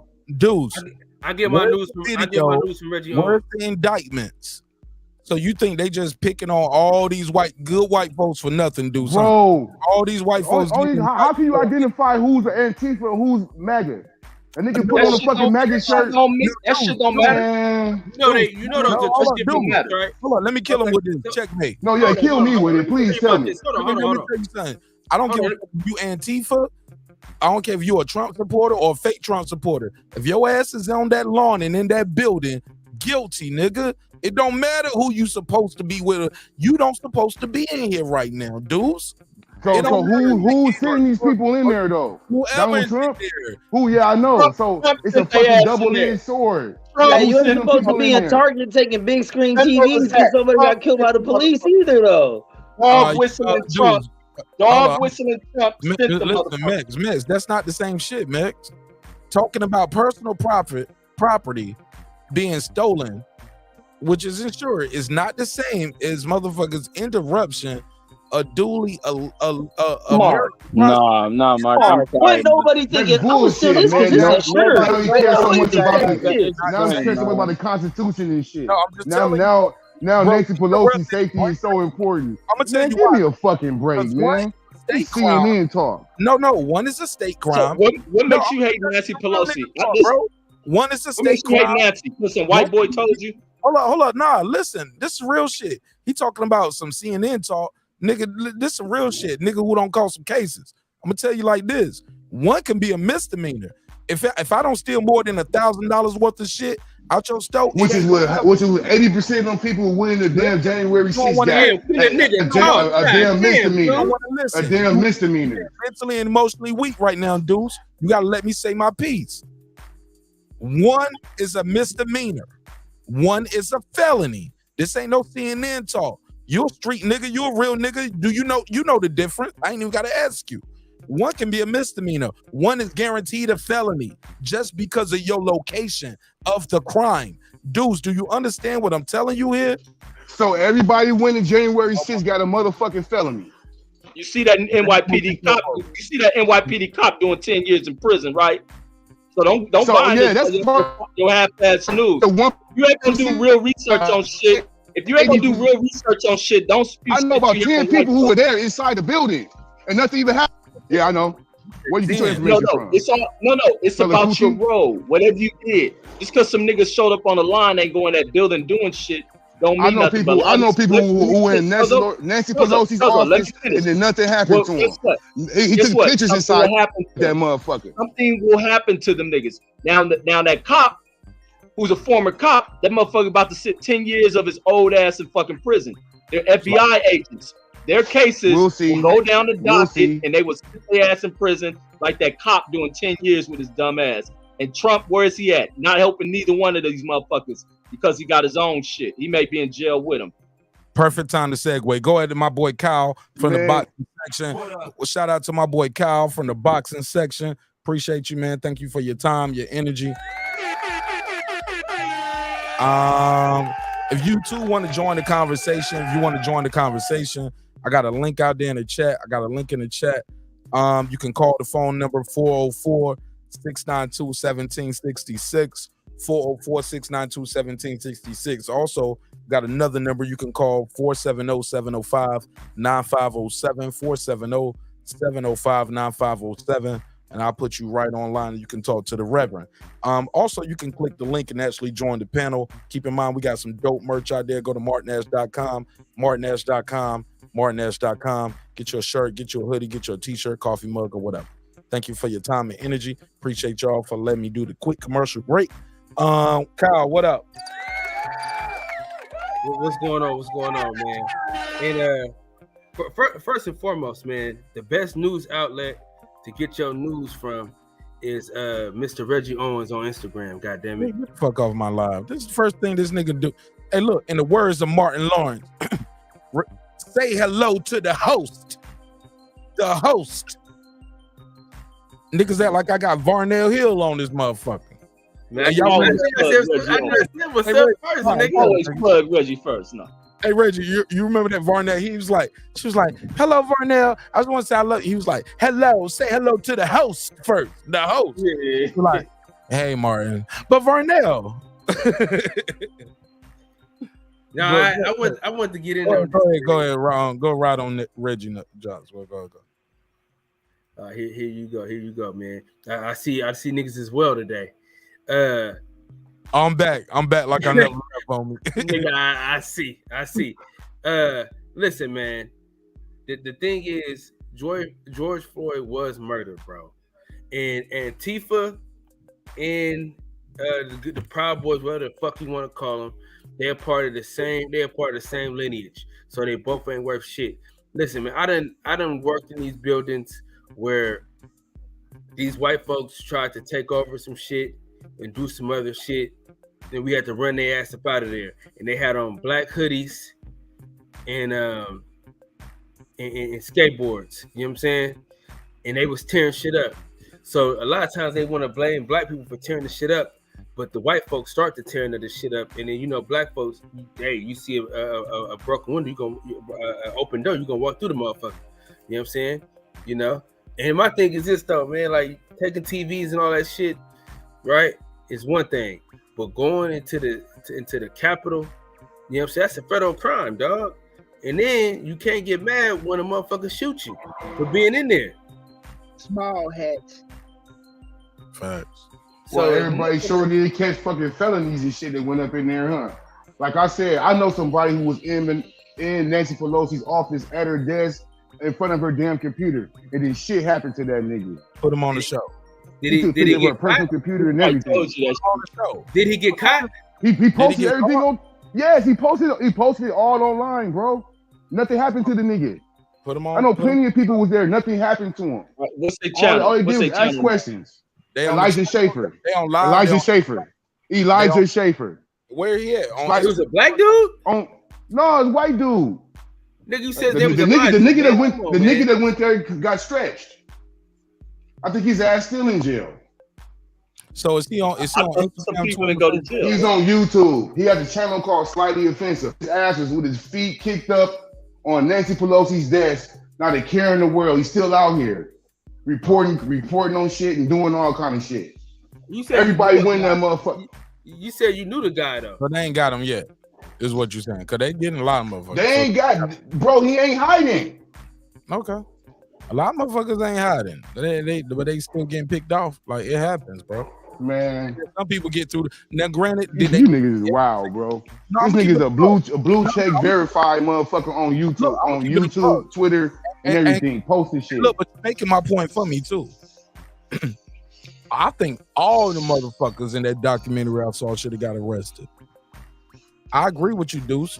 He shouldn't be able to operate with impunity and still be able to monetize content of.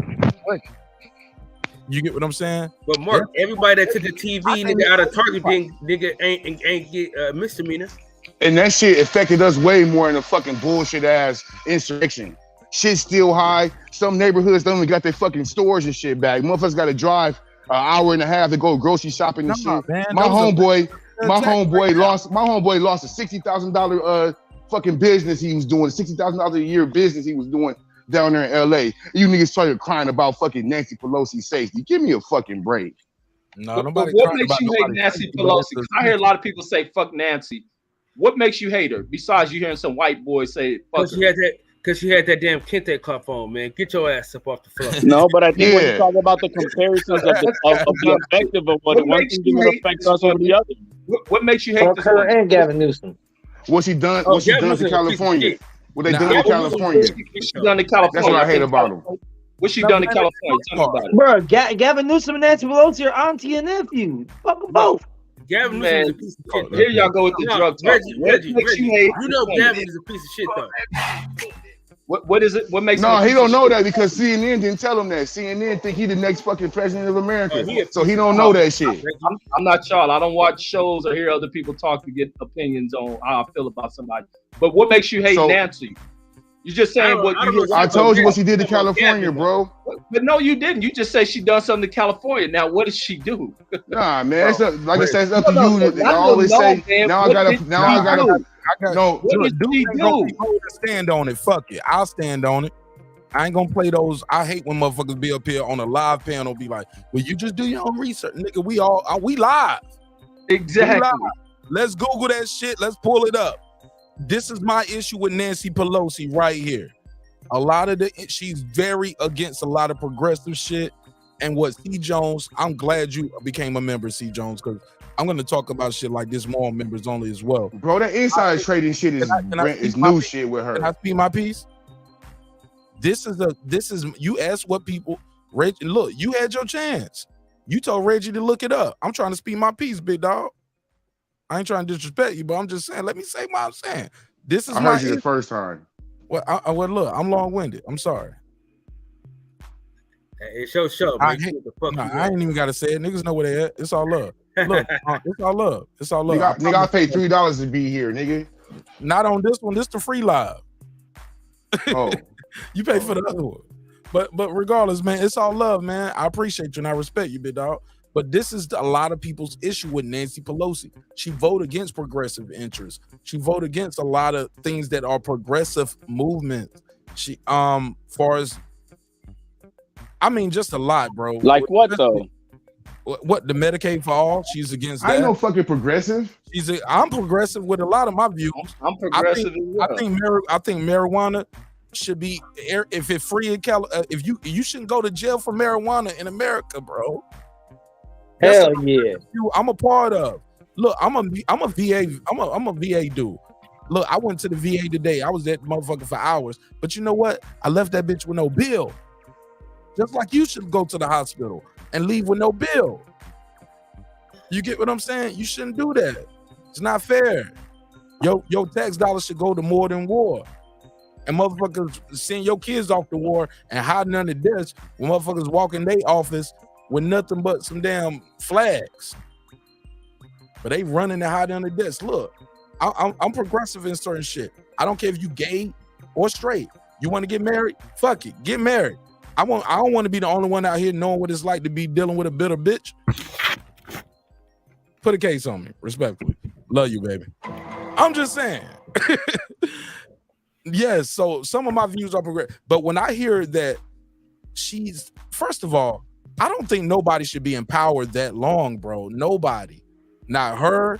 I feel the same way about Nancy as I feel about Chuck Schumer. It's the same way I feel about Mitch McConnell. Mitch McConnell, the motherfucker in West Virginia. He's a Democrat and Republican. I feel the same way about all of Yeah, but they're voted in every time. That's the Constitution.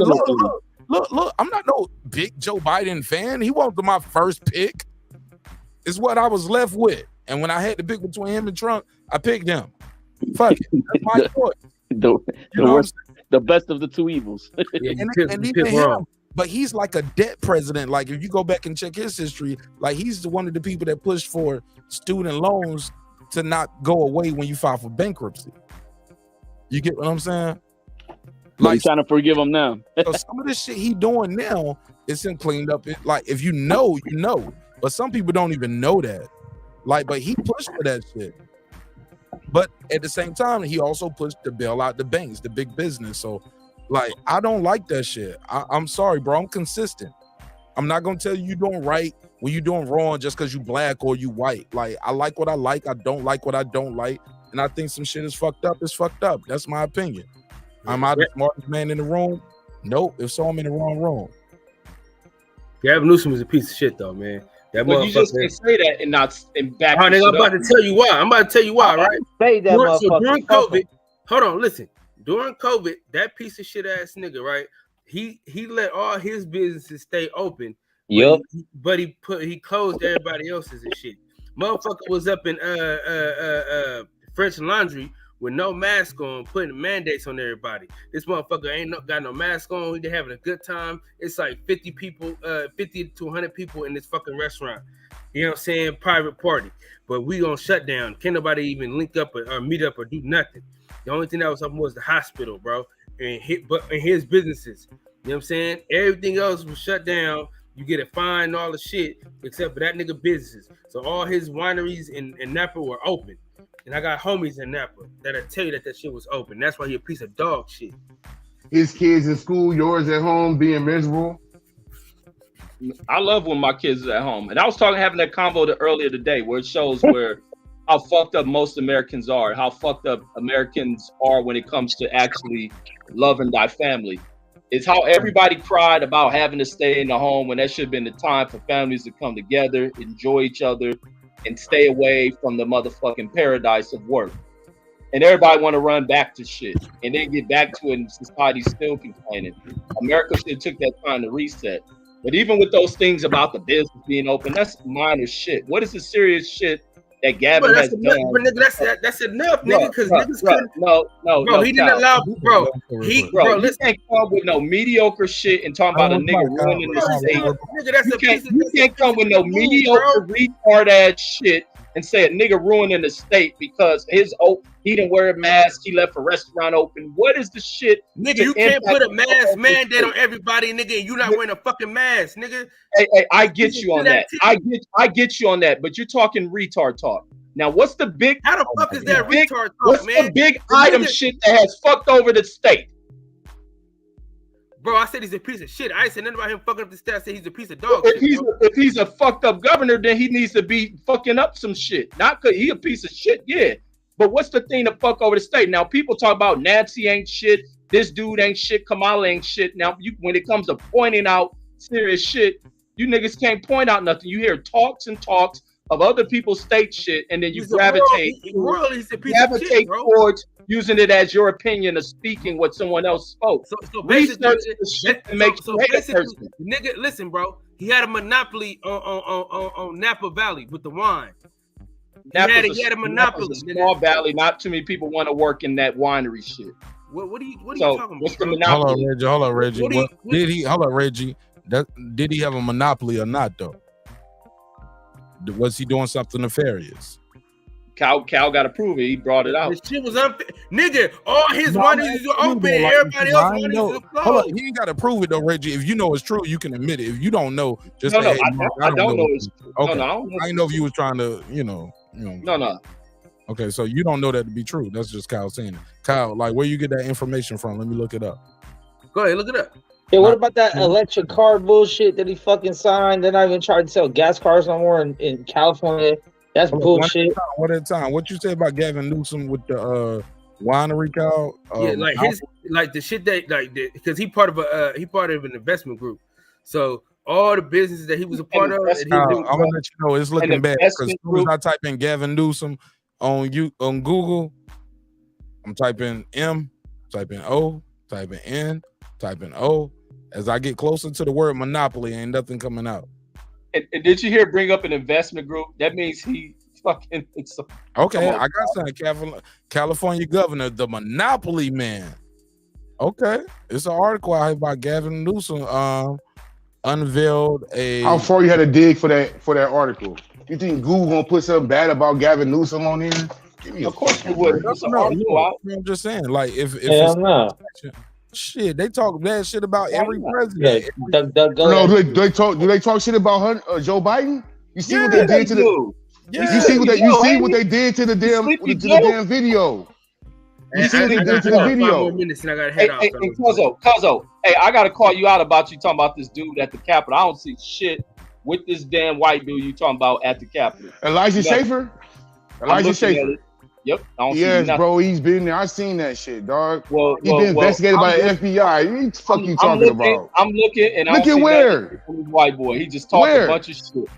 Where? Google? Since I went on his YouTube. I went on YouTube. Google professor. Google Elijah Schaefer State Capitol. And Google January 6th Elijah Schaefer. I'm pretty sure it come up. Shit in and I don't see shit. Okay, Google it up, and I'm pretty sure you will find it. He lied. Y'all niggas worship him. Y'all worship CNN, mainstream media. He lied. and I'm over here looking at Newsom's net value. This nigga ain't even that super wealthy, man. Like, come on. Are you crazy? Are you crazy? They showing his net worth is like $20 million, man. Hold up, Reggie. That's a lot, though. Did he start as a public servant? Like no. But if you talking about he holds a monopoly over this and that. Public servant. What did he do? No. If you saying a person got, he probably come from a wealthy family to begin with. But if you saying the dude has a monopoly over this and that, I mean, he'll be worth more than $20 million. So this is what I'm saying. When people come up with this shit about why they hate someone, arguments like that. There's billionaires as mayors. What are you talking about? Yeah, there's levels to the corruption game, but 20 million is still 20 million. Bro, there are people with hundreds of $millions in political positions. All right, he hasn't gotten to that level yet, but starting off pretty good. Okay, well, yeah. So he been in the wine business since '91. That's called Plum Jack Winery in 1992. So he's in the wine business. Hey, check this out. With the financial help of a family friend. With the family friend, financial. Look, man, y'all didn't know. I'm trying to get y'all the fact. Gordon Getty, if you don't know, he is the fourth child of the oil tycoon J. Paul Getty. So yeah, he's very, and their family is worth $2 billion. That dude got a $2 billion trust. His friend that he started the wine business in. I think we can end that one right there. If any of y'all are my friends and y'all have a trust of $2 billion, support me running for governor of California. I think I can win. Hey, check this out, bro. Support me running for city council. Support my YouTube channel. $2 billion trust. I can be successful in anything in the world if my friend has a $2 billion family trust in an oil company. I'm just saying, bro. And he made 20 million in 2021 alone. Oh yeah, he got a good friend. So nigga, that ain't his net worth, nigga. He made that in come on, that's his fucking net worth. Give me a break. And that SB 145. I don't see that as income. Hey, that SB 145 that happened on his watch too was some bullshit too. Man, I'm telling you, a piece of shit, bro. That should rearrange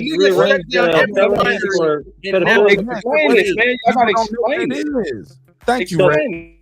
Like, I mean, it's a long one, right? But more or less, it's like it's up to the judge now if you have to be a registered sex offender or not for certain sex crimes with underage girls if you're within a 10-year gap.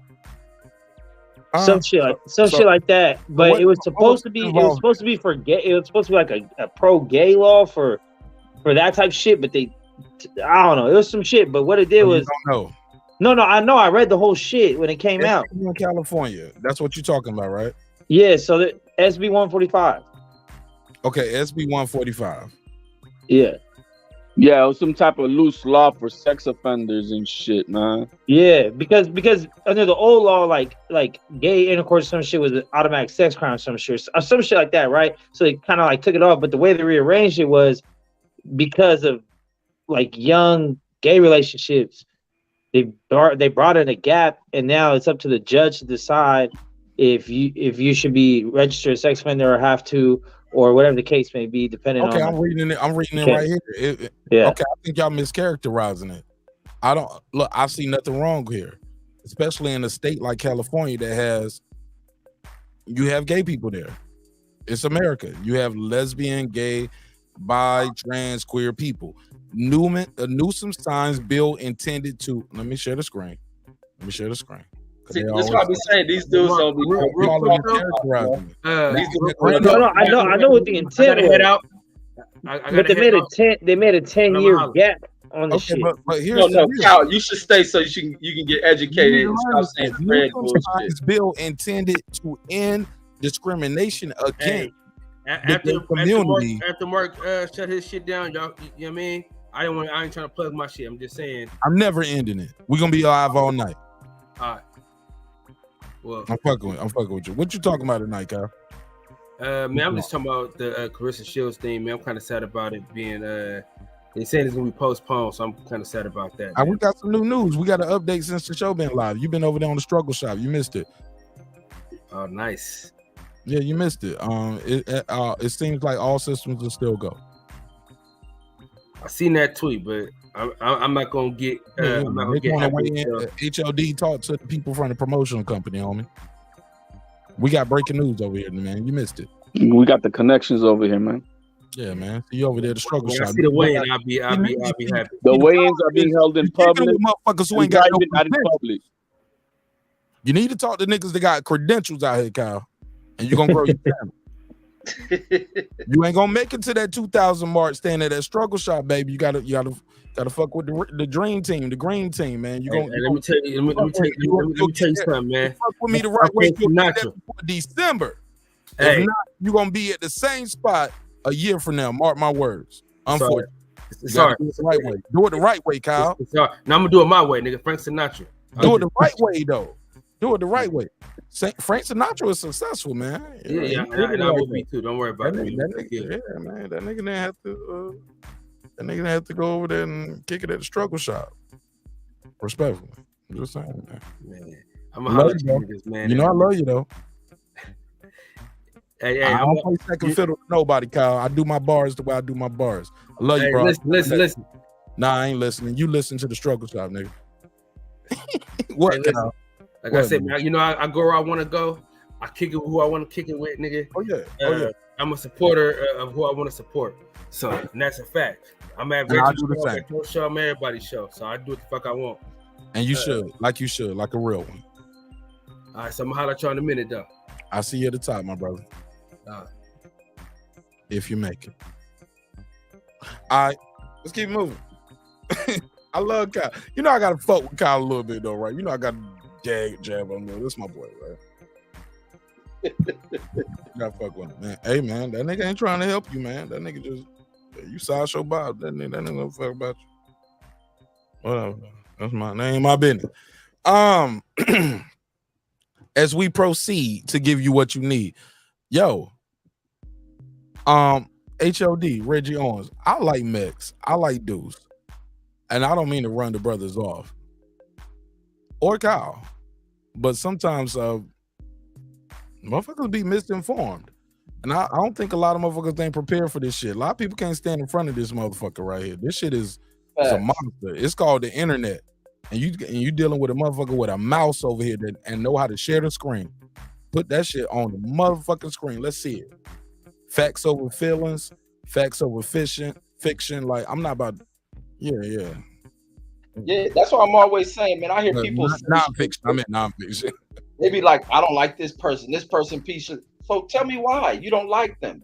And I'll be like, because I listen to, when it comes to politics or even just conversational talks, I listen to talking points, and most of the times I hear people spewing other people's points. And then when you go into depth and be like, they're a piece of shit because they opened a store, they didn't wear a mask. Like that's dumb shit. What's the real reason you don't like this person? Well, they signed SB 483 and they was it, and then niggas don't know what the shit is. Like, so you don't really hate the motherfucker. You just regurgitating some shit you heard spewed out without your own conscious thought behind some shit. And that's the problem in this country. People can't identify why they hate somebody. That's just even like conflicts in the street. Motherfuckers will go across into another neighborhood to gun a motherfucker down just because I'm from over here and I don't like them niggas because it always been that way. But why you don't like them? You've never talked to nobody over there, but you don't like them. And that's the common thing that is pushed in society. That's why it's so easy for people to say dumb shit they say. Niggas don't know why they hate Pelosi. Niggas don't know why they hate Kamala Harris. They just throw it out there. And it's crazy. She's part of that old guard, man. And like some of that shit she stand for, Reggie, she didn't always stand on that. She's been bought off. When it comes to politics, man, I got such. I mean, I've grown into not to have such a different view with this shit. Fuck both these motherfucking parties, man. They're both corrupt. They're both fucking dirty. They both fucking play the strings. One does it more out in the open and don't give a fuck what, if we see them robbing us. The other one throws some crumbs more to us. That's the difference. But they are robbing. They are stealing and they are fucking everybody over. I mean, there's none of them is really, one for all of us. No, man. You got Republicans over here fucking dirt poor thinking that these fucking rich motherfuckers give a fuck about them. Hell no. But then you got these Democrats think, oh yeah, they're for the poor. Motherfucker, they playing the game and they throw some crumbs. But on the back end, they still fucking you over. Both parties are such dick. The problem with the system is it's all corrupted. All of it is all corrupted. And when you fucking have, things that are being pushed only by special interests, that's the only way you fucking get lost past everything. It's like like George Carlin used to say, man. The fucking thing is fixed. The fix is in. Who built this country? The owners do. All the way at the very fucking top. And we're all laughing at it. Until we understand how the system is fucked, we're always going to be choosing one side or the other, fucking bickering one side to the other when they're both fucking us anyway. Until that is fixed, it don't matter who the fuck is the president. It don't matter nothing, bro. The same shit. It does matter. It does matter. If Donald Trump didn't show us nothing, like I remember growing up, people always used to tell me the president and the vice president ain't nothing but figureheads. They ain't got no power. Donald Trump showing these motherfuckers got power. Reggie, would you agree? Man, I agree with that shit 1,000,000,000%. That's why I say everybody who used to do that bullshit, that Trump threw all that bullshit out the window. Like what? Because executive orders? I'm fucking with you fucking sign executive orders? Yes. Yeah, but those executive orders don't trump laws that are already in place for things that are in place. Yeah, but it can affect your life today and tomorrow. All right, so we have we have a loophole. Power. But that it ain't do shit. That's false. You are crazy, That's bro. False. Donald Trump took motherfuckers out of NATO and all kind of shit. He took motherfuckers out was trying to take people out of NATO, tried to bring people in NATO, try to take motherfuckers out of the. Because those are things by group of presidential. What about just that?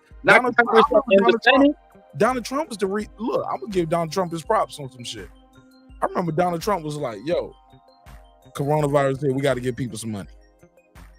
Democrats was fighting that shit, bro, and he made that shit happen to the point that even once Biden took office, some of those Trump's things were still in place. You get what I'm saying? You want to get rid of NATO to help his buddy. Biden ain't really gave no money. Didn't do shit with the no money like Trump gave money. But I do remember those UK motherfuckers. Money to the people. They act like dumb. Man, I'm trying to drop a jewel real quick.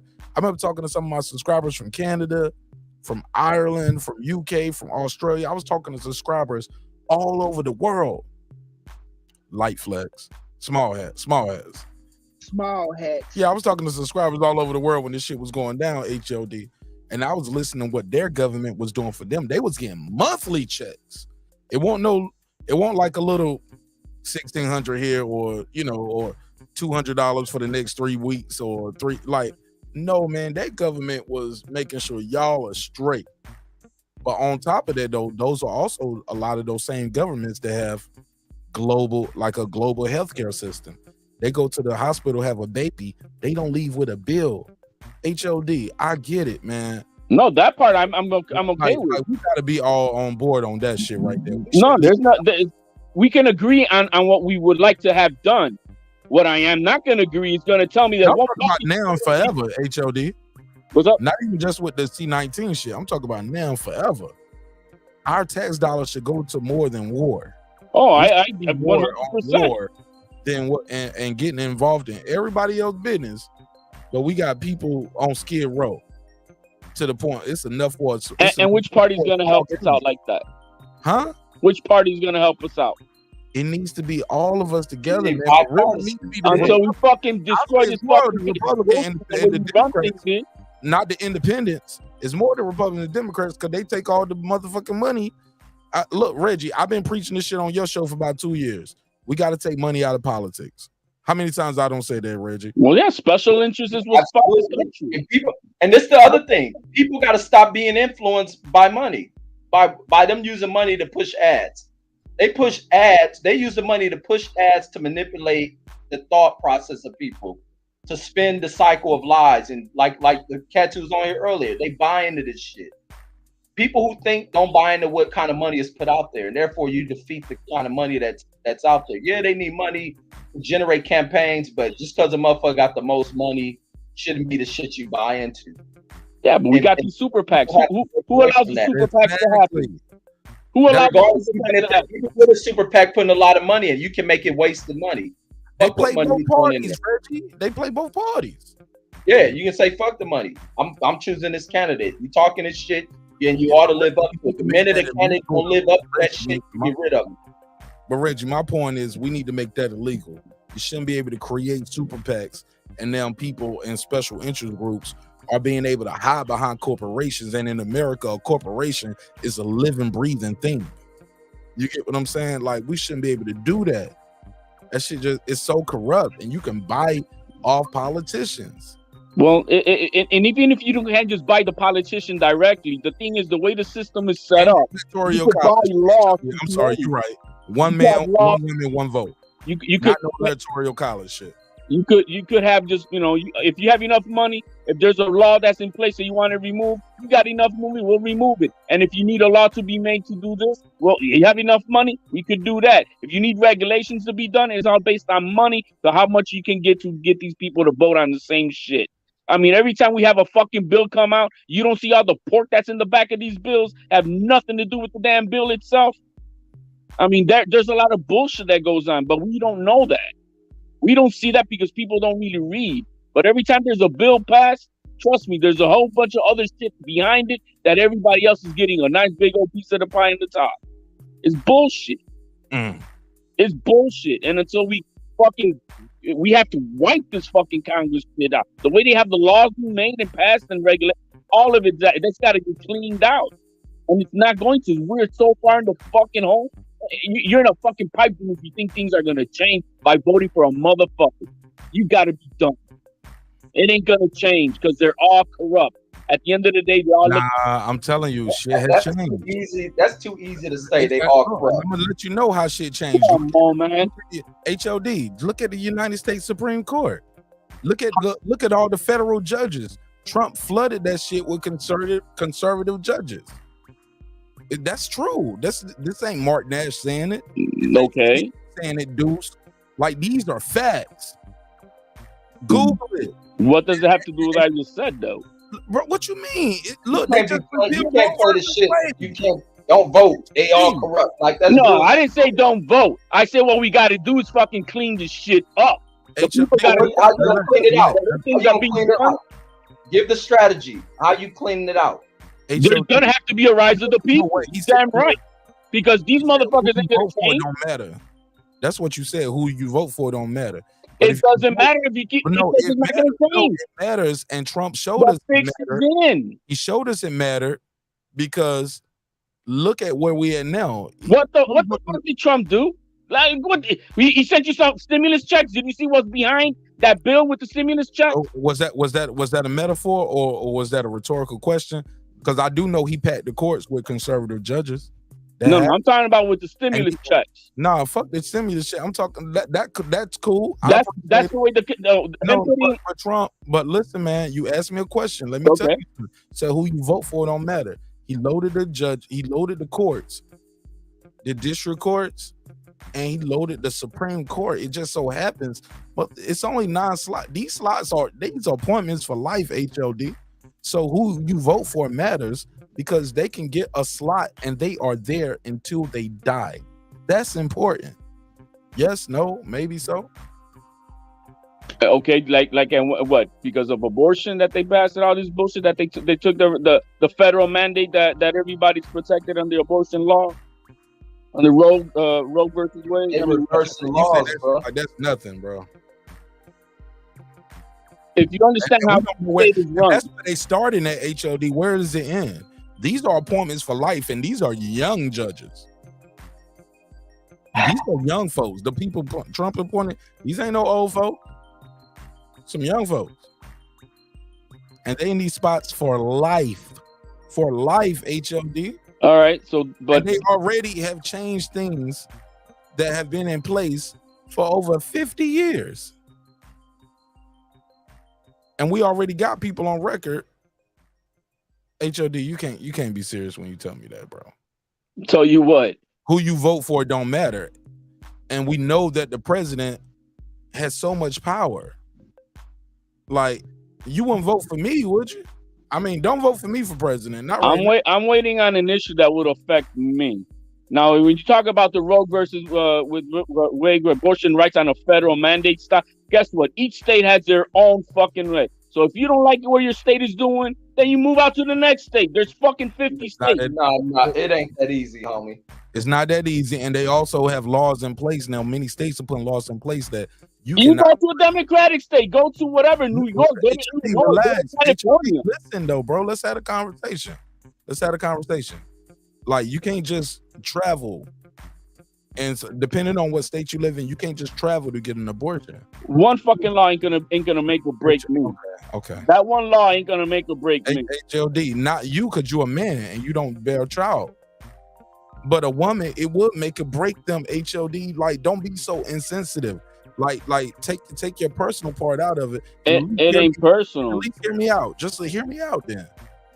Because you're so quick to give me a reaction. That's why I think it got to be personal. You know what I'm saying? No, man, you know that's HLD. Yeah, HD, and he on LSD. On fucking. No. It's all love, my brother. All I'm saying is this: the neighboring states are saying, and people are trying to charge the women for going out of state to get an abortion and come back. Like you literally have to move. You got to quit your job. You got to try to find it. All of this process while you do a road trip. Hold on. While you're still pregnant, and then once you get there, you still got to be within a certain weeks and amount of time to get the abortion. HLD is not so easy for Americans to move. Most Americans don't have a $1,000 emergency in their savings. HLD. That's just the climate that we in, and we've been here for a long time. We live in a country that say it's still okay to pay waitresses $2.13 an hour. $2.13. Minimum wage has been what, $7.25 since I've been a teenager. Like that's where we at, bro. We deal in a corrupt society, but even within that corrupt society, your vote matters, and it does matter who you vote for. I pass the mic. Thank you for listening to me, though. It's one law. Do I think there's things about it that needs to be? Any incest and minor rape or anybody raped and all that type of shit, all 50 states, that should be protected. All women should be able to, to make that decision of how it is. But each state, the way this country is run, each state governs itself with their own laws. And if you don't like the fucking state that you in, then fucking go to the one that you like. And fuck these motherfuckers if you don't didn't know that when you got into it, man. You didn't know that until you realized you're educated. Hold up. That law been on the book for 50 years, HOD, for the whole country. Yeah. Country. Yeah. Motherfuckers who getting pregnant now, most of them ain't 50 years old, HOD. Do you get that right there? Yes, no. Yeah, I get that. Motherfuckers getting pregnant ain't 50 and 60 years old. They ain't 70 years old. But they the motherfuckers who making the law. Well, at the same time, like I just said, they need to make corrections with this shit, especially for the fucked up cases that we have out here, because it is a fucked up world. But for the everyday woman, what was so wrong with the way it was, HOD? I'm not saying there's anything wrong with the way it was, but it's not so wrong. God. HOD, what was so wrong with it that they had the Supreme Court had to step in for? Because if that's the case, where does it stop at?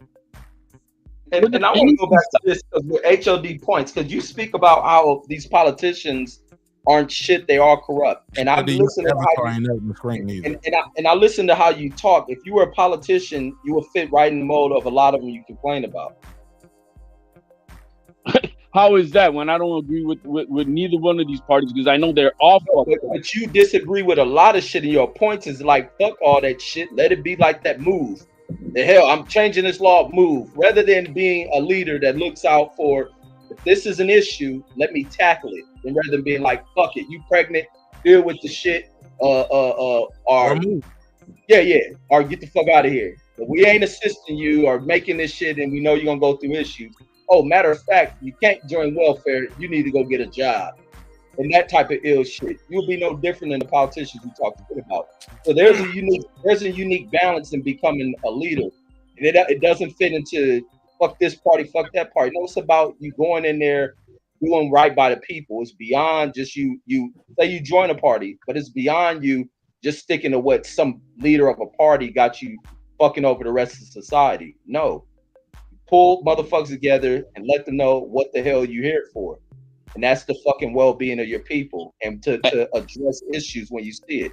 America's been so fucked up that now America's coming to terms at the last minute of dealing with shit.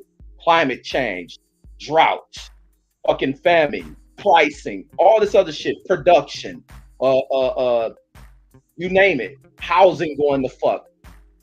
And do you think these the things that are happening now were things that just started 5 years ago, 10 years ago, or they're from laws and regulations and shit that's been happening since the fucking 60s, that they slowly started taking away shit and fucking things over? This is not a now thing. The things that are exploding now have been in the cooking for many fucking years. This ain't nothing new. It's not like it just started. You gotta be blind. When Reagan raised the fucking retirement age, what the fuck is that? Aren't we supposed to be? Yeah, I agree. We're supposed to be a country trying to make our people, have a better quality of life. No, this Reagan motherfucker raised the retirement age.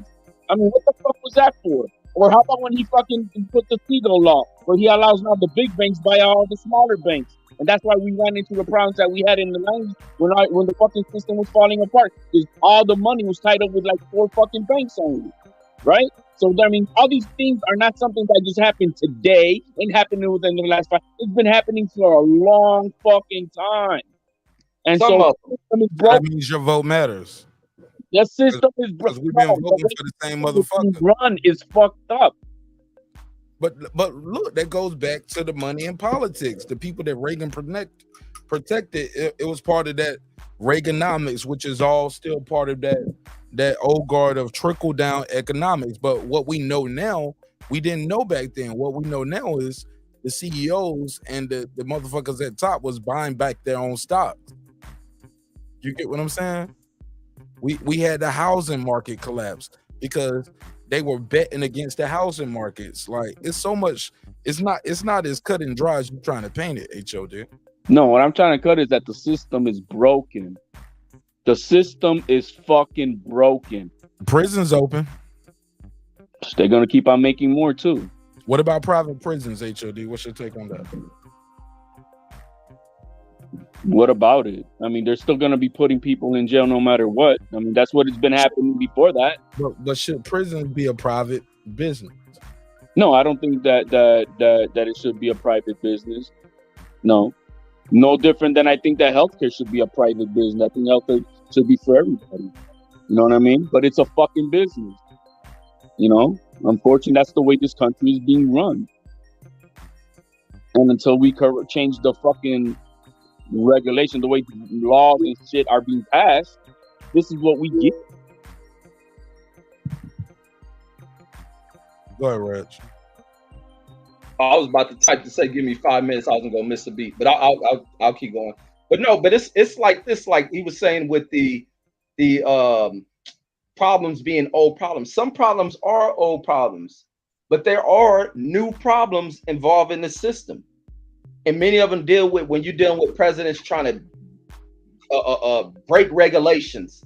Like, you have to regulate shit. A lot of these, I'm sorry to say, so-called conservatives, and it's funny how people talk about they're conservative, but they run with this deregulating shit, and then they trust these business side of people, because not so much as every fuck up in America being done through Washington, a lot of it is being done through the corporate side of shit. They both work hand in hand with each other. A lot of these CEOs do things to fuck a lot of things off in society. The way in which companies want to pay people. Pay scales are trash. You look into companies, there's these disparities. Women make something different than men. Black men make something different than white men who work the same fucking jobs. So therefore, that's an issue. And that's an issue that can be corrected through proper governance from political people.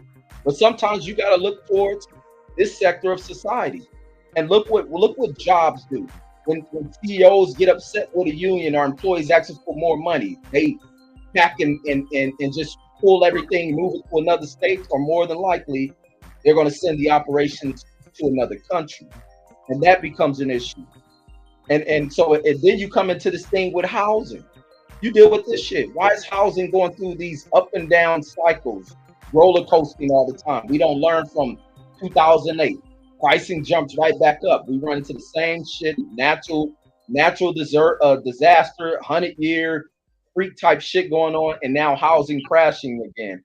Like, there's mistakes being made almost every 4 years, or it's alternating between 4 and 8 years. Like, that's a problem. It ain't saying these are old shit from Reagan. A lot of societal shit is fucked up through Reagan, but as far as the country running where it's steady, those are you know, those are recent occurrences. These are recent issues. And it's because of failed leadership with some of these politicians who don't really know what the fuck they're doing. There's so many failed business people running into politics, and because they got money behind them, everybody thinks they're the best candidates to run a country, and they're not. But go ahead, give me like 5 minutes. I'm listening in though. I'm gonna go back to these problems been going on for over 40 years. What's the main problem that this country's got? We don't make shit. What the fuck does this country make? We're like a parasite. All we do is eat food. We use toilet paper and we sell shit made outside. You know what I mean? That's all this fucking country is. We're like a parasite. What the fuck do we produce? We don't produce anything. But who allowed all these fucking companies to make products in Mexico, China, Taiwan, Vietnam, and all this world trade bullshit? Why do we allow these companies do that shit? Who did that? See? I mean, now the thing that we can eliminate all this jobless shit, it could be eliminated so fucking fast. You know what? Everything's got to be made here at home. Everything. Good tax breaks to all these companies are gonna make these fabricators to let them make the fucking raw materials to make the cars. Detroit used to be the what? It made everything. What American cars really made here? It's assembled here. Ain't no motherfucking car made here. Everything's made up overseas. All that raw material should be made here. There's a lot of simple fixes that could be done, but there's so much shit out of the horse's ass. You ain't gonna push it back in. It ain't gonna happen. That's what I got. I mean, there's so many guys. Are there simplistic ways to fix a lot of things in this country? Yes, there are. Are there other problems that I think that there needs to be a lot of self-accountability? Yes, there are there too. A lot of it. But no, everybody always likes to pass the buck. Everybody wants to pass the buck. Nobody wants to take responsibility for the shithole they're in. No, and I'm sorry, that's just the way it is. I had 2 cousins in my family. I can say they wouldn't hurt anybody to police. But one thing I did tell you, they weren't no fucking saints. I know they were no up to no good. You know? What you mean? Drugs and stealing and shit and doing stupid fucking shit. You know what I mean? You do drugs don't mean you're a bad person. My family, I don't have the attorneys I don't got the nurses in my family getting killed by cops. The only ones that are gonna be fucked up and getting arrested are the motherfuckers doing the motherfucking dumb shit. That's not true. In America, you can be a kid going to school and get shot. HOD. Was that? You heard him. I said that's not true. In America, you can have kids going to school and get shot in America. Oh yeah. I mean, you have that everywhere. It's still my point, but when we're talking about authorities and fucking getting, I mean, I do know that the civil obedient family members I do have that are, you know, educated and doing their thing right, they're not the ones getting harassed by cops. I know I'm not. So I mean, you know, and the ones who have are the ones who are fucking up. So where's the self-accountability? Where is it? You know what I mean? And so I think there's a lot of things that need to be corrected. I think parenting in this country needs to be corrected. But nobody wants to touch that. Nobody wants to say, why is your fucking kid a retard in school? Why is he fucking learning shit? Are you fucking on top of him with his homework? Are you doing shit with him? Why is he on the street at fucking 10 years old doing shit? Why is he not in a little league somewhere playing football and doing all these extra activities after school with you? Why aren't you doing the shit you gotta do? Are you checking up on his homework? Are you checking out his school? Do you know who his friends are? Who he's hanging out with? Why is my daughter at 12 years old hanging out with booty shorts? Who bought those booty shorts? You know what I mean? There's a lot of shit that people don't want to take responsibility for.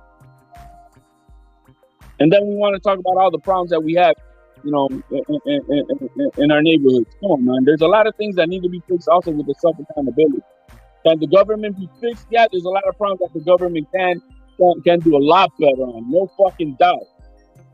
But fuck, man, our homes are all fucked up. We're a fatherless nation. I've said that before. We got a whole nation being raised by single mothers, you know. And where are the men at? They're all emasculated. It's not true. That sounds good. They don't sound good. That's a talking point. That's a talking point, my G. It's a lot of fathers out there of black, white, Asian, Hispanic. It's a lot of fathers out there. It's not just that. It's not just that. Not just like America isn't set up where you got a mama and your daddy in your home. You go to school. You're a good person. You're gonna do all right in life. That it's more to it than that, and we all know it. That's a myth, homie. It's so much that goes into it, to the point where they have to keep amending the Constitution to make sure we doing everything the right way. Right? Amending the Constitution about what? With the family? What are we talking about? I lost you. Hold on. I'm reading the chat too. Say what now? You said that amending the Constitution about what with the family? No. Oh, no. My whole point was America isn't set up where long as you go to school, you a good person, you got a mom and daddy in the house, and you got a father. Because you said the nation is a fatherless nation. Right? That's what I was replying to. You can have a daddy in your house and you still might not do good in life in America. What are the chances of that? What's the percentage of single kids all fucked up versus kids that are being raised in 2-parent homes? I know it ain't 99.9. I know it's a hell of a lot better. I'll take a guess, but I guarantee you it ain't 99.91. It's a hell of a lot better. It's not. That's not all the key to it.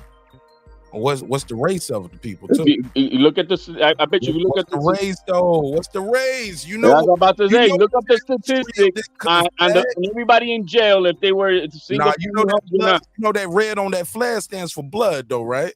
Was that? You heard him. You know the red on that flag is for blood. Yeah. Okay. Yeah, motherfucker. That shit ain't just because it look pretty with the outfit. Thought it did, man. And we need something dope to go with this blue right here. Blue, white. Nah, we ain't using no black, and we damn sure ain't using no doo-doo brown. What we gonna use? Green? Y'all want to use red, white, green? Nah, fuck that. Red for the blood shit, because they shed a lot of blood to build this motherfucker, man. I'm just telling you, yo. Unfortunately, I hate to say it, but true change and true reform starts and end with revolutions. And I'm gonna be the first. It ain't gonna be no democratic process, bro. I hate to say it.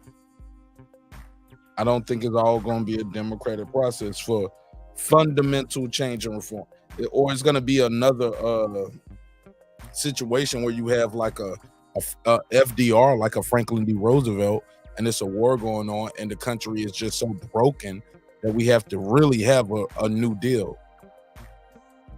Or the aliens gonna come, like my boy Joe Rogan say. Yeah, man. Ain't no fixing this shit. Aliens coming, man. You know what I'm saying? It's gonna be the aliens, or we gonna be at a full World War III. And we like, I really, at this point in my life, I don't know. I can't even fathom what my ancestors went through. You get what I'm saying? I can't even fathom it. I couldn't imagine. I know everybody I talk to now, and they always say, man, nigga, please, man. Shit, fuck with me. Slavery would have been over before I turned 30, nigga. From 15 to 30, nigga. I had 15 years. I was going to end this shit by myself. Like, yeah, you think you are. You get what I'm saying? You think you would. You get what I'm saying? No, you just would have been another dead, proud nigga. You know what I'm saying? And then they'll beat your name out of remembrance of everybody else. We can't even say your name. You know what I'm saying? Just the same way they beat your language and your culture out of you. And like that shit, this shit is crazy, bro. When you really think about, and that's why I say fuck the king, the queen from everything he's saying. Go ahead, Reg. He's back. Go ahead, Reg. No, I didn't want to cut you off, but I'm saying like everything. No, you good, man. I'm just babbling, man. I've been here all night, man. I love y'all and I love this space and this platform. It's a safe space where even if we disagree, you know what I'm saying, we can still chop it up. And HLD, my dude, you know what I'm saying? Like, we disagree on certain things, but you'll never be you Puerto Rican mother. What's the Puerto Rican slur? What? I want to say it, but you pork chop. Yeah. Oh no, don't say that, man. I grew up on pork chop. No, don't say that. Ain't it mooly? Ain't that what never call you something that my mama used to cook up for me? Nah, I think they here in America, I think they used to call it spicks and shit, something like that. Yeah, we'll never do that. Never heard of it. Small hats. Never heard of it. Never heard of it. And we don't support that shit. But you get what I'm saying? Like, I would never go there with HLD on some shit where we just disagreeing about bots and life, politics. We never have, bro. We not about that. I would never, man. HLD, I'm gonna type you something in the private chat real quick too, man. I seen this one nigga out here, bro. I can't.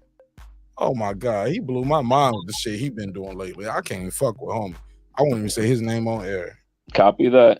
But wow, bro, like shit. This nigga right here, bro. I might have to. A matter of fact, I might end up saying his name on air one day. I might flame his ass up.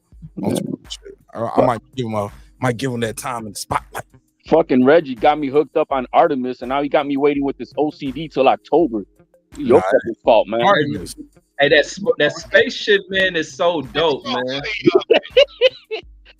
But man, bro, you got me hooked on that shit. I'm waiting for the space. I'm like, oh, all right, now Friday. No, now Saturday. Now they tell me October. I'm like, come on, man. But you don't be watching the other space exploration shit. Oh yeah, I be tuned into all that. I didn't know NASA was doing anything else anymore, man. At all. Until you spoke about it that one day. So I was like, damn. Yeah, man, they got so much shit going on. And Elon Musk has got a lot going on with space exploration. Oh, I know. I bet Tesla's laughing at NASA right now. Yeah, he definitely trying to push that shit. Try our shit. Like he doing shit, nice shit. Going NASA dancing all in the video, missing missions. Come to Tesla. Come to SpaceX, goddammit.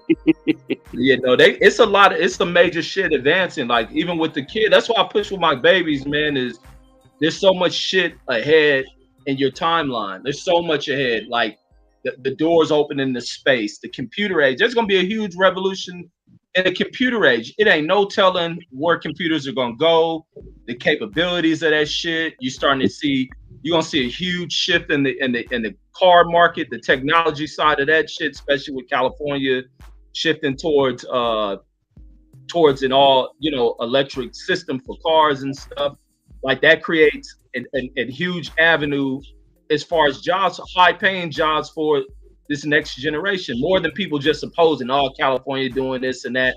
But there's things that California's faced with. You're looking at now, Sacramento 116 degrees. Then there 2 days in a row.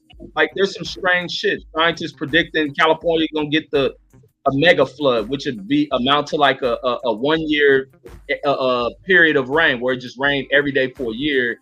Is how much rain they expect to come in there, and people can't ignore it.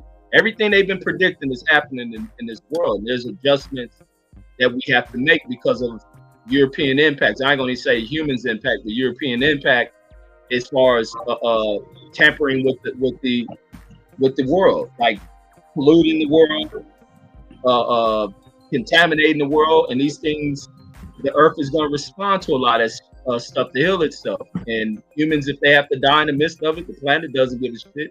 They'll replace it with some other organism. Like so, people got to be mindful of it. And even as we move forward in our advancing in the world, these are the things that's considered. Like you can do these things through other uses rather than fossil fuels and all that shit. So I like where the world is going. It's just keeping these kids up on it, because the world will be blessed for them, and also fighting against things that try to place obstacle in front of kids who look like ours. That's why it's like dumb to hear when Mex interferes on shit, because as the world moves forward, you still got to fight this shit. You don't want people. I'm a fighter. Ain't nobody gonna ever stop that, because like I always tell my kids, you got to learn everything that's out here because at some point I'm gonna be dead, and we talk about that. I'm gonna be dead, and you need to know what the fuck is going on. You need to be prepared for it. Hopefully you're in a position of where you're creating some shit. You could be Elon Musk or whatnot, but just lead this revolution of what's about to happen in this world. That's a great way. That's a great way of thinking, Reggie. I follow along those lines with my shorty, and they're like, "Yo, learn every damn time, because one day I'm not gonna be here, and you're gonna be your own man, and you're gonna have to do your own thing. You're gonna have your own family. You better know how to do this shit." So, very much so. And yeah, man. I mean, there's a lot to be learned and a lot to be done, especially as parents. That's why I say parenting is so crucial. It's so crucial to instill their kids with the values and the work ethic to be curious and expand your mind and to be determined, not let anything stop you, whether what the fuck it is, whether it's racism or whatever the fuck may come in your way. You know what I mean? No, don't let nothing stop you. But absolutely, man, the future does hold a lot of good things. But you know, I believe one day this world is gonna get cleansed, bro. It's been done before because that's the way the history of the planet's been. You get a comet come, smack the shit out of it, and let's start all over again. You know, and so I think space is a lot of people don't understand the nucleus. I haven't want to go out in space. Why are we spending billions of dollars for that? But it's because I think we're just the first species who was able to expand and grow and survive outside of this planet. God forbid something ends up happening to it like it's been done before. And so I think that's where we're headed. I mean, some Star Trek shit, but it is what it is.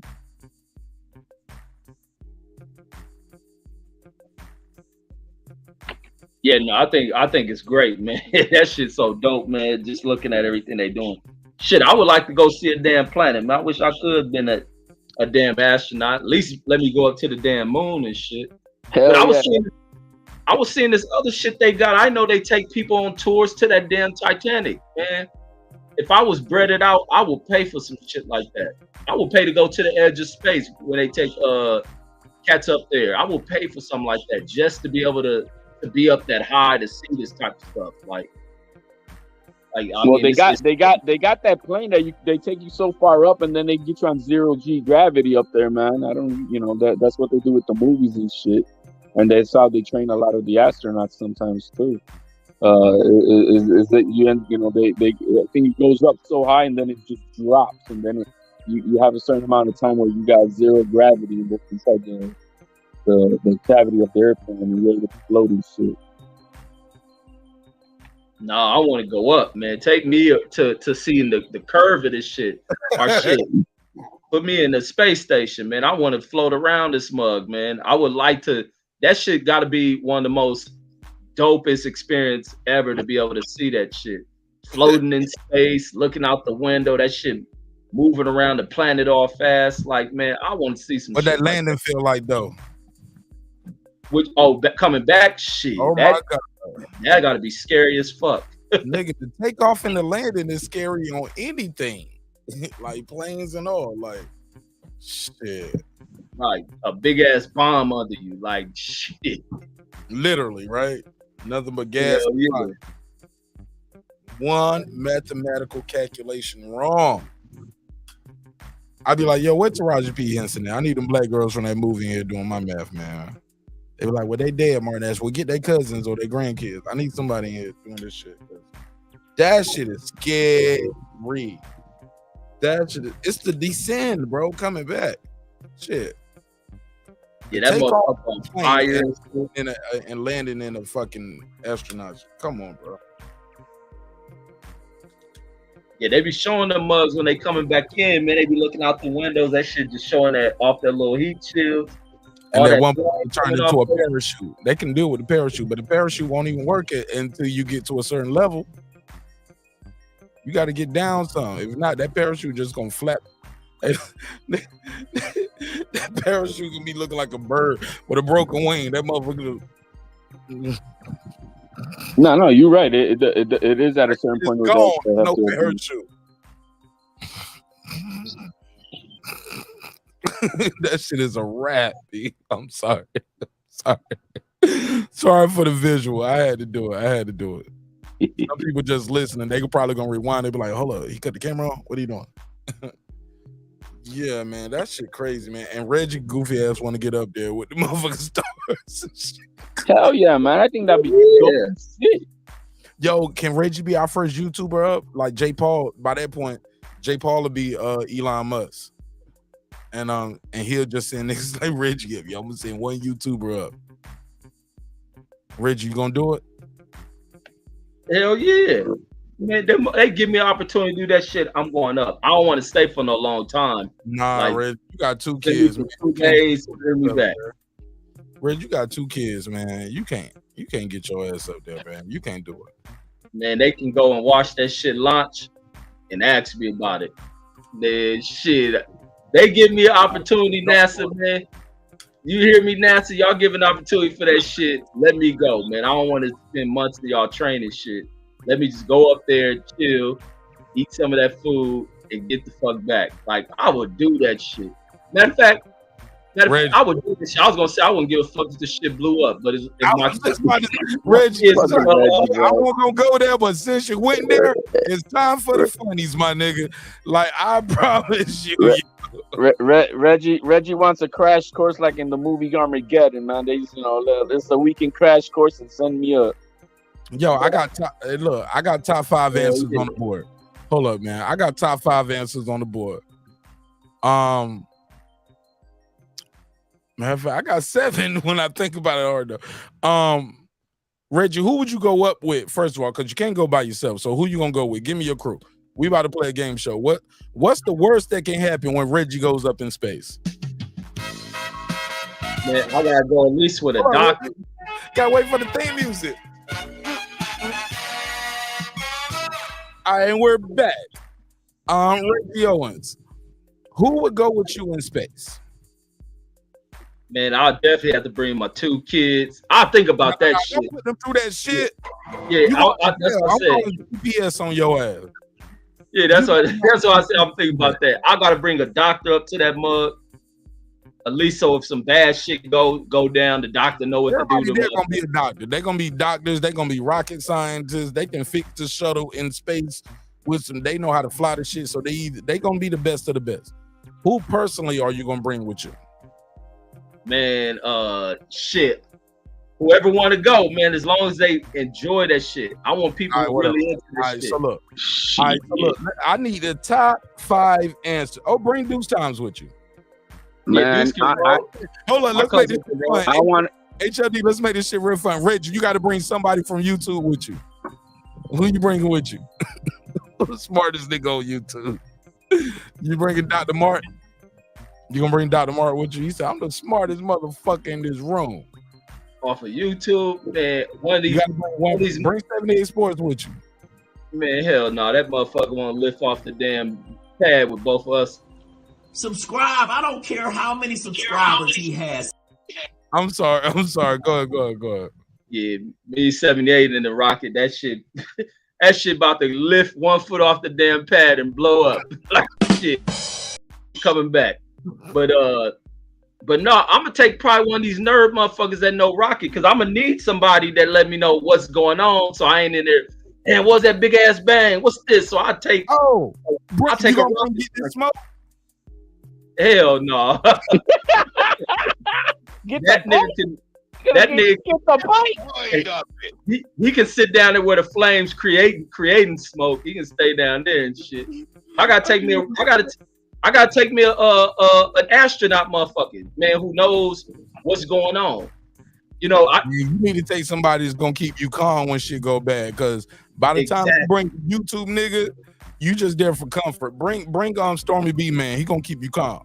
Yeah, you know how the motherfuckers, you be on the airplane. He gonna be like, at this point, my brother, it's time to meditate and relax and let God do what God is gonna do. We here for a reason. Yeah, you know how you be on the plane and that shit is turbulent. Stormy gonna be like, hit the weed, nigga. You know how you be on the plane and you get a cat that ain't never flew on the plane before, and that shit in some bad turbulence, and they up there tripping like a motherfucker. You need somebody that's calm. Like, listen, man. All it is, the plane going through its little pocket of air. Bring World Combat Sports. That's what you need to bring. No, wrong button. Small head. Bring World Combat Sports. That's my nigga. World Combat Sports, he gonna be right there for you. You be like, listen, Marine. You be like, hey, I want in the Marines. He said, but still listen. Man, First, gonna keep you calm. Man, I fuck World Combat. Just send me with Megan Thee Stallion and I'm good, man. Down. She ain't on YouTube. Come on, man. You gotta bring somebody from YouTube. She on YouTube. She got YouTube videos, man. I want Megan Thee Stallion come with me, man. That's it. Man, I'm gonna bring one of these fools out the. I'm gonna bring one of these fools out the space. That'll bring you Rihanna, motherfucker up there. Some crazy chick. You say you gonna bring who? I gotta bring somebody with some space nerd shit. At least know what's going on. I don't want no chick that's just caught up on beauty. I'm ready to go. She ain't gonna appreciate none of that shit. Like, yeah, but she ain't got no choices. She's stuck up there, man. She already Load up, then let me and try this, but let's try this. Let's see how it works. Y'all motherfuckers some fools. Let's see the zero gravity in action. Now, if I was staying for a number of days, I would have to bring me a bad bitch up there. I would definitely have to look. But the whole trip, where you going? You going where, to the moon or some shit, right? Yeah, I will fuck. You going to the moon? You gonna stay on the moon for 6 hours, like you thought the original astronaut stayed up there for 6 hours. Then you're gonna get back on there, and you're gonna connect back how you think they connected, and then you're gonna fly your ass back, drop in the ocean. All right, with you and the crew. And little pies look like little teepees just falling from the sky. Little white pieces of paper. That's you and your crew, right? Reggie, top 5 things that can go wrong when Reggie goes to the moon. HOD go. Top 5 things that what? Top 5 things that can go wrong with Reggie going to the moon. I got my own in my head. I didn't write it down. There's no right or wrong answer. But if you say one to top my top 5, I'm gonna give you the bell. If you're wrong, I'm gonna give you the X. What can go wrong with Reggie going to the moon? He won't be able to hold his shit in. Okay. Okay. Let me see. What I gotta give you an X for that HOD, because if he's gonna be going to the moon, he's already know he's got probably wrong button. He's probably got to wear a diaper. Yeah, most of those astronauts wear diapers. Reggie knows that though, right, Reg? What, that they wear diapers? Yeah, you know that. No, I don't. But they don't wear diapers. They got places they can go shit in. They go shit. Reg, you don't remember the astronaut lady? When she came home, she even put on the damn astronaut diaper to go get at the other bitch. No, she bought the pens, bro. No, she put on the pens. She went to the store and got those. She was trained. Yeah, she knew what to do. She knew what to do. Small heads. She was trained. Okay, so I could be wrong. Astronauts do not use diapers anymore. Y'all know they used diapers before, right? Well, yeah, I think when they're in the little in the Nixon era. But yeah, going to the moon, y'all ain't just going in low Earth orbit like y'all did in the Nixon era. See, I wonder how they did do that shit. That's fucked up to have some shit on your ass for a 10-day trip. But I don't know if they got little shitters small heads inside the damn thing. They got to shove a vacuum tube, man, and suck it out. Oh my god! Yeah, because I know when you gotta pee, you put the little thing in where you gotta pee. On the astronaut shit. Yeah, because no gravity, it ain't coming out by itself. How big is the tube? Like, is it big enough where I can just give me a quick blowjob in the bathroom and I lube the motherfucking tube up? I don't know. That's just nasty, though. I gotta clean it out. Like, I put my own. I think Reggie's not thinking, fuck that. Like, everybody get their own pleasure. Like, you might suck shit out. You know what I'm saying? I put my plastic lining in. I might, put that Astro Glide in it. Put that on that good old fashioned American internet. You know what's happening there. And yeah, I don't know how that shit works. Small heads. This all new information to me. This show will never get a sponsor, by the way, but go ahead. Probably ain't gonna get no interviews no time soon either. But that's all good. Small hat.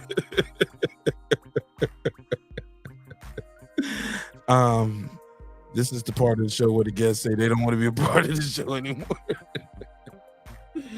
All right. No. All right. But no, I don't think they wore diapers. I can't see them sitting in the diaper. They have to have tubes like they show on the how they shit on the space station. Except space station they probably had little toilets on the mug.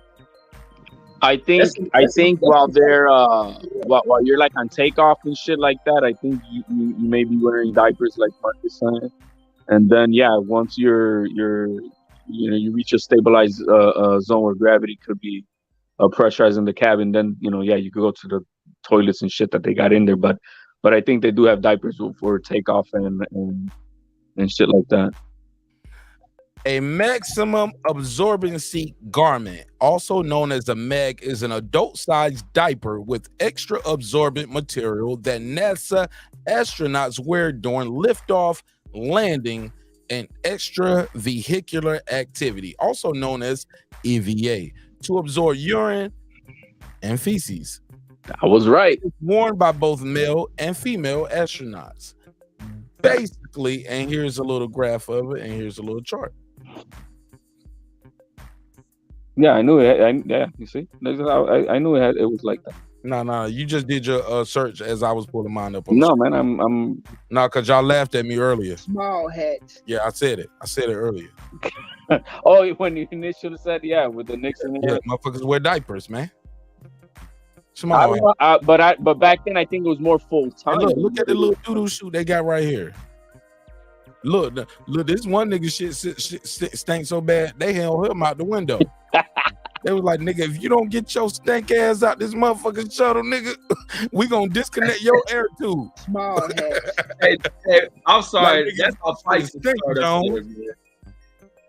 That's how a motherfucker get in the fight and that shit. And things float up there. Motherfucker don't wipe his ass, clean the piece of shit that on you. Like, no. They been at Owens. Get your ass out the shuttle and change this motherfucking rocket. Or change this motherfucking air tube, nigga. Like, look, you send your ass out there. We disconnect. We tell NASA your ass got called by the Cleons. We got to do a debriefing up here. Like, we don't know what happened to Owens. Your ass was stinking up the shuttle, nigga. You got to go. You about to have a astronomical accident. Cause that shit leaking out your spacesuit, Owens. The fuck is going on? Hey, look, that's crazy. I got one diaper. I'm delaying my trip to the niggas learn how to make a bathroom. Nah, they gotta no, Reggie. I knew Reggie was gonna change his mind. Hey, I enjoy taking a shit. I ain't fucking shitting in no diaper. No, Reggie. It's protocol because you're gonna have some incidental shit happen. It's a long take. You know how you go up in the airplane and they tell you you gotta stay strapped in until we get to a comfortable altitude. You know how that feel, right, Reggie? And then sometimes if you're going through some turbulence, if you're a nigga like me to fly a lot, even once y'all get there, he was like, we still not, this is gonna be a rough ride. We're gonna need y'all to just stay in your seat pretty much the trip unless you gotta go to the bathroom. I've been on planes like that where it was like, I was like, God damn, how bad this shit about to be? It was like, is it La Bamba? You know what I'm saying? Like, how bad is this about to be? Like, I can't get up the whole trip. We going to Vegas from the East Coast. This is a 4-5 hour flight. But they telling me, look, unless you got to go to the bathroom, you keep your ass in the seat unless we tell you otherwise. Now, granted, it never lasted the whole 5 hours. But, Reggie, imagine that and you're laid all the way back, going vertical, going straight up. Well, maybe they changed the seats now. Maybe they can recline the seats. You know what I'm saying? Reggie, maybe. My seats better have a toilet behind that motherfucker. Start off like this, but as the plane move, you know what I'm saying? And I ain't sitting in no shit. Fuck them diapers, nigga. No, you go before you have to go. But look, that trip, look, Reggie, they know the signs. They were like, tell the truth, no disrespect. Even the bravest of the bravest, the toughest of the toughest who took this trip, they shit on themselves. Hey, you can't eat an astronaut woman out there. Bitch says she worked. Gotta eat it for bitch says she worked at NASA. Do not go down on her. Fuck that shit. NASA woman pussy off limits for fucking licking. No. Look, the toughest of the tough.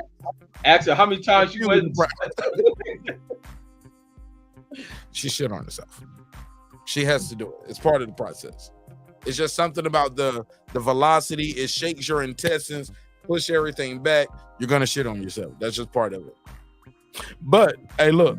But we got a dookie shoe attached to the back of your diaper right here. Man, you know all of that gets all fucked up smeared, bro. Ain't none of that shit gonna work. That whole all that shit, bro. We never getting a deal. We never getting a Or deal. imagine nigga you shit in space and nigga you orbit around into that shit floating. What's that on the windshield? Is that Johnson? Johnson, you the only one eating the corn MREs. Y'all on the windshield of the spaceship. Oh, you fucked up, bro. Johnson, you got to get out there and wipe it off. And this is Johnson probably right here wiping his shit off the space shuttle with his thinking ass. That's crazy for that shit. Reggie, it's part of the process. You got to respect the process. Well, I ain't going, man. I need a toilet in that motherfucker, man. Look at Johnson ass out there with his shitty ass. Nah, Reggie, look at all that equipment. How you gonna take all that shit off and put that shit back on just to take a shit every couple hours? Man, that shit better have like a tank, like a dehydrated food. As big as them motherfucking suits is, that shit better have like a tank compartment. Like the shit go down and hold in the tank compartment, and then you just hook up some shit that clean the tank out. Like, I'm not sitting no fucking diaper. You gotta feel that shit. Like, hell no. Imagine you're in the middle of a mission and shit, and whatever this dude's out there trying to screw something up, and they're talking, and all of a sudden he just stays quiet and he ain't moving. He's taking a shit, and they're talking like, yo, man, pass me that tool over there, motherfucker. You alive, motherfucker? Because you ain't gonna be talking and shit. Yo, this nigga Reggie think that damn rocket pack on the bad guy 1.21 gigawatts. He think that shit is gonna be powered like the DeLorean or some shit. No, Reggie. Shit, you gotta have somebody open it up for you too. Oh hell no! With all that equipment, you ain't gonna reach back and be able to sip it. Hell no, nigga. That shit crazy. You just called mission control. Mission control. Hey, I'm taking the two. Push the button. Yo, y'all niggas got me in the. I'm reading the chat. My bad, man. I'm over here rolling, reading the chat. Hey, you know what's the crazy shit? I was watching some shit the other day where these fools, because they doing that space shit, they learning to turn pee into fucking water. Oh yeah, I saw a whole special about that. That shit. Hey, fuck that! I ain't going no more. They're doing Kevin Costner Waterworld. I will watch the next motherfucker. I'm getting my space trip to somebody else. That's why I gotta go for a day. All that staying for some day. Fuck that. As soon as I got a shit, hey, let's go back. They already got those filters for people who go out hiking, man. They got don't even want to go up in space. That nigga want a hot air balloon or some shit. Like, you bullshitting, Reggie. You ain't about this space life. I'm good with two space life, nigga. I just want to orbit, man. Just give me 2 orbits. Let me look at the moon close, and then I'm cool with coming back. Like all that. That's a whole day trip, man. That's a weekend right there. You got to debrief and everything. Man, the whole shitting situation in space, man. That changed everything for Reggie. Itself, gonna blow your mind. I'm laughing at the girl traveling across the countries, and these niggas really do. That's why she was used to that shit. Reggie, you ever seen those videos of people on the slingshot? Oh yeah, like DMX is on that shit. And they go unconscious. You ever seen those people go unconscious on that shit? Yeah. Imagine, and then they'll wake up and then they'll go unconscious again. You ever seen that shit? Yeah. All in the same ride. They go to Orlando one. They had that one in Orlando. That happening in a space shuttle for a few hours. You gonna shit on yourself, Reggie. I mean, that's what the NASA diaper is for. It's for you and it's for your battle buddy. Yeah, no, that's probably some real shit, man. You hear that rocket just bumbling and shit. You don't mean to. That don't mean you less of the man. You're a less of the man. No, but you gotta sit in that shit. Like not lesser man, but less of the man. It's like, when do you change out of that shit? You gotta stay in it. When it's time to get out when it's time to get up and it's time to walk around and float around. You can probably go somewhere and you can change your diaper. Shit, that shit thing. That's so much equipment. You know, you need help. The diapers are made. They made like boxer shorts, Reggie. You ain't seen them? I seen that shit sitting in piss and shit. Like, man, that's. And look. Oh, look like they take a sip of water previously known as urine. So you got to drink your urine, Reggie. Hold on, let me share my screen. Yeah, Reg, you got to do it, man. You got to do it for the culture, man. Do it for the YouTubers. I remember this about with that Ranger training shit. Them niggas learn to use iron or some shit. Yeah, man, get with it. Get with it, Reg. Drink that piss. Drink that piss. That's what Reg, you're gonna be right there holding your bottle of your urine, posing for the phone. Man, I wouldn't even took this picture, HLD. Like, if I had to do this, stay alive, like niggas know, but I ain't gonna be up here posing with this shit like I'm holding 40s with the homies at the Super Bowl game. Like, what the fuck, HLD? Imagine then, hey man, let's exchange cups, man. Here, you try and I try. Yeah, man, come on, man. Somebody else fucking pissed. Yeah, man. You was eating them anchovies all week. Yeah, your beer a little stronger. Your water's stronger than my water. But they got those filters right now, man, available for people who go hiking and shit, man. That, you know, so for survival, you pee in the thing and it filters your urine and shit. Yeah, them survivalists is crap. I would not do no fucking shit like, unless it's the end of the world. Then yeah, but all that shit for fuck all that shit. Reggie, you'll be surprised what people will do for fun. Yo, Reggie, you ever been to the Alps? HLD, y'all ever been there on vacation, like to the Alps and shit? That shit in Sweden? Hell no. Not even in Sweden. I'm talking about parts of Colorado and shit. Nah. The mountains. I'm gonna tell you, HOD, you ever been there? I'm about to blow your mind with some shit. Y'all ready for No, I haven't. I don't travel where it's cold and shit, man. I'm about to blow your mind with some shit, bro. Watch it. Now, some people in the chat know this. I think it's about. Oh, where my drop at? Blew my mind, brother. Blew my mind. So we took a trip, right? And motherfuckers who know. I ain't even got to tell certain people. But when you go to the mountains in the Alps, guess what they selling you at the airport, Reggie? Guess what they selling you in the cab and all the way, even at the hotel, everywhere you go. Guess what they selling you, Reggie? HOD? What's that? Air. They selling cans and bottles of air because niggas can't breathe because the elevation is so high. It's a whole market of selling niggas air. Compressed air and shit so that they can so they can breathe. Cause niggas can't breathe that high up going on that snow trip. Motherfuckers will stay in the cabin the whole weekend like, man, fuck that shit. They got the whole cabin set up where the cabin and shit is pumping in good air. So for the people who can't breathe out there in the high altitude, you walk outside, nigga, you literally feel like, yeah, they'd be like that. You'll see him out there. And you'll see somebody, here, baby, take your air. Take your can of air. I promise, bro. Blew my mind. Blew my mind, brother. Blew my mind. They sell air in certain places of the world because you can't breathe there if you're not used to it. If you ain't got no air, you got to get acclimated to that shit. So when we hear about these fight segue, but when you hear about these fighters training at high altitudes, you be like, man, whatever, man, blah, blah, blah. All right. No, you don't get it unless you just been there to visit. You be like, shit, it's hard to breathe here walking around. You out here running miles in this shit. You get what I'm saying? You got some strong ass lungs. You know what I'm saying? I was just reading what you put in the chat. Yeah. That's crazy, bro. Yeah, no. And you know what? Fuck that dude. Let me just say that. Fuck that dude. Yeah, man, we can't rock like that. Homie. No, I don't. Not at all.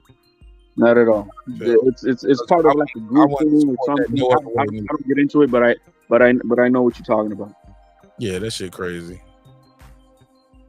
Motherfuckers be going too far, huh? I be like, damn, that's how you trying to get it?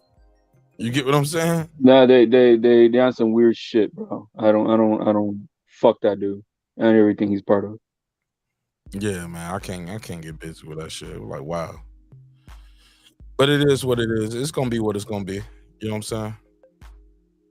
Yeah, no, exactly. But yeah, I mean, yeah. Shit, y'all got anything else? I'm looking at the clock. I got a little more time. I'll do a members only. I got a video reaction I want to do a reaction to anyway. We'll talk about it. And shit, I'll just make a beat or something over there if don't nobody want to pull up. But we'll definitely have a good members only, and we can do this reaction because copy that. Man, this should be crazy out here. Reg, talk to me. Any final thoughts on anything we talked about? Everybody, anybody, final thoughts. Yeah, from anything we talked about. F feeling sad for the queen. Look, hold on, real quick before you do that. You know, my wife had told me, right? I talk to my wife about the show sometimes, and every now and then I'll talk to her. But then sometimes I'll tell her, she'll be like, "Oh my God, I can't believe you did that," and I'll be like, "Yeah, I don't talk to you about the show no more." I'll be like, "You don't even subscribe to me no more." I was like, "You stop following me." I told her, "What?" I said, "Yeah, you don't even follow me no more." She was like, "Yo, your shit be getting crazy sometimes, yo. I can't be a part of that." So I fuck with you in real life though, but nigga, I ain't about to be a part of this chat and this comment session. Y'all niggas be wild. My wife told me a long time ago, she was like, "I would never join your panel or call into your show." And I was like, as my wife, she was like, "No, I mean, if I didn't know you as your wife, as a friend, as a home, like, nigga, I ain't fucking with this shit." She's like, "Nigga, this shit right here is like, it's like stuff people don't talk about." And I was like, wow. I was like, that means I'm doing something right. Keep going. You know what I'm saying? So I ran her off the block, HLD. I was like, good. Now I can really flirt with girl behind the mic, behind the back. Hey. I'm fucking around. Nah, but on some real shit, man. I said all that to say this. It's a hell of a show. I had a good time. I hope you guys enjoyed the show. Final thoughts on Queen Elizabeth, dead at age 96. Claressa Shields, Savannah Marshall, possibly postponed, but as of right now, it seems like this all green lights and go. So give me your pick on that, or you guys can wait to the weigh-in because you know we're gonna do a weigh-in show tomorrow. And also, Queen Elizabeth did. Okay, no, they already did that one. And Deontay Wilder saying Tyson Fury cheated. So those are all the topics in a nutshell. Whoever want to take the lead, take the lead. I'm gonna set up the members only. Oh, well, real quick, I'm with the Queen. Like I said before, there's a sense of familiarity, but also in the words of girl behind the mic, what she said earlier, I can understand when she said, "Ding dong, the bitch is dead." You said that? Yeah. You said that in the chat? I missed that. Yeah. You missed that too? That was in the chat. Yeah. Oh, I missed that. Oh. I was like, I hate I couldn't get on the show tonight. That was so soon already, man. I'm like, damn. But I get it. I totally get it. So I mean, it is what it is, and is it gonna change anything? Like some of the other panelists were thinking that, you know, Commonwealths are gonna be coming. No, that it doesn't work that way. Oh my God, Troy, man, we ran them niggas off the block tonight, didn't we? Man, I didn't know how Troy left. He really just slipped out. Bro, all three of them left at the same time. But look, the truth hurts. Troy was wrong, bro. Like, and it's on the screen. Yeah, well, he didn't understand the concept of the Commonwealth and what was going on. Yeah, he sees his people voting and like in the I guess like in the democratic process or whatever. But there's still a Commonwealth, and it's basically the same shit that Puerto Rico's under. We're a Commonwealth of the United States. You know, we're state liberated but associated and still governed by the federal laws of the land. So we don't get to do exactly whatever the fuck we want. And anytime the United States wants to step in and interject, right, make up a little bit clearer. You starting to sound muffled a little bit. Sorry. Anytime you start getting your bedroom voice, man. Anytime that the United States wants to step in Puerto Rico, and we know what you're trying to smash. I see it on the screen. Hey man, I like them milfs, bro. Them gilfs. That's a gilf, right? That'll be a grandmother. A gilf. That's a double OG gilf. Nigga. Had about 3 G's on that one. Boy. That's a fifth. A fossil. Well, Reggie, you got a choice. Hold on, you said a boss. Astronaut lady or Queen Elizabeth, bro. You got a choice. What he said? What you say? He's got a choice: an astronaut diaper wearing chick, or or Queen Elizabeth. You got to choose one. Damn. Oh shit. I had to go with the astronaut because Queen Elizabeth. So you gonna drink your own piss? You gonna drink this 40 ounces of the juice right here? You gonna be toasting 40 ounces of piss with your brothers right here? These niggas gay, man. I'm sorry, Reggie. No, he said the astronaut bitch. Yeah. Keyword ass. It ain't pustronauts. I'm fucking the shit wearing astronaut bitch. HLD, I'm on fire. I'm sorry, Reggie. Go ahead. But I just thought that was funny off the top. All first verse, no rehearsal. But yeah, they call astronauts for a reason, not astronauts. No, the queen gets no touch from me. Not even the young version. Who was that up there saying she was a bad bitch when she was young, man? Who was that up there saying she was a cold ass bitch? I said shit. I thought when she was young, she wasn't bad looking. I'll slap shit out you, HLD. Nah, she don't look good. Oh man, I mean, a lot for a white girl to look I'm about to slap shit out you. With all due respect, again, I would never do this in real life, but for entertainment purposes, HOD. Hell, you talking about? Yo, man, when she was young with a bottle of tequila, I mean, shit. I mean, with any nigga, that's the other thing too. Y'all better stop that bottle of tequila shit. Hold this, HOD. Your ass gonna end up with Terry Silver. Thinking your ass just drunk, punching at the wall and the board. That nigga don't get your ass jeeked up on that tequila. Your ass gonna end up. This the other thing whack about the queen. These bitches got all this money and can't look sexy for shit. Like, I mean, come on, it just shows how whack they are. The queen and them, they got all that money. Don't none of them time though. I mean, look, she didn't. Look, the doctor only can do so much. Even the young ones don't even dress sexy. That's why Princess Diana was a different breed in itself, and she wasn't liked by the royalty of family. You know what I mean? Because she did her own thing. Like, this bitch looking good. Like, fuck, they motherfuckers hating on the bitch. God yeah, damn. they frowned upon her. They definitely did. Yeah, they didn't know how to dress. I'm sorry, all that. The cap though. God bless the dead, but let's stop the cap. Y'all better stop acting like Princess Diana was. Man, Prince was ugly too. I mean, she won't ugly, but she won't know bitch, nigga. I'm sorry. She won't even I'm sorry. Never mind. Let me stop, man. She had the schoolboy haircut. They thought that shit cool for the royal family standards and shit. Like, she fit right in. Yeah, she had that like that long witch nose. I might take this video down. I can't keep this shit. Everything about the motherfuckers whack. That's why I be like, how people they push the standard on beauty. Like, that shit is a no-no. Like, they ugly as fuck to me, man. I can't rock with anything beauty. Princess Diane wasn't that beautiful. She just prettier next to these motherfuckers. Next to them, she a dime piece. They so damn treacherous and shit.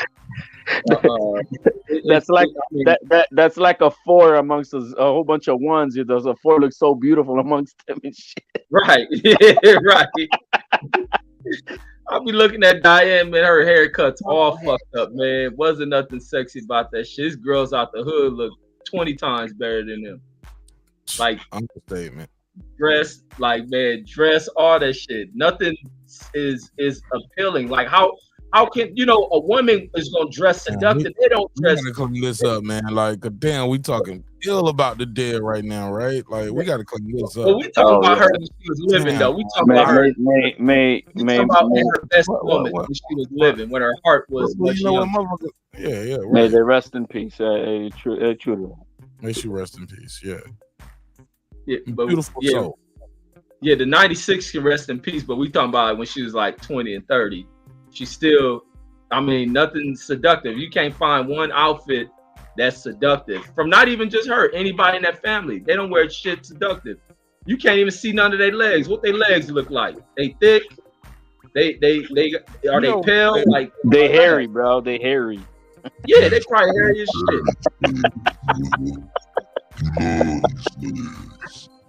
That's what that legs like. Yo, we fucked up, bro. Come out like the nigga in the beef jerky commercial, the Bigfoot.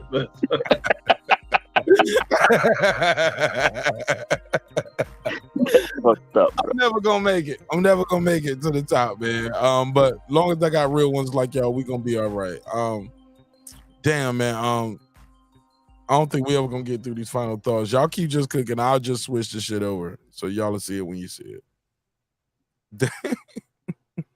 Yeah, but that Tyson Fury thing, man, Wilder is crazy as shit. He crazy, tough as nails, dude. For the fact that he don't give a damn how many times this dude can beat his ass, he still want to fight him just to land the one punch. I think it's crazy, man, that you can never be friends with the dude that you were so excited about getting the opportunity to fight. In a minute you lose one fight, it's like fuck everybody. Even reporters are down to get snatched up by him and shit now. I mean, shit. Fury, right? Yeah, Fury may just have to go in there and just let him win, Fury. Shit, just let him win. Just let him swing and just stay down. God damn, give him a win, damn it. So what's your take on that? You think that's cool? Do you agree with it? Like, shit, get it in blood, nigga? Man, no, I ain't cool with none of that shit. Cause he can go. Cause on the flip side of that shit, like, yeah, it's some warrior shit. But in the way in which you see their matchups go, he can really fucking get himself hurt. He's one of these people who won't let shit go. Like, I've seen people like that, won't let shit go. Somebody getting the best of it, they just got that.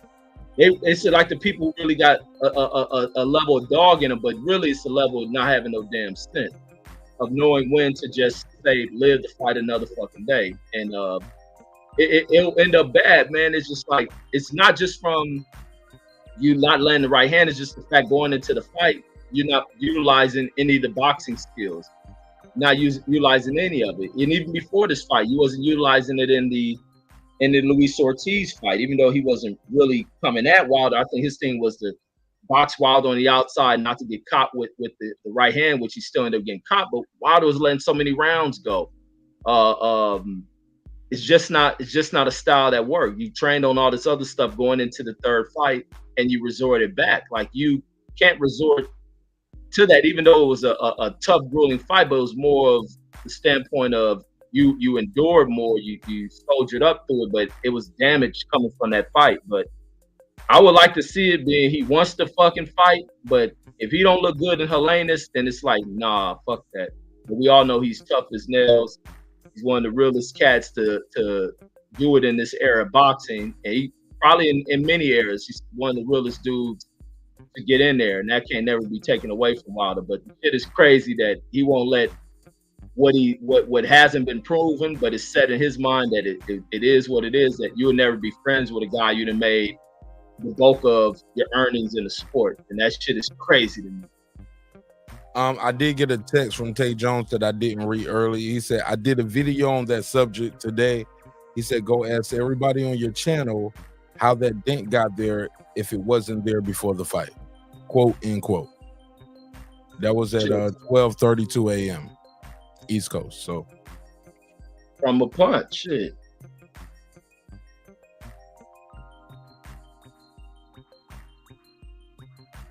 From a punch with those wraps around the damn fist. Like, Wilder was taking some severe damn punches from that dude. And ain't the dent like on the side of the face along the little temple? You remember when Westbrook was playing in the game that one time and he got elbowed and they put the dent, it was a dent in the side of his face right there, along the side of the head, with a little gap in there. Yeah, I think that's what that shit is right there. Bone right there. It's like right by the temple. Right. Yeah, right. And inflammation, guys. You got inflammation going on. I don't know. How you get cleared for the next fights and stuff? And like, if it was fractured, he wouldn't have been cleared. He didn't have no surgery, none of that bullshit. Yeah, right. It's probably like insignificant damage. It's just a thing to say, oh, this cracked in, but it's probably like the same thing happened to I did Westbrook. research on this too. When this shit was first going down, and people do have dents in their skull. People do get injured, and then I'm sure in a fight. Here's the thing about Fury. No different from people ain't gonna like when I say this, but put the case on me, okay? Where to drop at? I heard somebody say this early, and I was like, good example. When you get a certain fighter, especially if they're skilled in fighting, they don't have to be the strongest puncher in the room. The strongest puncher in the room can punch you in your chest and knock you out and take the lungs out. Can punch you in your head and put you to sleep, punch you in your head and just make you just dizzy enough where you can't get up, or punch you in your head hard enough where you don't want to get up. But some people are surgeons in that motherfucking ring, and they'll slice and dice your ass all night, and you running into a buzzsaw. You don't even know it. It's almost like I got this metaphor when we talk about fighters who are just getting their ass kicked and they want to keep fighting. Got that warrior spirit. It's like seeing somebody drowning from the shore. They don't know they're drowning. You see them drowning. They don't know it. They think they're swimming. They think they're just fighting and they're trying to save their life. But you see them drowning and you're like, oh, he's drowning. You know what it looks like. They don't know they're drowning, bro. Nobody knows they're drowning until they're dead, and then you don't know. Or somebody waking you up after pumping this damn water out your lungs and giving you CPR. You didn't even know you was drowning till they pulled you out the pool and saved your life, bro. You was drowning. You was asleep. We woke you up. You get what I'm saying? And that's how it happens. Same thing with these fights. Motherfuckers don't know they losing. And it's until it's over with. Sometimes it take, and even with accepting losses, Reggie has this dope thing he was talking about. What did you say about how people don't know what you say about losses, like losses? You said something about, how'd you say it, like it's already a warrior type thing. No, I don't remember. You had said something to the degree like it's hard for these motherfuckers to accept losses because it's combat sports or with these athletes. And you athletes, even with basketball, but especially when it's one-on-one, like tennis, basketball, football, not basketball, MMA and boxing, tennis. When it's one-on-one, just you against them, you can make excuses for the rest of your life about everything that went wrong. But everybody got something they're going through. The same reason you make excuses why you lost, it's the same reason why they make movies and build statues for other people while they won. Get what I'm saying? Because everybody got something going on. Absolutely. One Tyson Fury daughter in the hospital or something right before the fight? Right. I remember that. I remember a little bit of that news. About to lose his baby. Right, the newborn, right? Brand new one, yeah. Yeah. Everybody got their own journey, man. I ain't here to cape for Tyson Fury. I ain't here to cape for nobody. Not even my damn self, as y'all can hear tonight. I'm gonna put myself in an embarrassing spot several times tonight. But I'm gonna keep it going on the members only. Reg, I don't know what you got going on. I'm gonna do a dope ass reaction to the video. It's some Reggie on shit. I don't know what you got going on. You're more than welcome to stick around. I'm about to switch this shit over to members only. Boom. Y'all got anything y'all want to add? No, man. I mean, just I think just on Wilder, the most concerning things are the words that's coming out of his mouth and the influence that he has on his polarized fanboys. And I think that I saw it divide a lot before, and I don't want to see that shit happen again. And if you're instigating, putting more inflammatory type words in the shit you're talking about, you're gonna have a crazy motherfucker do something stupid in the name of Wilder. You know what I mean? So I hope he turns that rhetoric down and just keep it boxing. All right.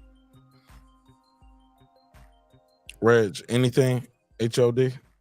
That's it. Right? That's all I got.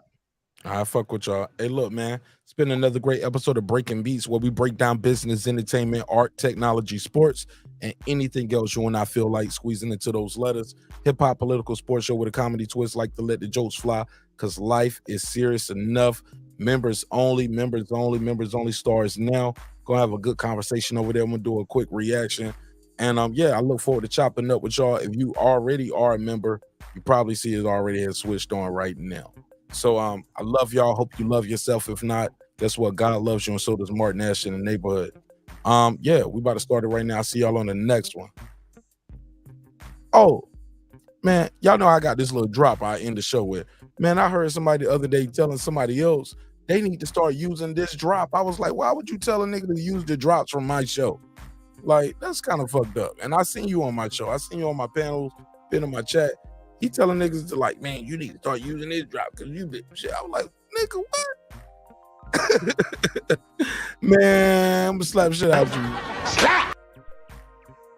Metaphorically. But look, like I always say, it's a hip-hop political sports show with this comedy shit to it. Sometimes we argue, we beef, crack jokes, shit go crazy everywhere, but always remember this. And also remember, if you see somebody use the drop, call them out on it and say, nah, that's Martin Ash drop, nigga. I built this shit. Me. Brick by brick. And I'll be damned if I let you tear it down just because you don't like the way another nigga talk. I mean that shit too. Hey, look, the link is in the private chat if y'all want to pull up for the members only. Everybody else, if you're already a member, you're going to get the link. I see y'all on the next one. God bless you. Actually, we're going to be here tomorrow. Peace. This that squad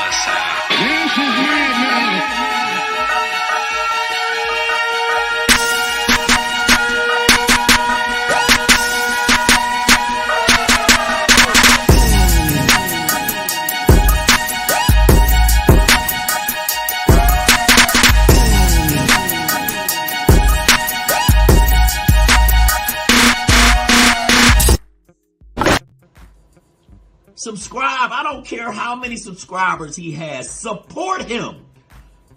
So he made all this possible. He made this possible. Nah, Dr. Mark, God made it possible, and so did viewers like y'all. Members only is starting right now. Peace.